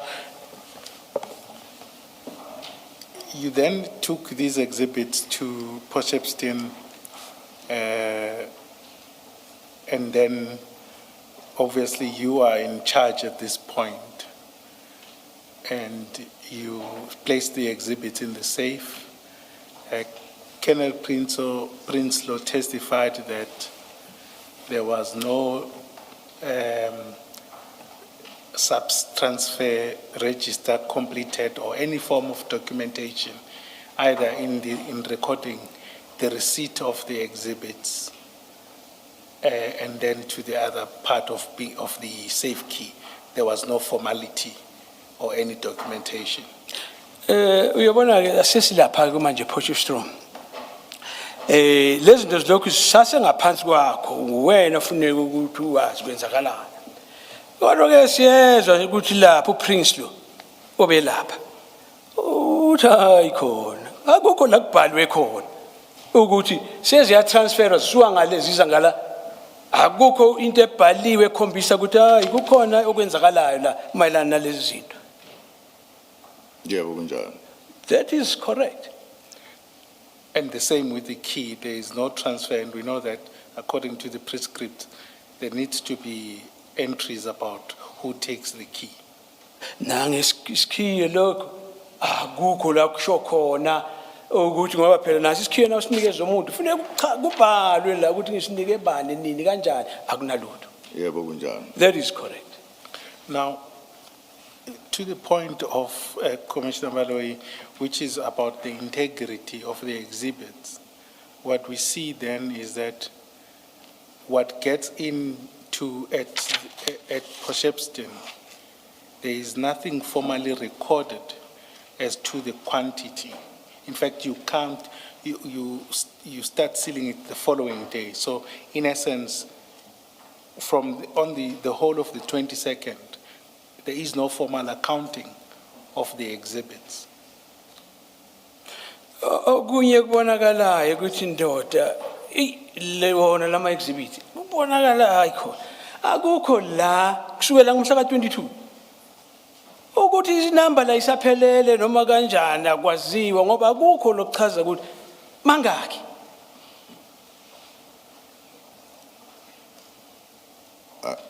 Ngisakhumbula kahle.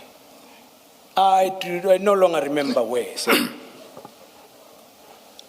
Uchaza ukuthi u-advocate azange swafake kwi-13 register on the 22nd. You sort of suggest that we did not enter them into SAPS 13 register? Well, in essence, when you get to Potchefstroom, there is no recorder of what goes on to the storage. Yebo, ngokuya ngalendlela esizwa nasekufikwe ePotchefstroom akukho la kukhona kubhalwe khona. Ngiyakhumbula ku-arrangewa indaba SAP 13 register. I remember there was arrangement concerning SAPS registrar. Kwafika khona i-exhibit clerk yase-Potchefstroom. Kwafika exhibit? Exhibit clerk. Where the exhibit clerk from Potchefstroom arrived. Sorry, we're still on the 22nd. Sakhuluma ngomhla ka22. Yebo. Yes. 22. Uyafika i-petty register. Umuntu wesilisa or wesifazane? Umuntu wesilisa. On his arrival, he had this register in his possession. Kwakuwumlungu futhi. He was a white person. This is only on the following day, even on your statement and according to Lieutenant Colonel Jacob and everybody else from Potchefstroom who has testified. That happened on the 23rd. You are being asked about the 22nd. Uyabona lokho kukhuluma into eyenzakala ngomlanga elilandelayo ngomhla ka23. Bayasho bonke nalabanye bafakile ubufakazi noJacobs nalabo abanye 23 lo. La kukhulunywa ngelanga eliphambi kwalelo umhla ka22. Angivumi. Awuvumi? Ngiyavuma. Oh, I concede. Yes, I agree. So when the exhibits were stored at the Potchefstroom offices of DPCI on the 22nd, there was no SAP 13 register entry on that day.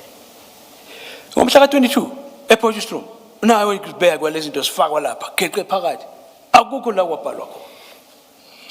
Ngizosho njalo, yeah. I would say so. That's why you needed to go back to Port Shepstone the following day to deal with the SAP 13 issue. Ingakho wabona ukuthi ubuyele ngakusasa mhla 23 uyozama ukuthi uzame ukuthola izinto ziseteke right ulungise. Ngiyamuzwa uCommissioner Khumalo, kodwa ngicela ukubeka ngokukhulu ukuhlonipha ukuthi I hear Commissioner Kumar, but may I, with due respect, state this. angikhumbuli kahle noma kodwa mawukuthi into ebhalwe phansi ushithi yona. I don't recall exactly, but if that is what is written, then it should be. Engqondweni yami ngiyitshela ukuthi ngomhla 23 ngacelwa uKennel Jacob ukuthi ngibuyele siyo unpacka ama exhibit ekhwameni siwafake kuma forensic exhibit. To my mind, oh sorry, Kuma forensic exhibit what bags. siwafake kuma forensic exhibit bags. if I recall that Jacob said we need to go back there to take the exhibit and put them into the bags. Which bags? Forensic Forensic bags. That is the reason why we went back on the 23rd. Kodwa mase ngibhekisisa kahle manje ngazi ukuthi uqinisile Ubani uqinisile? uCommissioner Khumalo. Yeah, but when I really look deep into this, I think, Commissioner, you are correct. Because if you had put anything in the SAP 13 on the 22nd, your diary would have said so. You would have recorded it in your diary. Kuyiqiniso futhi ukuthi makube ngempela wawubhala lapha ngomhla ka22 ngabe diary yakho uthi nayi bonani siyibone lento kunjalo. Iqiniso. That is correct. You were responsible for the inquiry file at that point when you moved from Isipingo police station to Port Shepstone. Why did you not arrange for an SAP 13 clerk from Port Shepstone on the 22nd itself to come in and enter these exhibits or record the movement of these exhibits? Because after you remove them on the 22nd from Isipingo, as Commissioner Khumalo says, we have no record of where are they after they've been removed. Nothing is recorded. Where do they sleep that night?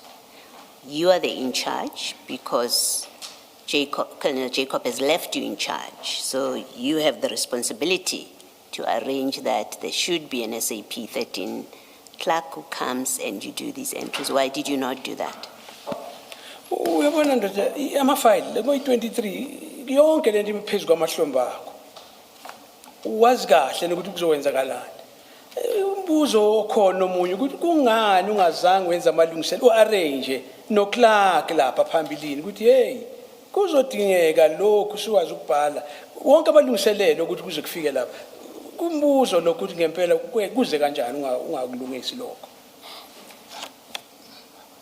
Ngathatha ngokuthi since siwafakile kwi-Espingo i-SAP 13 yase-Espingo asisekho isidingo sokuthi siwafake kwi-SAP 13 yase-Port Shepstone.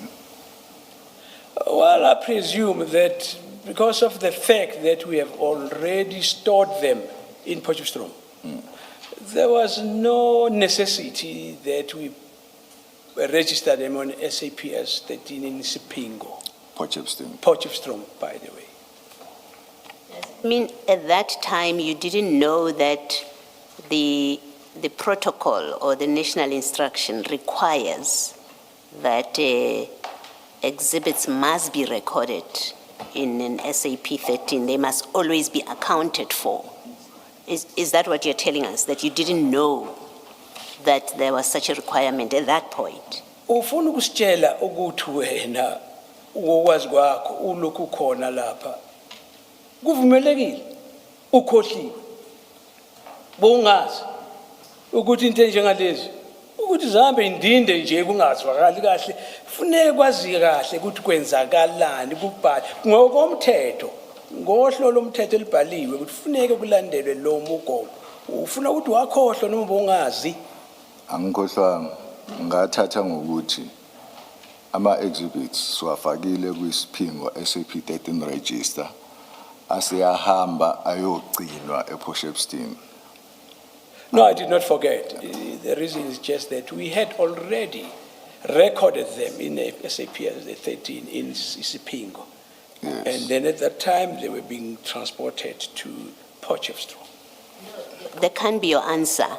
They are not in an SAP 13 once you book them out and you drive out of Isipingo police station. And you do understand what the problem is that I'm raising with you. You took them out. You signed them out. You said they are going for analysis. You don't even say where for analysis. We know that was not true. They were going somewhere else for storage. You don't enter them anywhere. There's no record. So you can't refer to Isipingo SAP 13. It's irrelevant.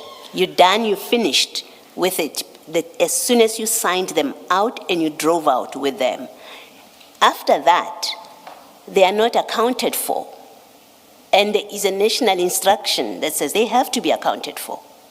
And you either know the national instruction that requires that, or you say to us, I didn't know that I'm required to put them in SAP 13. That's why I thought, because we have now put them in a vault in Potchefstroom DPCI, it's okay. Because I didn't know or understand the national instruction. That's the only answer that would make sense, but it would be problematic, but it would make sense.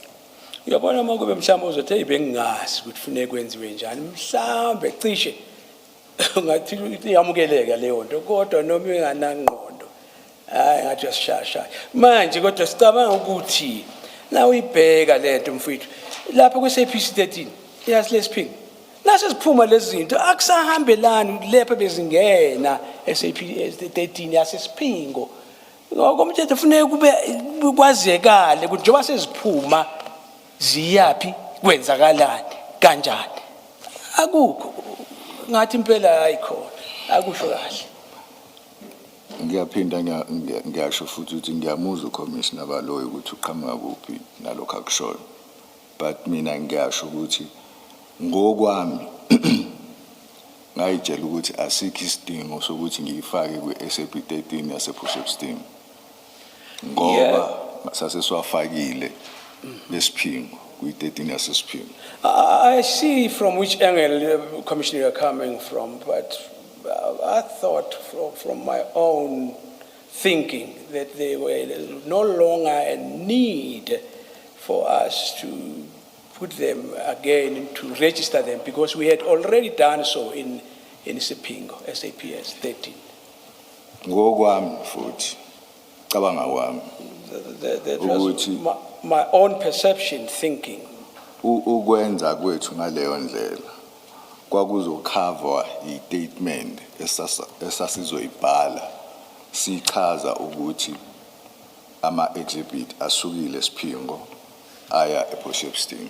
Well, Cabanga kwami on my own, I thought that was going to be fixed on the statements which we were going to make to cover that gap. That's how I thought. Yeah. No, your answer is not, your explanation of why this happened is completely unsatisfactory. I must say that to you.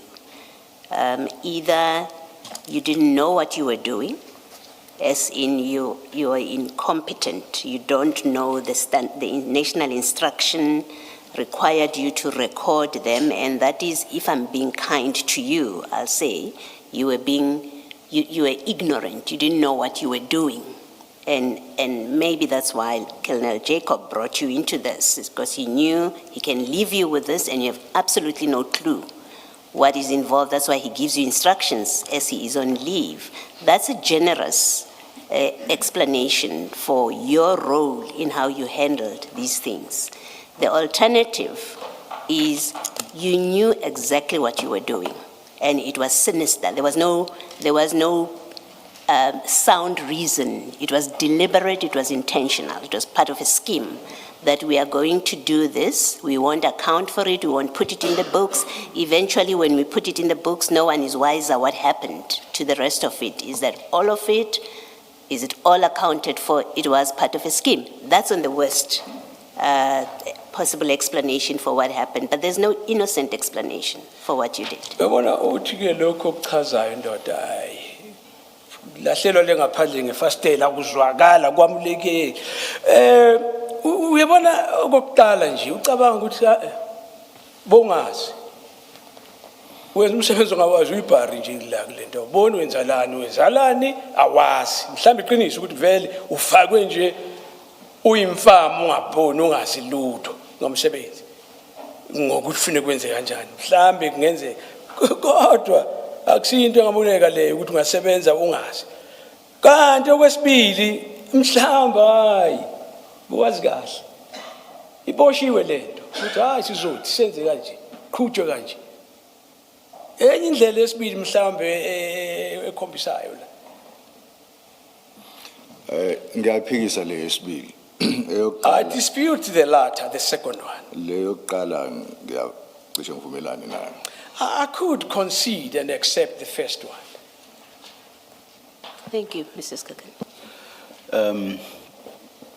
Warrant Officer, can you explain to me what the notion of booking out exhibits means? When you book them out after there has been an entry in an SAP 13 register. Now, when you talk about booking them out, what does that mean? Ngabe mnumzane uyazi yini wachaza ukuthi angathi yafakwa lezi ziyabhaliswa lapha xa seziphuma isidingo sokuthi zibhalwe futhi ngabe uyazi ukuthi siyini sibaluleke kanjani ukuthi kufanele ukubhala ku entry la ukuthi ziphumile ngenile yena phumile ngabe uyawazi lo. Let's use the English words here because you do know English. When you say booking out exhibits, what does that mean? Please use that English expression, Mr. Nkabinde. Kuthiwa ke mnewethu asishaye ngaso lesaka queen isilungu. Booking out. Uyasazi isingisi dot sesikuzwile uyasazi njengoba sitolika kusho ukuthi Ukwakhipha to take them out. And am I correct to understand that to mean that you even make an entry in the register itself that you have now taken them out? Ukuthi futhi hayi ukuthi fambile emoyeni ukuyikhipha la uyabhala ukuthi zikhishiwe. Uyazi ukuthi uyabhala entry. yebo kunjani. Isizathu salokho uyasazi? Yebo ngiyasazi. Yes, I do know. Now, when you, assuming that you book them out and bring them back, you would have to re-enter them in the register or not? Okunye futhi uyazi nawe uzikhiphile. Wazibuyisa. Naso uzibuyisa kufanele ukuphinde futhi ubhale ukuthi ziyangena futhi. Yebo kunjani. Yes. Okay, now with that clarity, because you know these things better than I can ever hope to, with that clarity, now I do not understand your response to my colleague, Commissioner Baloyi. Because in responding to Commissioner Baloyi, you say that you did not see a need for the entire period before they were eventually entered in a register in Potchefstroom. You did not see a need to enter them in a register during the intervening period. And the reason you give for that is that that's because they had already been entered in the ECP or SAP 13 register. Uyabona ke lento eyindida lesikhuluma ekhulunywe wena kakhulukazi.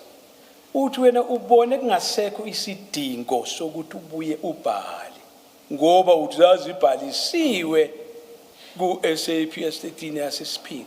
kodwa uqeda ukusho ukuthi uyazi ukuthi kufanele kunesidingo yini okubalulekile na ukuthi isibhaliso ziyaphuma ziyangena. Yeah. So what I do not understand is that once you've booked them out, they are as good as never having been entered in the Isipingo register. It's on that basis that I do not understand your response to my colleague's question. Uyabona ndoda, na kube lezi ziyangena ziyabhaliswa. Zisaphakathi. Sihambelana nokubhaliswa kwazo ukuphaka kungena. Kodwa mase ziphuma cishe yani lo ngena. Sekusela ukuthi ziphumile. Kodwa kubhalwa ngendawo. Kuyaphela indaba ukuthi zingenile ngoba seziphumile. Can you please make me understand? Ukwenza uncede ukuthi kuqondakale kahle. Or, all right, yeah, let me leave it there. Can you please make me understand? Cacisa mne wethu. Bese ngivumile Commissioner ukuthi kwenzeke iphutha. I have already considered that it was a mistake. That's something else. That is something else. Yes, it may be related to the questions I'm asking you, but it's something else. I want to understand why, in the face of the concept booking out and its implications or effect, you responded that there was no need. So my question revolves around this concept and why you could ever say that there was no need. So I understand you saying a mistake happened. If you are explaining why you did not enter them, what I want to understand is you said there was no need. That's something that is different from explaining why you did not enter them. Do you see what I mean? And the only explanation you gave for not entering them is that they had already been entered. That is what I want to understand. Uzwile ke ndoda ukuthi ngempela umbuzo omkhulu iwona lo. Uyakhumbula uthe wena hayi ngibone ngathi asisekho isidingo sokuthi ngibhalise ngoba sekubhalisiwe. Kodwa umbuzo ulokhumile. Ufuna ukwazi ukuthi ngabe isizathu kahle yini. Hayi sokuthi nje ubuthi wena wabona singeke isizathu singenzeka ukuthi mhlambe sikhona sokubonisa ukuthi mhlamba uzange ukwenze lokho ngendlela thizeni. Yokuthi awubonanga isidingo kanti uyazi ukuthi kufanele kwenziwe lokho. Ngike ngasho ukuthi Commissioner into engangicabanga mina hayi ngoba ukuthi into kwakufanele yenzeke. Commissioner has already stated this is what I personally thought of, but not necessarily that is what should have happened. Ngakho ke ngiya withdraw ukusebenzisa ukuthi ngisebenzise leligama la ukuthi angizange ngisibone isidingo. May I ask to withdraw that part of my version that I thought there was no need. So it was incorrect. Bekungenjalo. Yeah. Yes. Thank you. Yes, Mrs. Kakan.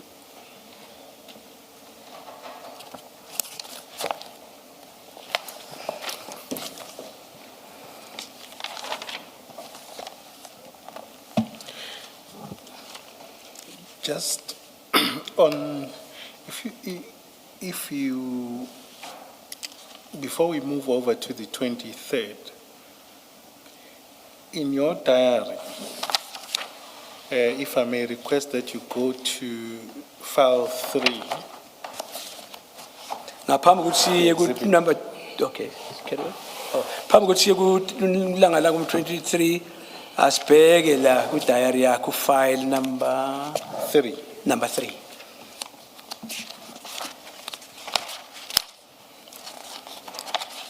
CJC 268, it's the investigation diary, The diary investigation le kule nombolo ayishoyo. page 802. Page 802.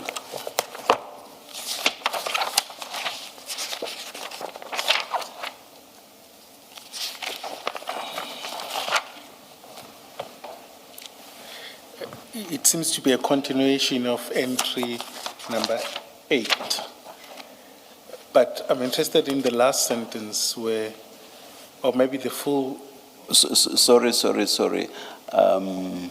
I deliberately avoid, when I engaged you just now, warrant officer, I deliberately avoided referring you to a paragraph in your statement. I just wanted to ask you about the notion or the idea of booking exhibits out.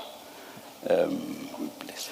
Yeah, ukuthi bethende ukuthi mhlambe afuna ukwazi ukuthi kahle kahle injongo noma kusho ukuthini ukubhuka izinto out njengoba sikuthe sishaya singisi ubhuka out ngabe kuhambe kubamba kusho ukuthini. And in asking that question, I deliberately avoided referring you to a paragraph in your statement. Uthi nje bekubuza kanjalo abengakathandi ukuthi ake aye ku statement esibhalwe nguwena khona iparagraph ethizeni lapha ebhalwe kodwa uye wathi akubambe lokho kancane ngalesikhathi ekubuza ngale yandlela. For completeness, I ask you this because in paragraph 13 of your statement, you say that Colonel Jacob said that you must book the exhibits out to be taken to the forensic lab. So that's why I focused on the notion of booking out. Angithi uyabona uyakutshela futhi yena lo ndoda wathi sibhuke out.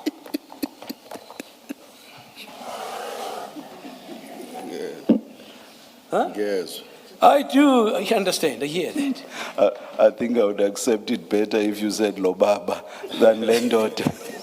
Yes, I am in Dota.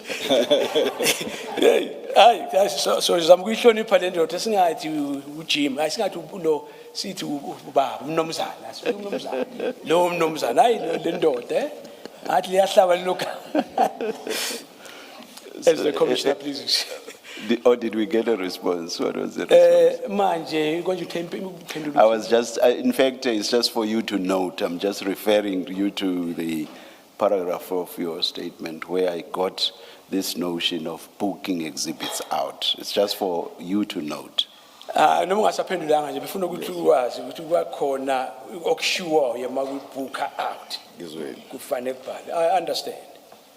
Yes, Mrs. Kakani. just to complete on that, is there a difference between the booking out and the transfer of exhibits?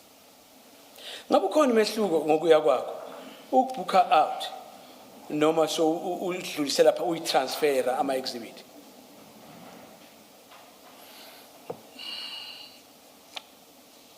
Ngazi uthi kumina into efanayo. I would say that is the same thing. Okay. No, thanks. Then I was at page 802, just in the interest of time. You say you make an entry there, the last entry, well, not the last entry, at the top. You say the exhibits were transported to Potchefstroom DPCI, where they were they were locked in a vault, and the keys to the vault were taken and kept by me. Angithi uyabona ke lapho kukhona la uchaza khona ukuthi sizathu zokuthi ziye lapha e-DPCI zathatha zafakwa kwibolt cishe safe kanje zafike zakhiyelwa khona. Yebo ngiyabona. Yes, I see that. Would this be accurate? Would you maintain its accuracy? This Na entry? ngempela kuhambisana ngendlela. No. No. Njalo. What could explain this? Say that in your statement, in the entry. Ubhaliseleni lokho ukufake kanjani ku statement sakho? Ay angeke ngichaze ngoba kahle kahle kwakufanele ngisho ukuthi yakhiwi ivault ngase ngiyawuthatha ukhiye ngawunikeza uGeneral Sinon. I cannot explain that because I was supposed to mention that they were put into the vault and locked in. Was status key. Basithatha isikhiye. Ubani? uGeneral Sinon. General, Snona. and General Sunona took the key. Can we rely on anything that is in this diary at all? Yabona ndoda ubhalile lapho ku diary yakho. Kodwa kukhona into ozothi hayi le iyabambeka ngithembele ukuthi ngibhalise kanje ngoba khona into ezwakala kahle lapho kulezi zinto ezibhalile. Ikhona ngaphandle nje kwama mistake amancane, minor mistakes njengale. Yeah, there are, but except those few little mistakes like this one. Why would you say this is a minor mistake? It's a storeroom which has drugs in it, which are not recorded anywhere on the subsystem. There's no record of these drugs at this point, where they are, how many they are. There's absolutely nothing. And then you say, I kept the key. How can you say all this is minor? It's not minor. Mfethu nawuthi ngaphandle izinto ezincane. Hawu, idakamizwa ndoda. Ezinje ungazibhalisi besithatha ngathi ngokuncane nalokho. Ukuthi hayi nesikhiyo wasigcina kumina akufaki konke lokho. Into ezincane lezo kuwena. Maybe let me add, even before you answer, another thing that points to it's not minor mistakes. We have no entry of what you did on the 24th. We know you went into this vault, you handled these drugs on the 24th. There's no entry of that in this diary. But in addition to that, there's an entry by Colonel Jacob on the 23rd, which you tell us he couldn't have made that entry on the 23rd. So there's another false recordal in this diary. So it's not minor things, it's major things that mislead the reader of the diary. Uyabona ke ndoda okunye yikho lokho ukuthi ke njoba lezi zinto esikhuluma ngazo esibaleke kangaka noma wena uthi izinto ezincanyana obheke nje nangomhla ka23 uJacob wabhalisa lokho ayibhalisa lapho ngoyi24 kuyabonakala ukuthi ngempela lezi zinto zifakiwe lapha kodwa ungakuthatha nje ukuthi uyayinyatha lezi zinto ukuthi azinamdlandla ndoda. Angiyithathi kancane lutho. No, I don't undermine them. Isizathu sokuthi ngisho ngalendlela ngisho hayi ngoba ngithi minor ngempela. You are? Hayi ngoba ngithi iminor ngempela. Kodwa ngokwami ukubuka njoba sekutholakala ukuthi ngibhale kanje sengiyakwazi ukuthi ngilungise ngisho ukuthi no mina ngenze iphutha ngokubhala kanje. No, I don't regard them as that tiny, very small. But from now that we've addressed these issues, I would accept that I've done this mistake from my part. Sengiyachaza ukuthi no imina ubhalela kodwa kube yiphutha kwakufanele ngibhale kanje. Yes, as I accept that I'm the one who entered this. And it was a mistake that I omitted that I was supposed to. And you accept that the investigation diary is silent about what you did on the 24th of June 2021? Uyavuma futhi ukuthi ngomhla ka24 awakunalutho ukuthi wenzakalani ku diary yakho awubhalanga lutho kuthe kucwaka kuthule tu. Kana Commissioner Khumalo ngibhalile la izinto esazenza. Commissioner Khumalo, I did enter some of the things what we've done. Warrant Officer, don't confuse the diary with the Port Shepstone SAP 13. In the Port Shepstone SAP 13, if you go to that loose document that was given to you, remember a loose document was given to you when we came back after lunch? Bekhumbula ukuthi lela pheshana lelo wanikezwa kuwena emva kwedina. Ungaphambanisi lezi zinto ndoda izinto zasepotchefstroom SAP 13. And the first page, remember we were in the second page where you talk about taking them out for analysis. Do you remember that? Ngiyakhumbula ukuthi zathathwa zihanjiswa ukuthi ziyocwaninga ku-analysis. So if you go to page 8 of the same document, Bheka ku-page 8 kulo mqulu.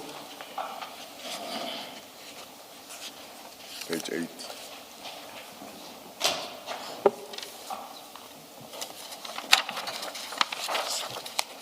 so it's the very last page on page 8. Ipheshana lokugcina ngci.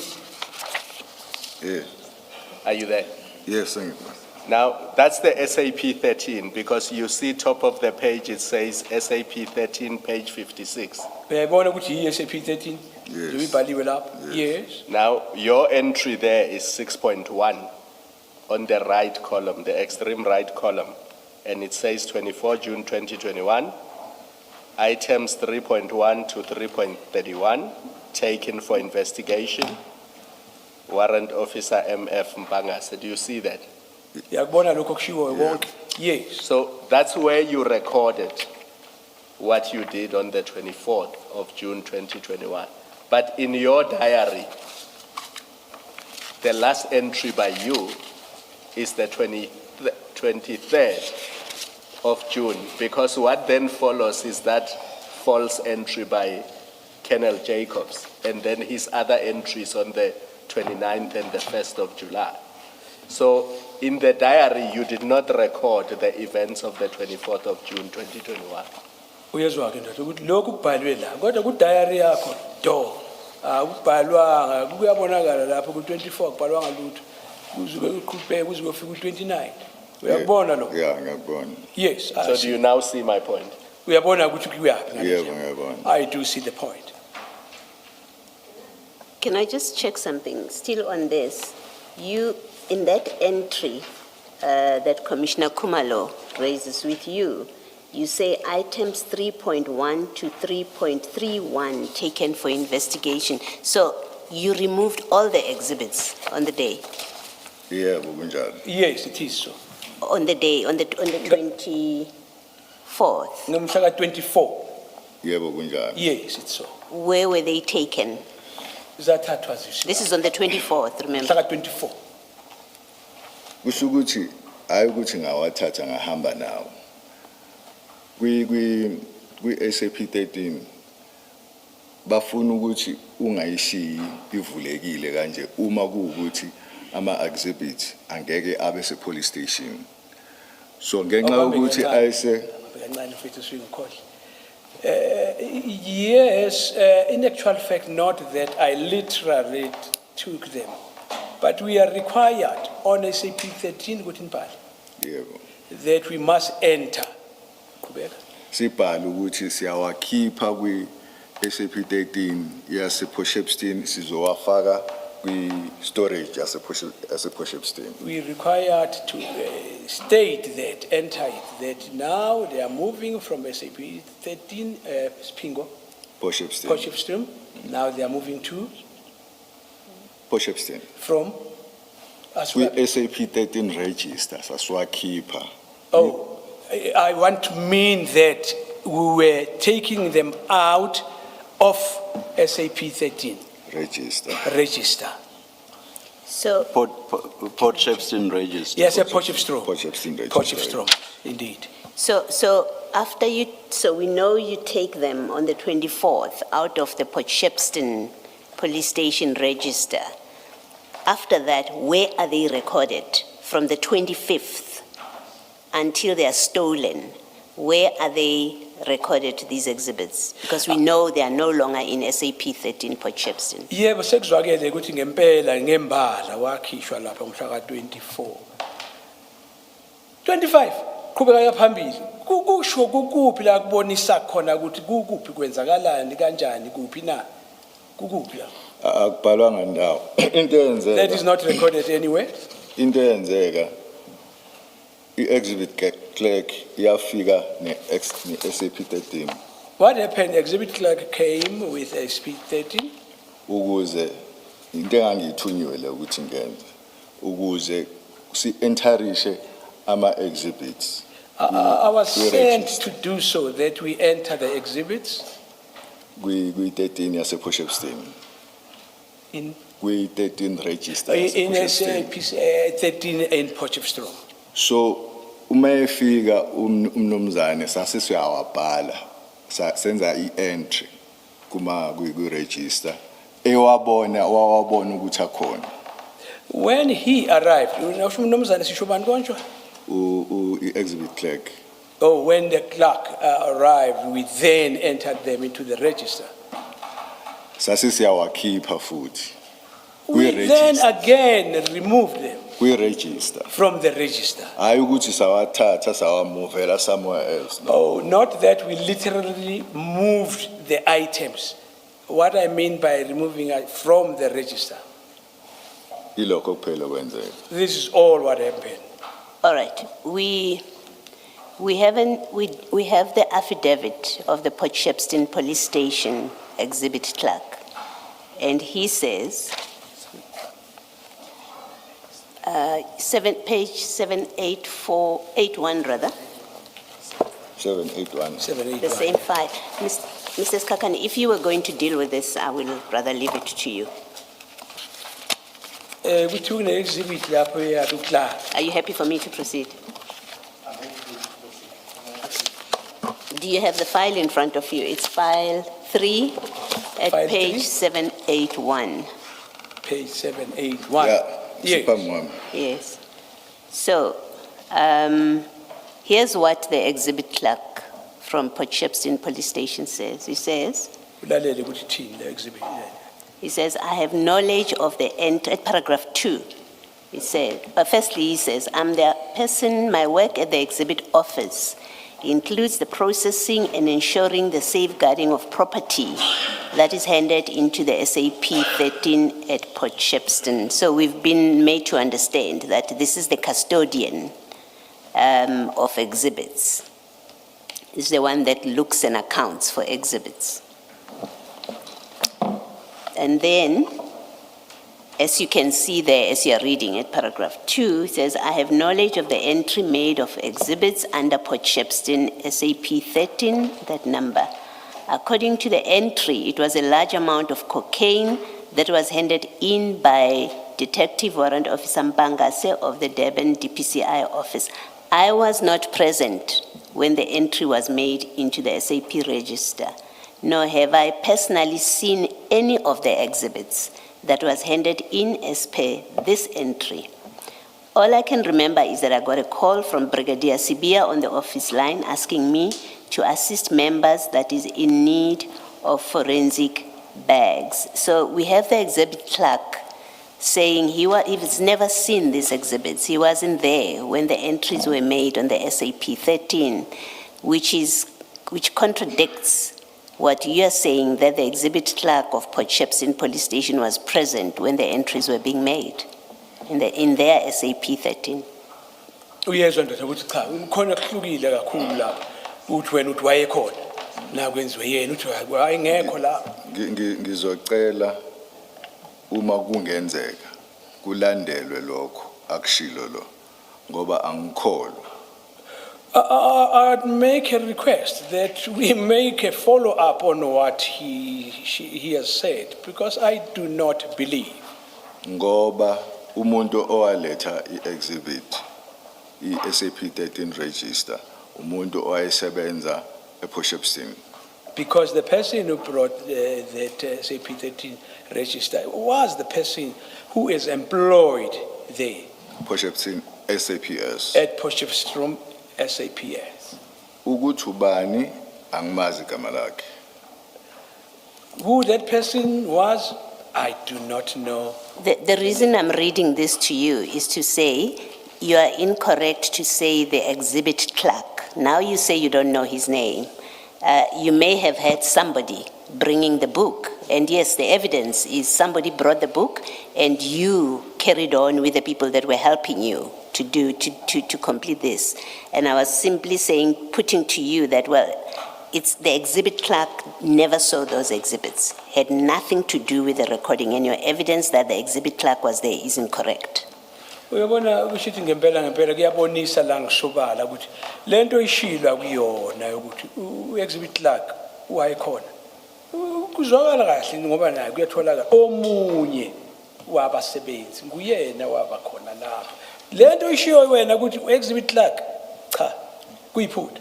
kusho ukuthi I assumed ukuthi ngoba kwa-arrangewa wafika ne-SAP 13 register yase-Potchefstroom ngayitshela ukuthi i-exhibit clerk.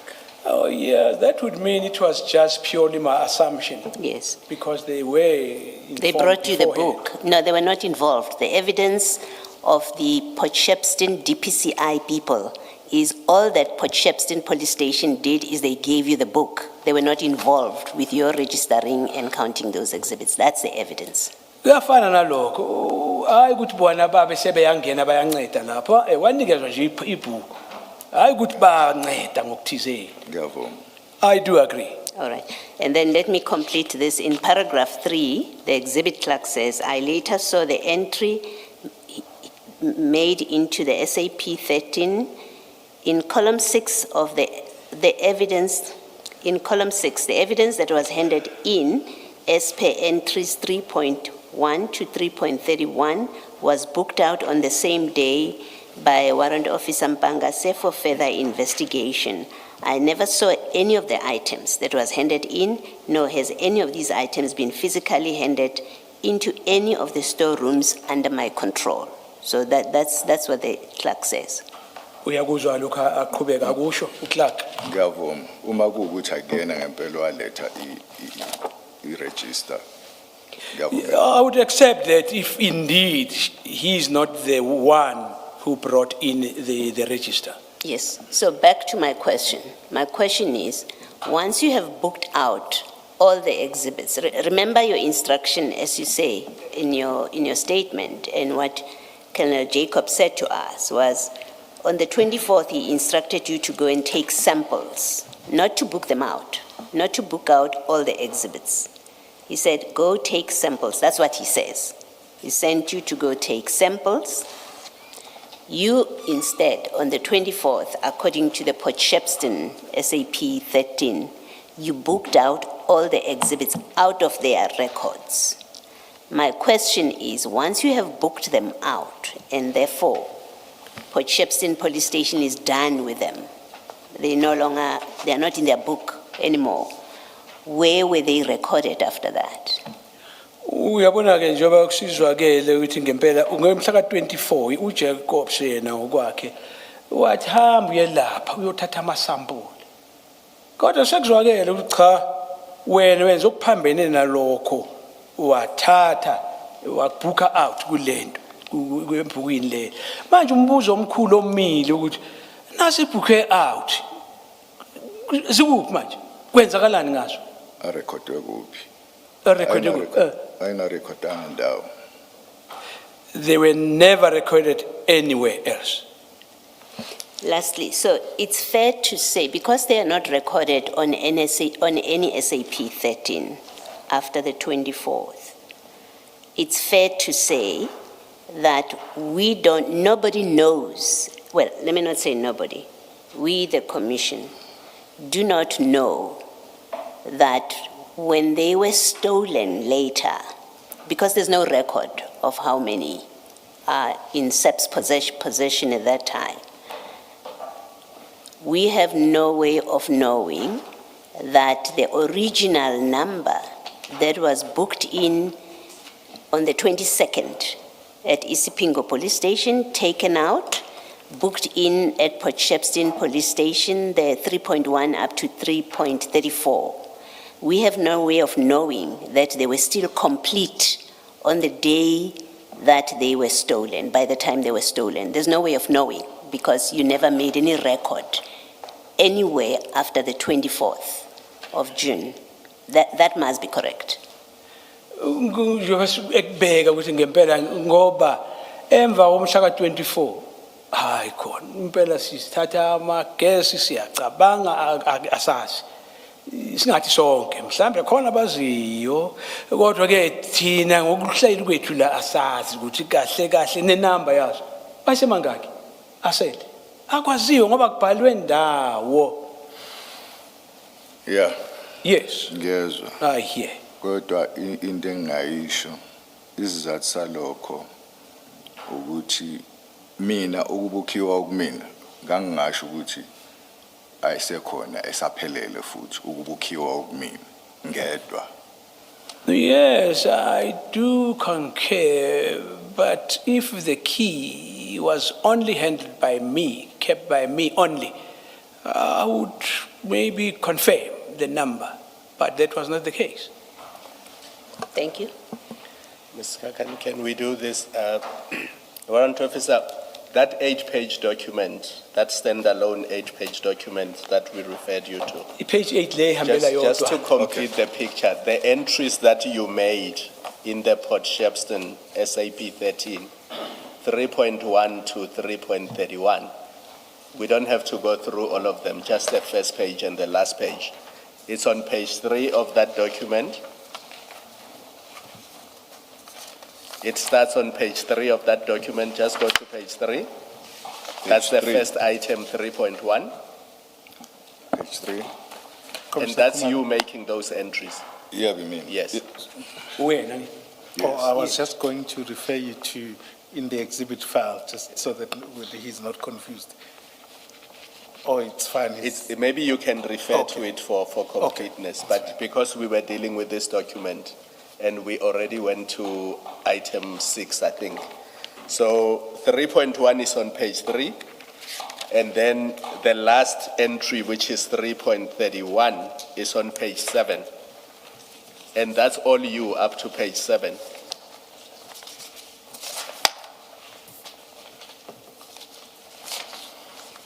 Yes. Uyabona lokho. And then on page 8, there's an entry there, 4.1. Can you just read that? What does it say? Cela ukufunde lapho uyithini le. So on the left, there's an entry 4.1, and that's still your handwriting. What does that say?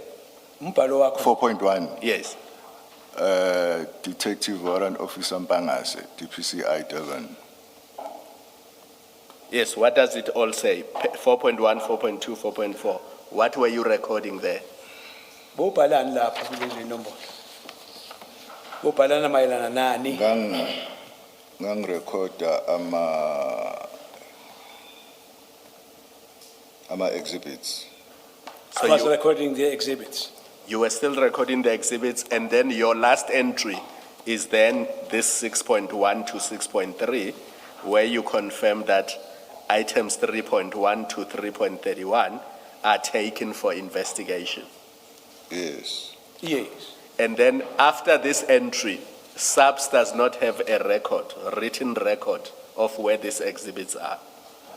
Emva kwalokho isabs ayisazi akukho la kubhalwe khona ukuthi zikuphi le ma exhibit. Yeah. Yes. So for example, SAPS does not have a written record that they are all accounted for and they are in the safe at the, DPCI. is it the headquarters or the office in Port Shepstone? SAPS does not have a written record of that. Akukho la kubhalwe khona. No, I- Kusabs. Yes. And even the diary, the investigation diary, we know that after the 23rd, it does not record anything relating to the custody and location of these drugs. Nakudayari kanjalo kusukela Yeah. ngomhla ka-23 akusekho la kuqhubeka Yeah. khona ukuthi sekwenzakalani. Yeah. Yes. And maybe then, Mr. Mskakan, for the benefit of the transcript, give us the pages in the actual files.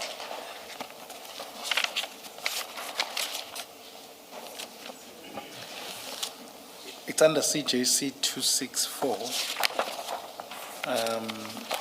Awuyacacisa ukuthi lelo phepha lihambelana nani.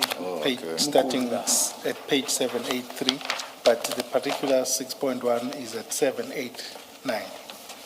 So it's CJC 264 from Yes. page 783 To 789. until page 789, yes. Thank you. Thank you. So may I just ask this quick question, Mr. Skakan? Can you please explain this warrant officer? You enter the exhibits in the Port Shepstone SAP 13 register and you immediately book them out of that register, what was the point of entering them in the register in the first place if you are immediately going to take them out? Sicela ndoda ukuthi akuchaze kabanzi la. Lapha ePotchefstroom uyayibhalisa lezi zinto uyazibhuka yini uyazifaka. Hawu, ngokucwayiza kweso ndoda masishane nje dudu uyayikhipha futhi. Ungachaza kanjani? Ufaka khipha masishane. Kwakuyi instruction enganginikezwe uKennel Jacob. That was Jacob's instructions. That can't be enough. You told us this morning that you are experienced in working with the SAP 13 register. Do you remember saying that in the morning? Yeah, but kunjalo. Also, yes, it's like that. Now, would you just accept what Colonel Jacob said? If what he said, surely this did not make sense to you, did it? He says, enter these and immediately take them out of the register. Did that make sense to you? Kodwa nawuyibheka lento ndoda ayisho khona. Usho ukuthi ngabe ukuthi uyakunika umqondo ohlakaniphile, awu lento isebenza ngendlela. Faka khipha masishane. Ungabe uthini lapha? Ubona ngathi yenza ingqondo leyo nto. Ingakho ngithe ngangenza into engangiyitsheliwe. But did it make sense? I'm asking a different question. Yeah, umbuzo ukuthi kodwa ingabe yinto esho kahle make enza ingqondo leyo nto. Ayenzi sense. Does not make sense. And you did it nonetheless, even though it did not make sense. You did exactly that nonetheless. Lento uyayibona ukuthi iyabheda kodwa uthi hayi ngiqhubeke ngayo. Ngempela waqhubeka wakwenza. Ngakwenza. Yes, I did. And why would you have done that? Ngoba Angizange ngicabange kakhulu ukuthi I never thought of it that much. And you knew that the exhibits were going to remain at the DPCI office in Port Shepstone, and that they were not being taken for, the entry said what, for investigation? What did that entry say? The entry said they were to be taken away for investigation. And you knew that that was not the case. Angithi wawazi futhi kwathi cha kwakungeke kube kanjalo ukuthi lezi zinto zazilapha hayi ukuthi zizohanjiswa ziyele kuyophenywa investigation. Correct? Kunjalo. ayukuthi zazingeke ithathwe. Not that they were not going to be taken. No, but as you entered them and immediately booked them out, you knew that they were not going out for investigation at that point, correct? Ngaleso sikhathi singena zese siyakhishwa masishane. Ufuzile ukuthi wawazi ukuthi ngeke zikwazi kuyokwenziwa kuyohlolwa ku. Yes, it is. And why you knew is because you yourself still locked them in that same walk-in safe. You locked them in there. They were not being taken out for investigations. That's how you knew. You enter them, you book them out, you make an entry that says they are being taken for investigations, and yet you lock them in that same walk-in safe where they were before you made the entry, and book them out at the same time. Uyabona ukuthi wawazi kamhlophe kwenzakalani. Yes. Oh, yes. The effect of that, or the essence of that, is that you made a false entry, knowing it to be false. Into ebonakala ngokumhlophe wayifaka lento owazi ukuthi yashaya la. Akusiyona. Akusiqiniso. Into engayichaza ngiyamuzwa uCommissioner kodwa into engayichaza ukuthi ngibhale leya entry ngoba ngazi ukuthi hayi ukuthi investigation eyizokwenziwa ngalelo langa. To answer you, Commissioner, yes, I entered that entry, but that does not necessarily mean that the investigation was going to be done on that particular day. I-investigation yayingenziwa after sengwakhiphile. It could have been done after I have removed them. Kwakuzodependa kwi-IO ukuthi yenza nini investigation ngalawo ma-exhibits. That was going to be entirely dependent on the IO, investigation officer, as to As when it- is he going to do it. I'm sorry. Please finish the sentence. Stan, yeah, okay. Sorry, so I spoke over you. Please. As Commissioner pleases. Yes, it was going to be dependent on him as to when was he going to conduct the investigation. Thank you. That does not answer the question, which is this, but as at the time you made the entry that these were being booked out for investigation, that was a false entry. As at the time you made it, that was a false entry because you are leaving those exhibits inside that walk-in safe and you are locking them there and you are taking the key back to General Sinona. As at the time you made that entry, it was false. Ngalesikhathi ubhala ngaso leso sikhathi obhale ngaso kwakungasiqiniso lento wayisho ngoba uyazi sivaleleke la ukuthi ke wena sizohamba siyo-investigate ngaleso sikhathi ngoba uSinona noKhiya uzonikeza kusho kwangabhali iqiniso. Ngizobeka ngenye indlela ukuze ngibone ukuthi uzochazeleka I'll try and clarify this differently, maybe it would be understood. Yes.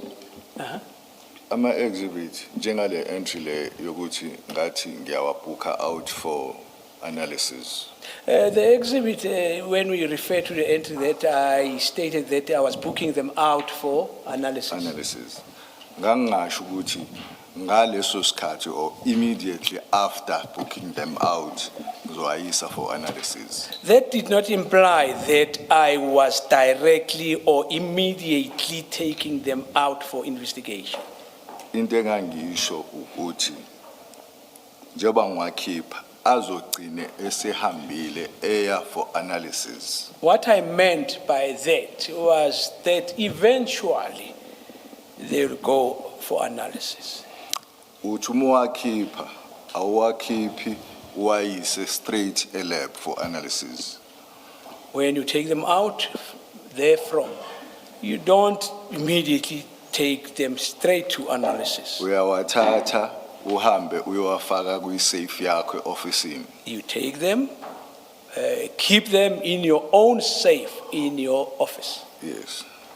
Uma usuwagcinile ofisini usuthola ithuba lokuthi uwahambise before 7 days uphela ubusubhala leyo note yokuthi usuyawahambisa for Well, before the expiry of 7 days, while you are still keeping them, it would be only then when you remove them that you enter into the book, you make an entry. angazi ke noma ucommissioner uyayithola No. I wonder if the commissioner get where I'm getting with ngiqonda this. ukuthi ukuwakhipha ngalendlela engawakhipha ngathi aya for investigation ngangasho ukuthi azo-investigatewa ngaleso sikhathi. When I stated that I removed them for investigation, that does not imply that was an immediate Kwakuzoze point. kube yi-IO ezowathatha bisiyawahambisa for analysis, of which i-analysis yakhona kusho ukuthi investigation. That was going to be the duty of the investigating officer to take them, transport them for analysis. Ngicabanga ukuthi ngichazile Commissioner. I think that is my clear explanation. Clear is something else. It is. I'll I will tell you that it is not. You said a few questions back that it would depend on the investigating officer as to when they would take the exhibits from the walk-in safe for analysis, correct? Uyakuvuma ukuthi uthe kuzoya ngokuthi i-IO wathatha nini? Yeah. Yes. You had no control over that, did you? Kusho ukuthi aseswa phansi kwakhe our controller wena ngaleso sikhathi. Yes, no. So the IO could have done this the following day. They could have done it after 3 days. They could have done it after 4 months, for all you know, correct? Ngoba uye phela usephethe intambo lo. Kusho ukuthi angenza noma kunini. Mhlawumbe emva kwamalanga amathathu, udla kweviki. Yeah. Noma nanini mhlawumbe mfake 4 months. Yeah. Yes.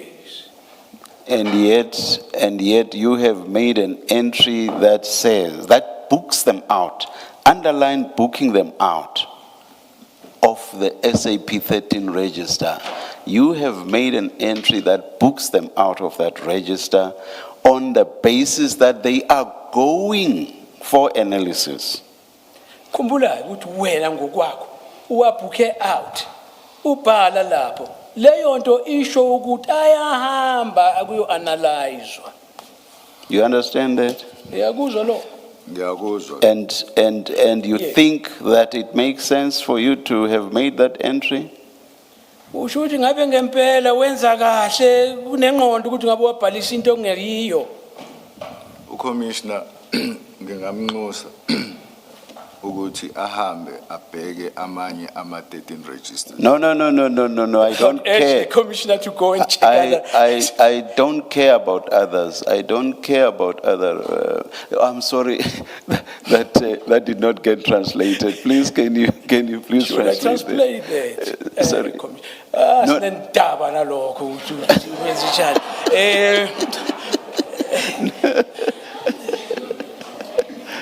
And also translate the bit that his response, which was that he can refer me to other exhibit entries. I've already said it in English, so there's no need. No, uthi hayi kulokhu uthi uzomhamba uthi ayobheka kwezinye indawo ayiyo leyo nto esikhuluma ngayo. Sekushilo kodwa. So my question is about whether to you it makes sense for you to have made such an entry when the investigating officer, for example, could only have taken those exhibits out of that walk-in safe 4 months after the time you made the entry. As you sit there, can you ever say that that makes sense? That your entry makes sense? Ndoda kodwa usho ukuthi ngabe kubhadlile la engqondweni. Ukuthi yina nakubani nabani. Ubhalisa ukuthi nazi yakhishwa manje lezi. Kodwa kuyabonakala ukuthi lo mnomzane angayi. Mhlawumbe emva ke 4 months. Investigator, not me. Hayi lo ngisho umnomzane we-investigate. Oh, okay. Umnomzane we-investigate. Angayithatha mhlawumbe emva ke 4 months noma kunini. Kodwa unibhale manje namhlanje ukuthi ziyakhishwa. Mina Kuyakwenza ingqondo lokho. kuyayenza kumina Yes, to me it makes sense. ngoba Because ngibhale i-entry yokuthi izinto ama-exhibit azo-investigatwa. Because Ukuthi the entry that I a-investigatwa have nini, inserted there is about things that were going to be investigated. ngoba ngiyazi ukuthi vela izo-investigatwa. Because I know for the fact that they were indeed going to be Ukuthi investigated. oyiwa-investigator nini angangene-ke lapho. When I would investigate, it's none of my concern. So let's use my 4-month intervening period example. So you are basically saying that effectively for 4 months, which was a possibility that they are not taken for analysis for a whole 4 months. So you are effectively saying that it makes sense to you that these exhibits should not have been in any SAPS register because they've been taken out of the Port Shepstone SAP 13 register. So to you as you sit there, it makes sense that they should not have been in any register. Are you seriously saying so. Asenze wona lo mfanekiso sesiqale ngawo. Asithi ukhiphile ngalolu suku. Kodwa sithi ngempela ngempela. Lo mseshi uzosithatha mhlambe emva kwe 4 months njengoba sicabanga. Usho still kuwe bekuseza izingqondo lokho ukuthi yebo uzasithatha mhlazana ayithatha noma ngaba u4 months kuwe kwenza ingqondo kusalungile lokho. Singabhalwa ngoba kusaziyo ngaleso sikhathi zikuphi kwenzakalani. It doesn't make sense ukuthi abazange bawasebenza ama-exhibits.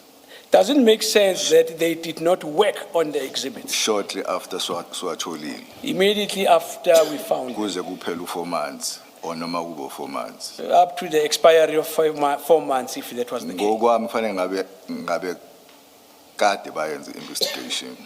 According to me, they should have Ngoba done that long time ago. mina ngokwami ngangizokwenza investigation shortly after.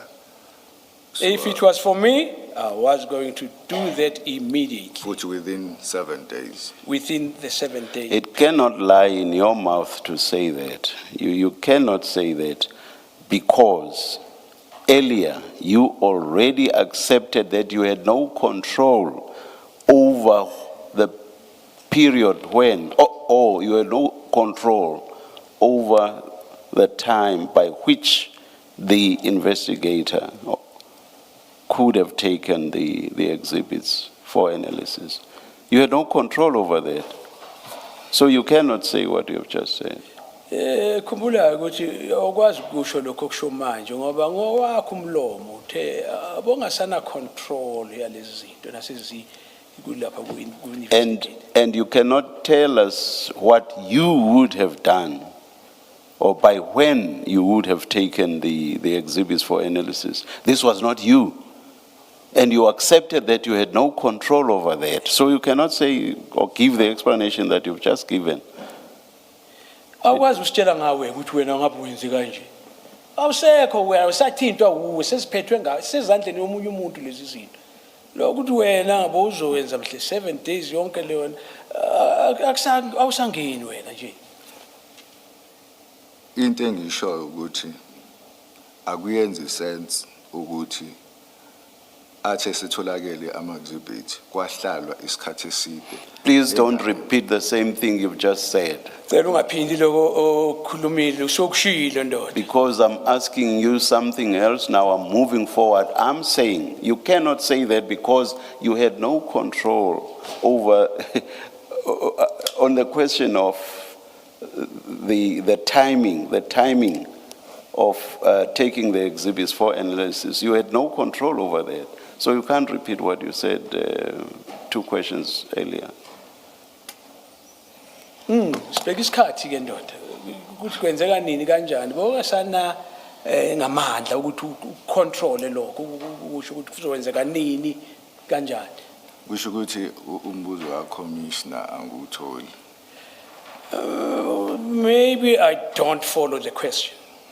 I'm saying you cannot say what does not make sense is the fact that investigations, in my example, would not have taken place immediately, and you say at the latest within 7 days. That is what you've said, correct? Kusho ukuthi bongeke uvumelane ukuthi ngabe kwenza ingqondo kule mfanekiso esubekayo we mama inyanga ezu4. Yeah. Bengeke uhambelane ngoba wena ushilo ukuthi webheke ukuthi mhlambe emalangeni awu7. Yeah. Yes. What I'm saying is, you cannot say that because you were not the investigator. You've said so earlier when you were being asked, and you said you did not even stand in prior to the return of Colonel Jacob, correct? Ngokuya kwakho ushilo ukuthi awuzange uvumele ukuthi uwozoba ibamba lakhe azabuye uKenneth Jacob. Yeah. Yes. So what I'm saying is, the explanation you give about by when the investigator ought to have taken the exhibits for analysis, you have no control over that. So what you are telling us and what you say makes or does not make sense, does not respond to my question. Because you had no control over the timing, the investigator's timing. You had no control over that. So the explanation you give simply does not make sense. Do you understand my question now? Uyezwa ke ndoda. ngezwa. Now, please respond and give me a response that makes sense. Impendulo yakho ithini ke lapho?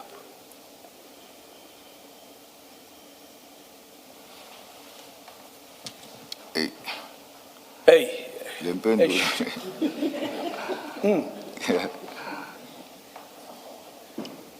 Ngiyamuzwa uCommissioner Madlanga kusho ukuthi khona la engilahleka khona Mbijana. No, you said you understand my question. I did. yabona ndoda uthi wena ngakho ndahle kodwa uthi uyakuzwa uthi wena hayi ngikubuziwe ukuthi uyezwa kahle wathi yebo. Yeah, ngishilo. Yes, I did say so. Ngishilo. Now, why Khona do la you- engilahleka khona ngoba ngithi ngiyaphendula athi uCommissioner angiphenduli ngale. I think I miss a point somewhere because when I endeavor to answer, but the commissioner says no, it's not the answer. If you understand the question, you should be able to give an answer, whatever the answer may be, but I will leave it there. Asizoyeka ngoba ngowakho umlomo uthe kusho wena uzange uthi hayi ngizwanga kahle uthe ngezwa kahle manje uhlule uphendule kodwa uthi asiyeke leyo into. Warrant officer, just one thing from me. I believe that entry you made on the 24th of June is false. You were not booking out the exhibits for investigation. Uyavuma ukuthi uyakubona kwakhe lento wayibhala la akuyiyo. Ukhuphuza ama ukuthi la owabhala lapha ukuthi usikhiphile akusinjalo. Yabhalwe mina le entry ayingekho futhi false. No, it was not. I'm the one who entered that entry. And let me explain why I say it is false and misleading. Because a day earlier, on the 23rd, and we see that in your diary, your last entry in the diary, on page 802, you had already taken samples for investigation. You say samples were taken out of the bags, they were put in exhibit bags, and they were sealed, and they were going to be taken to FSL. So that's the investigation. So that happened the day before. What you were doing on the 24th had nothing to do with exhibits being sent to the laboratory for investigation. Because the day before, you had already done that. So when you were making an entry on the 24th to say you are taking out all the exhibits for investigation, that was false and misleading. Because that was not the purpose of that entry. It had nothing to do with exhibits being made available for the investigating officer to take them to the lab. Because that you had done the day before. Ngokufinqiwe ke ndoda ukuthi hayi khona. Uyasidukisa. Lana hayi khona manga. Akusile iqiniso ngoba vele ngelanga ngaphambi kwe24. Ubose ukuthathile lama sample. Amabheka akhona wawasila wawavala wawahambisa lento ebhala ngomhla ka24 into eyenzekele engayizolo kwe24 akusasile iqiniso ukuthi bowusayenza lokho. Understand ukuthi ngiyenziwa yini ukuthi ngenza false entry. I don't understand why would I put a false entry. Lento engayibhala lapha iyona. What appears there is the fact. Injengoba ngisho njengoba ngibhalile futhi It angizangiqamba is manga. the way it is, the way I've stated it. It's not a lie. So I guess the entries and your diary will speak for themselves, and I will leave it there. Sizokuyeka lapha kodwa lokho kubhalile ne-diary yakho hayi kuzoyixoxa indaba siyeka lapho. Just still on this topic, that you were holding the inquiry file for Colonel Jacob. And everything that you did, we know from your statement, he gave you instructions. On the 23rd, you tell us, that's what you say in your statement. He gave you instructions to go and put this stuff in exhibit bags, to enter them in the SAP 13, to go and take samples. So you didn't do anything independently. You were acting, because you were holding for him, you were acting with everything that you did relating to these. Is that correct? Kuqiniswa ukuthi hayi ukuthi wawuzenzela wena ukuthi kusuka kuwe. Wawulandela lokho otshelwe khona. Yeah. Jacob. Yeah. Yes. Okay.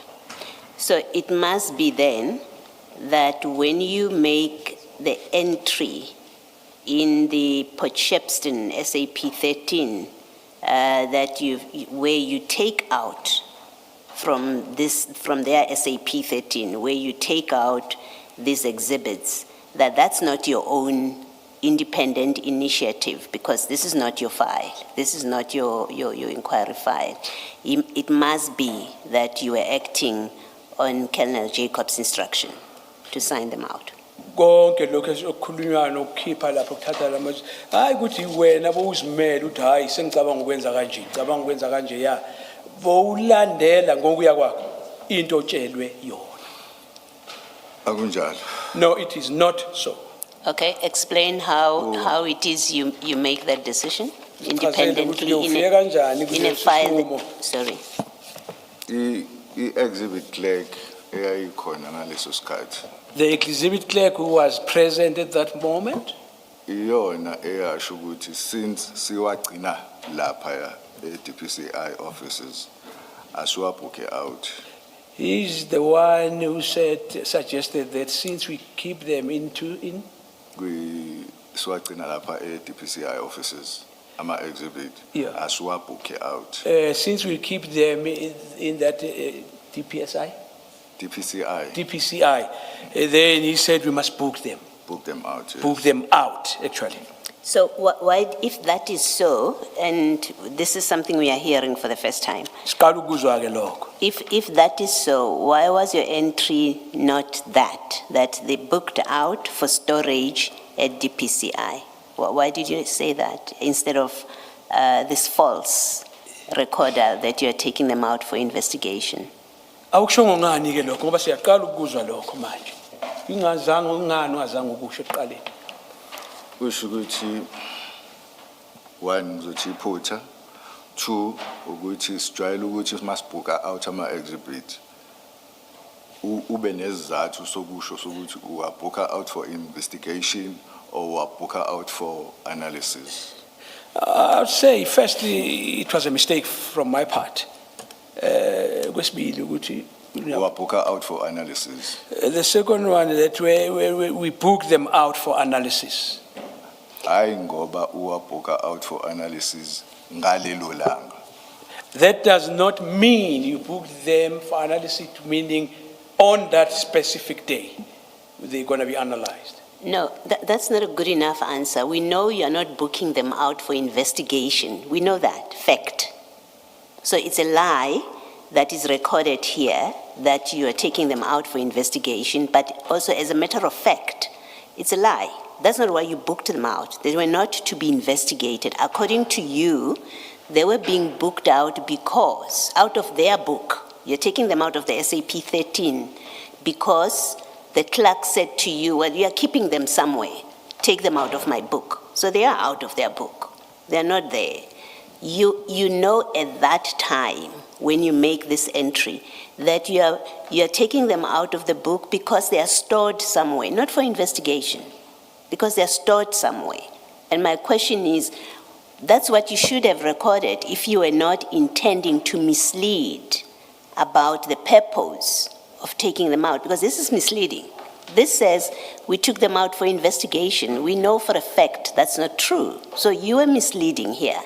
And you don't have a good reason why you chose to mislead in this way and say they are out for investigation on your own version, that they were taken out because they were being stored somewhere else. And the diary should have said, for storage because they are stored at the PCI. But as matters happen, there's absolutely no record of what you did with them after you booked them out. SAPS has no record of that. Uyezwa ke ndoda ngokufinqiwe ukuthi ngempela bosidida umqondo ukuthi lezi zinto ziyathathwa zisayoyenza ucwaningo zicheck ku-investigate.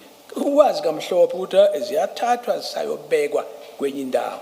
Utitha umqondo nje uthanda ukuthi abantu baxakekise kungazwakali kahle ngoba ngempela le gama mislead uyalazi ndoda ke singithi lithatha lokushonisele kanti wena ubhekele ngamabomu uwazi ukuthi akwenzeki ngalendlela akubhalwanga ndawo ukuthi sithatha ziyobeka ulathi umqondo ukuthi ziyahanja zisayo ku-investigate. Ngiyamuzwa uCommissioner uthi i-entry is misleading. Ngangayibhalelani i-entry emisleadayo. Ang-understand ukuthi why. Why bala?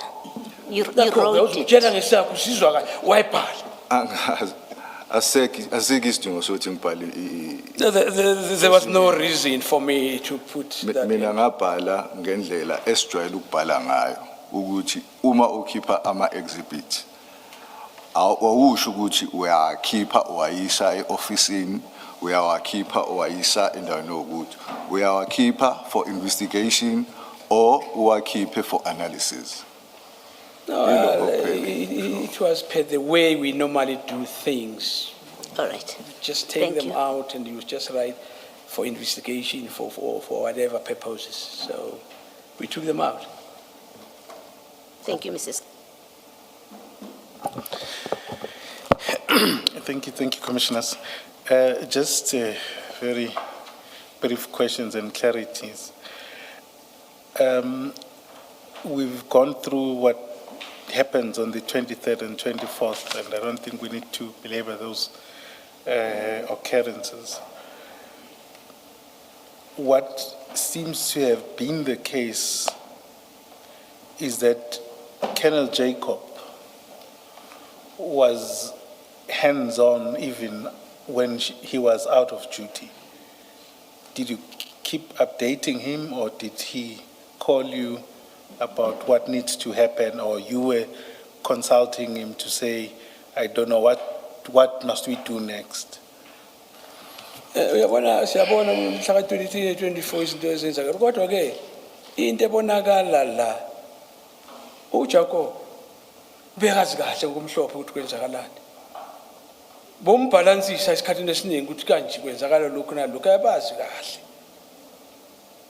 kuyakhomba isa ngokusobala ngabe kunjani uJacob sakhuluma naye kabili mangikhumbula kahle. If I remember very well, I only spoke with him only twice. Engitshela indaba ukuthi engithuma ukuthi ngihambe ngiyo-unpack ngisile ama-exhibits Instructing me to go and unpack the exhibits, nokuthi ngihambe ngiyothatha ama-samples. as well as that I should go and take the samples. Emva kwalokho angizange ngisakhuluma naye mayelana nomsebenzi. Thereafter, I never interacted with him regarding work. Okay. Then, just on the date of the 23rd, well, which carries from the 22nd, if you go to the file, I think it's file 2, 22 or 23 date, got pay file 2 lapha. CJC 243, CJC 243, page 579, page 579. that file. 579. This is a statement by Andres Bernardus van den Berg. Yalibona le gama libizayo? File Yeah, name. ngiyalibona. Yes, I can see the name. File 2, page 579. Page 579, uyelo. Yebo wona. Yes. Wona.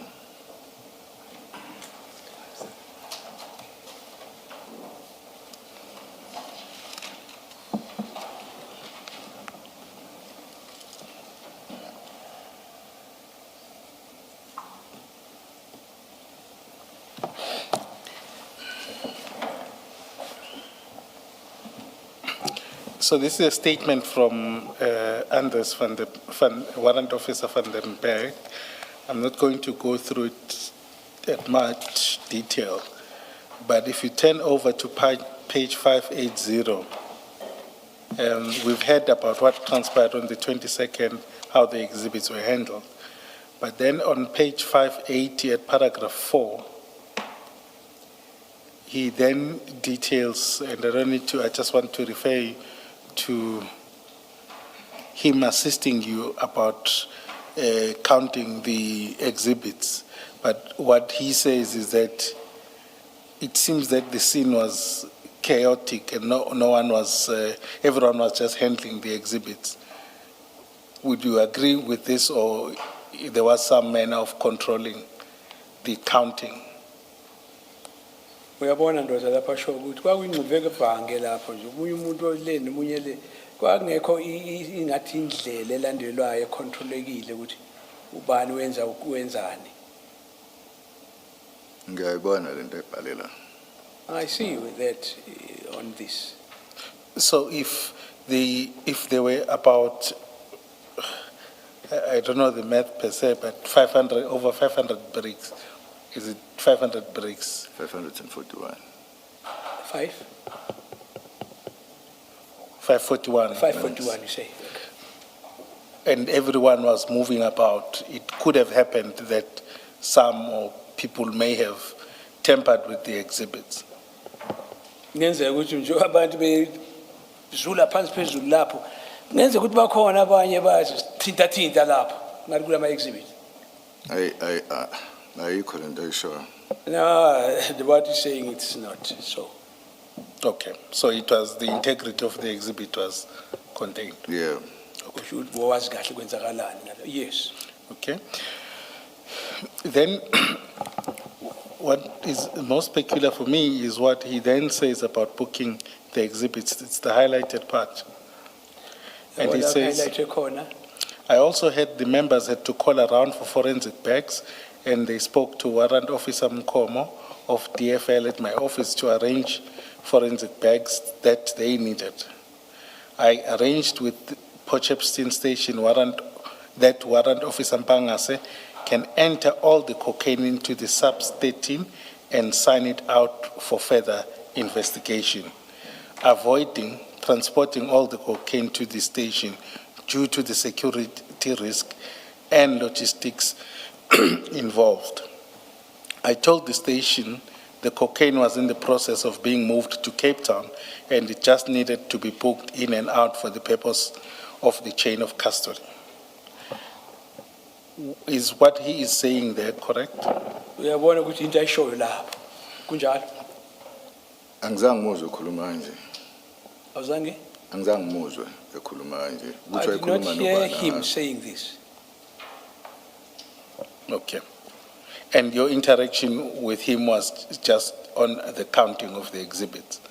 Ukukhulumisana kwakho kwakukhulumayelana nokubala kwale ma exhibit. Nokuthi angalamkhumbuli nokuthi ubalwa. I don't even remember who this person is. Okay. No, that's fine. Then,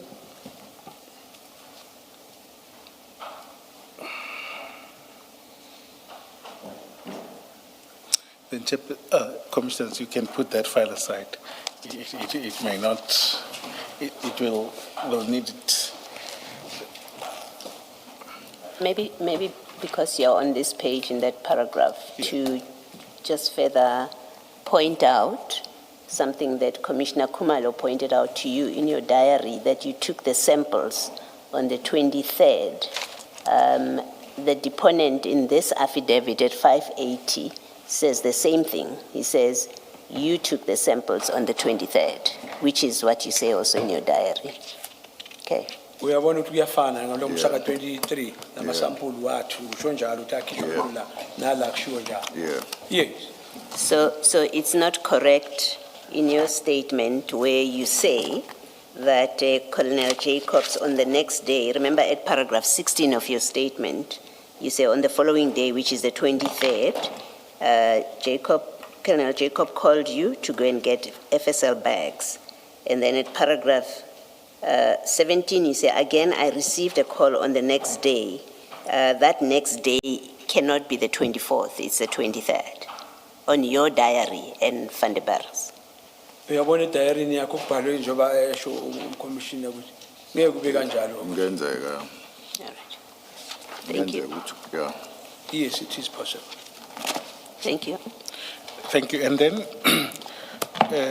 On the days that follow, you said you only discussed with Colonel Jacob, I would presume it would be the 23rd and 24th. Now he comes back on the 29th. As the person handling the inquiry, what was your plan about investigating the matter? Were you simply just going to hold on to it and wait for Colonel Jacob? Manje ubheke ndoda kusukela lamadate abalwayo 23 24 kuzofika nge29 iplan yakho kwakuyini ukuthi la malendo uzolokhu wagcinile kwenzakalani ngawo? Iplan yami mayelana nani? My plan concerning what? The exhibit and the inquiry. Mayelana nama exhibit ne inquiry. I-exhibit ngawanikeza ngahanda over yonke into ukhuluma amapha amazibiti kuqala. The exhibit I handed over to, but before I answer, which exhibit are you referring to? So you're in charge of this inquiry, right? Angithi who in charge manje kule inquiry? You've done the sampling. In fact, I'll go there. I'm asking, was it understood that you won't do anything? You didn't have any desire to do anything or investigate anyhow until Jacob comes back? Ukuya kwakho wangalangazeleli ukuthi khona ozokwenza noma uqhubeke ngophenyo azabuye. Yebo unjalo. Jacob, yes. Okay. And you know that the exhibits must be sampled within 7 days. Uwazi ukuthi manisukwini ezu7 funeke senziwe sanje si. Yebo unjalo. Yes. Okay.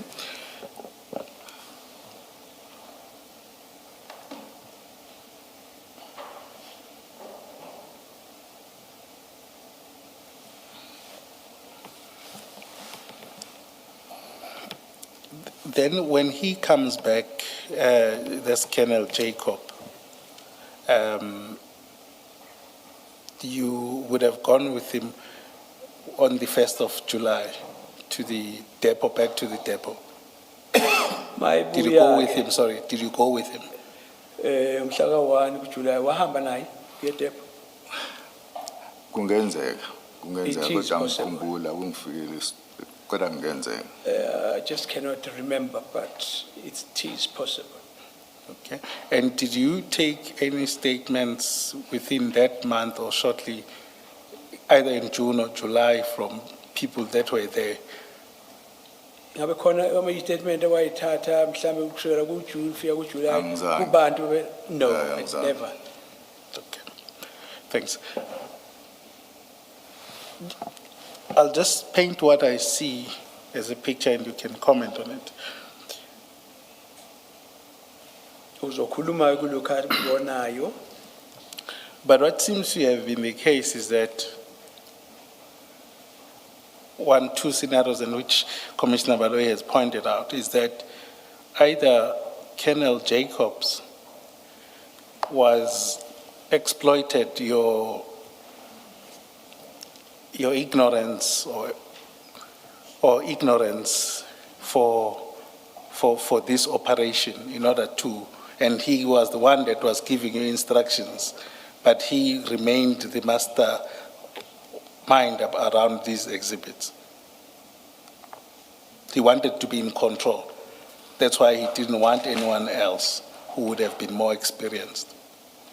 Uthi ngokucabanga ukuthi yena ubona ngathi uJacob lo wadlala ngawe ubona ukuthi hayi lo ulahlile akazi lutho. Engafuni ukuthola umuntu onolwazi olunzulu ngalomsebenzi. Wasethatha wena. Ebona ukuthi hayi kuwe kuyehle. Angeke ngisho ukuthi for sure. Ngekusho ukuthini? Ukuthi for sure kwakunjalo. I would never say that with any certainty if that was the case. Okay. Commissioners, I think let me not take it further.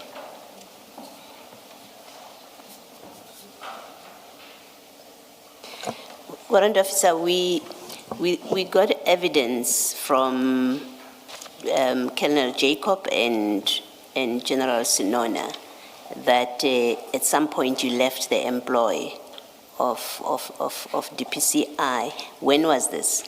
When did you leave?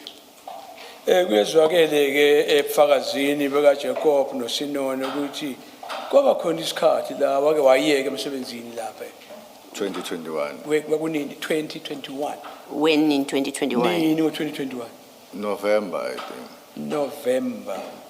And what was the reason for leaving? Was it retirement? Was it a resignation?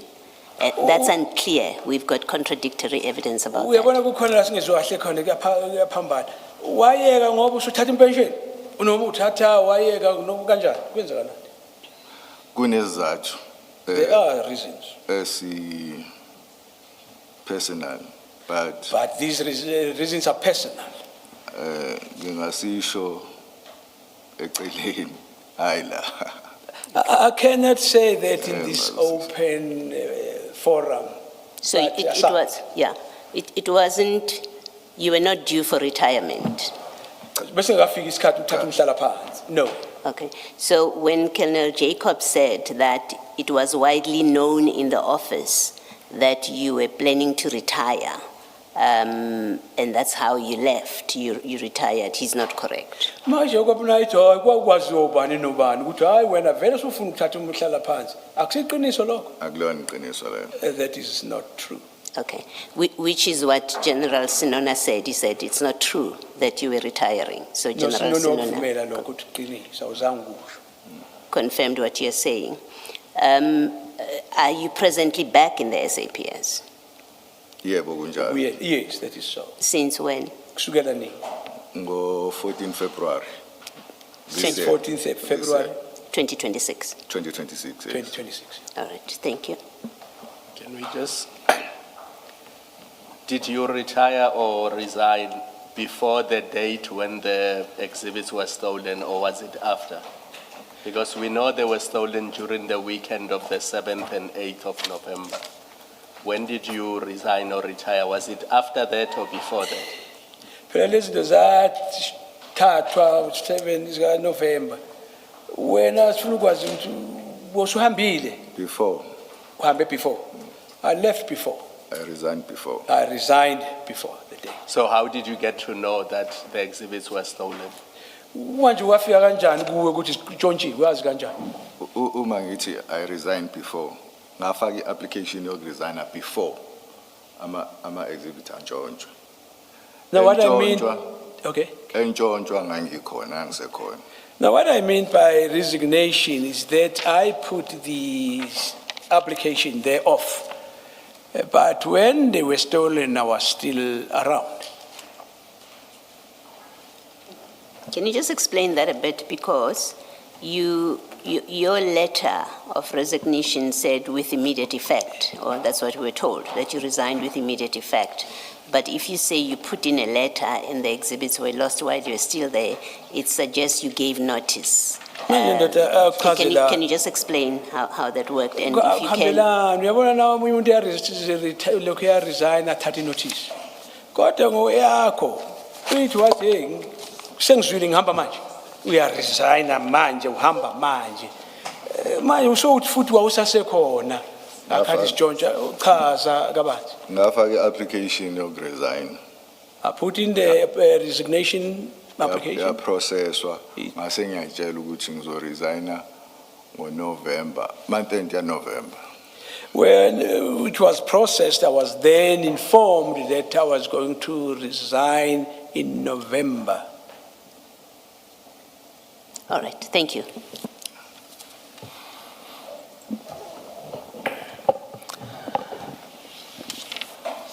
Warrant officer, thank you very much. You are excused. Siyahamba ndathi sungakhululeka. Mr. Kaminde, many thanks to you too As the commissioner, please. for the wonderful job you did. Most appreciated. We resume at 9:30 on Monday. Thank you, Chair. Let's adjourn and just. Oh, sorry, hlala phansi kancane. Sorry.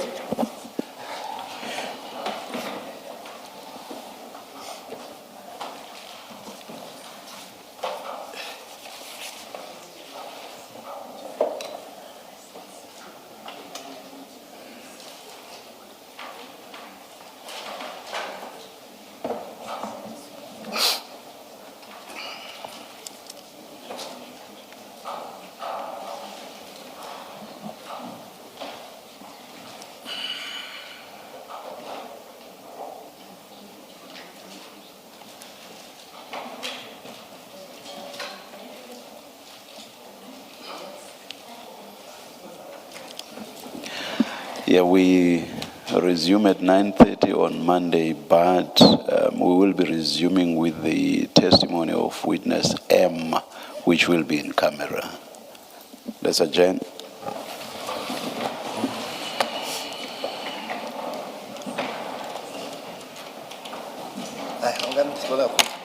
Hayi sifundile namhlanje njengombhala isiZulu lithi hayi ngo siyafunda namhlanje Namfundekile ngiyabonga mnumzane, siyabonga.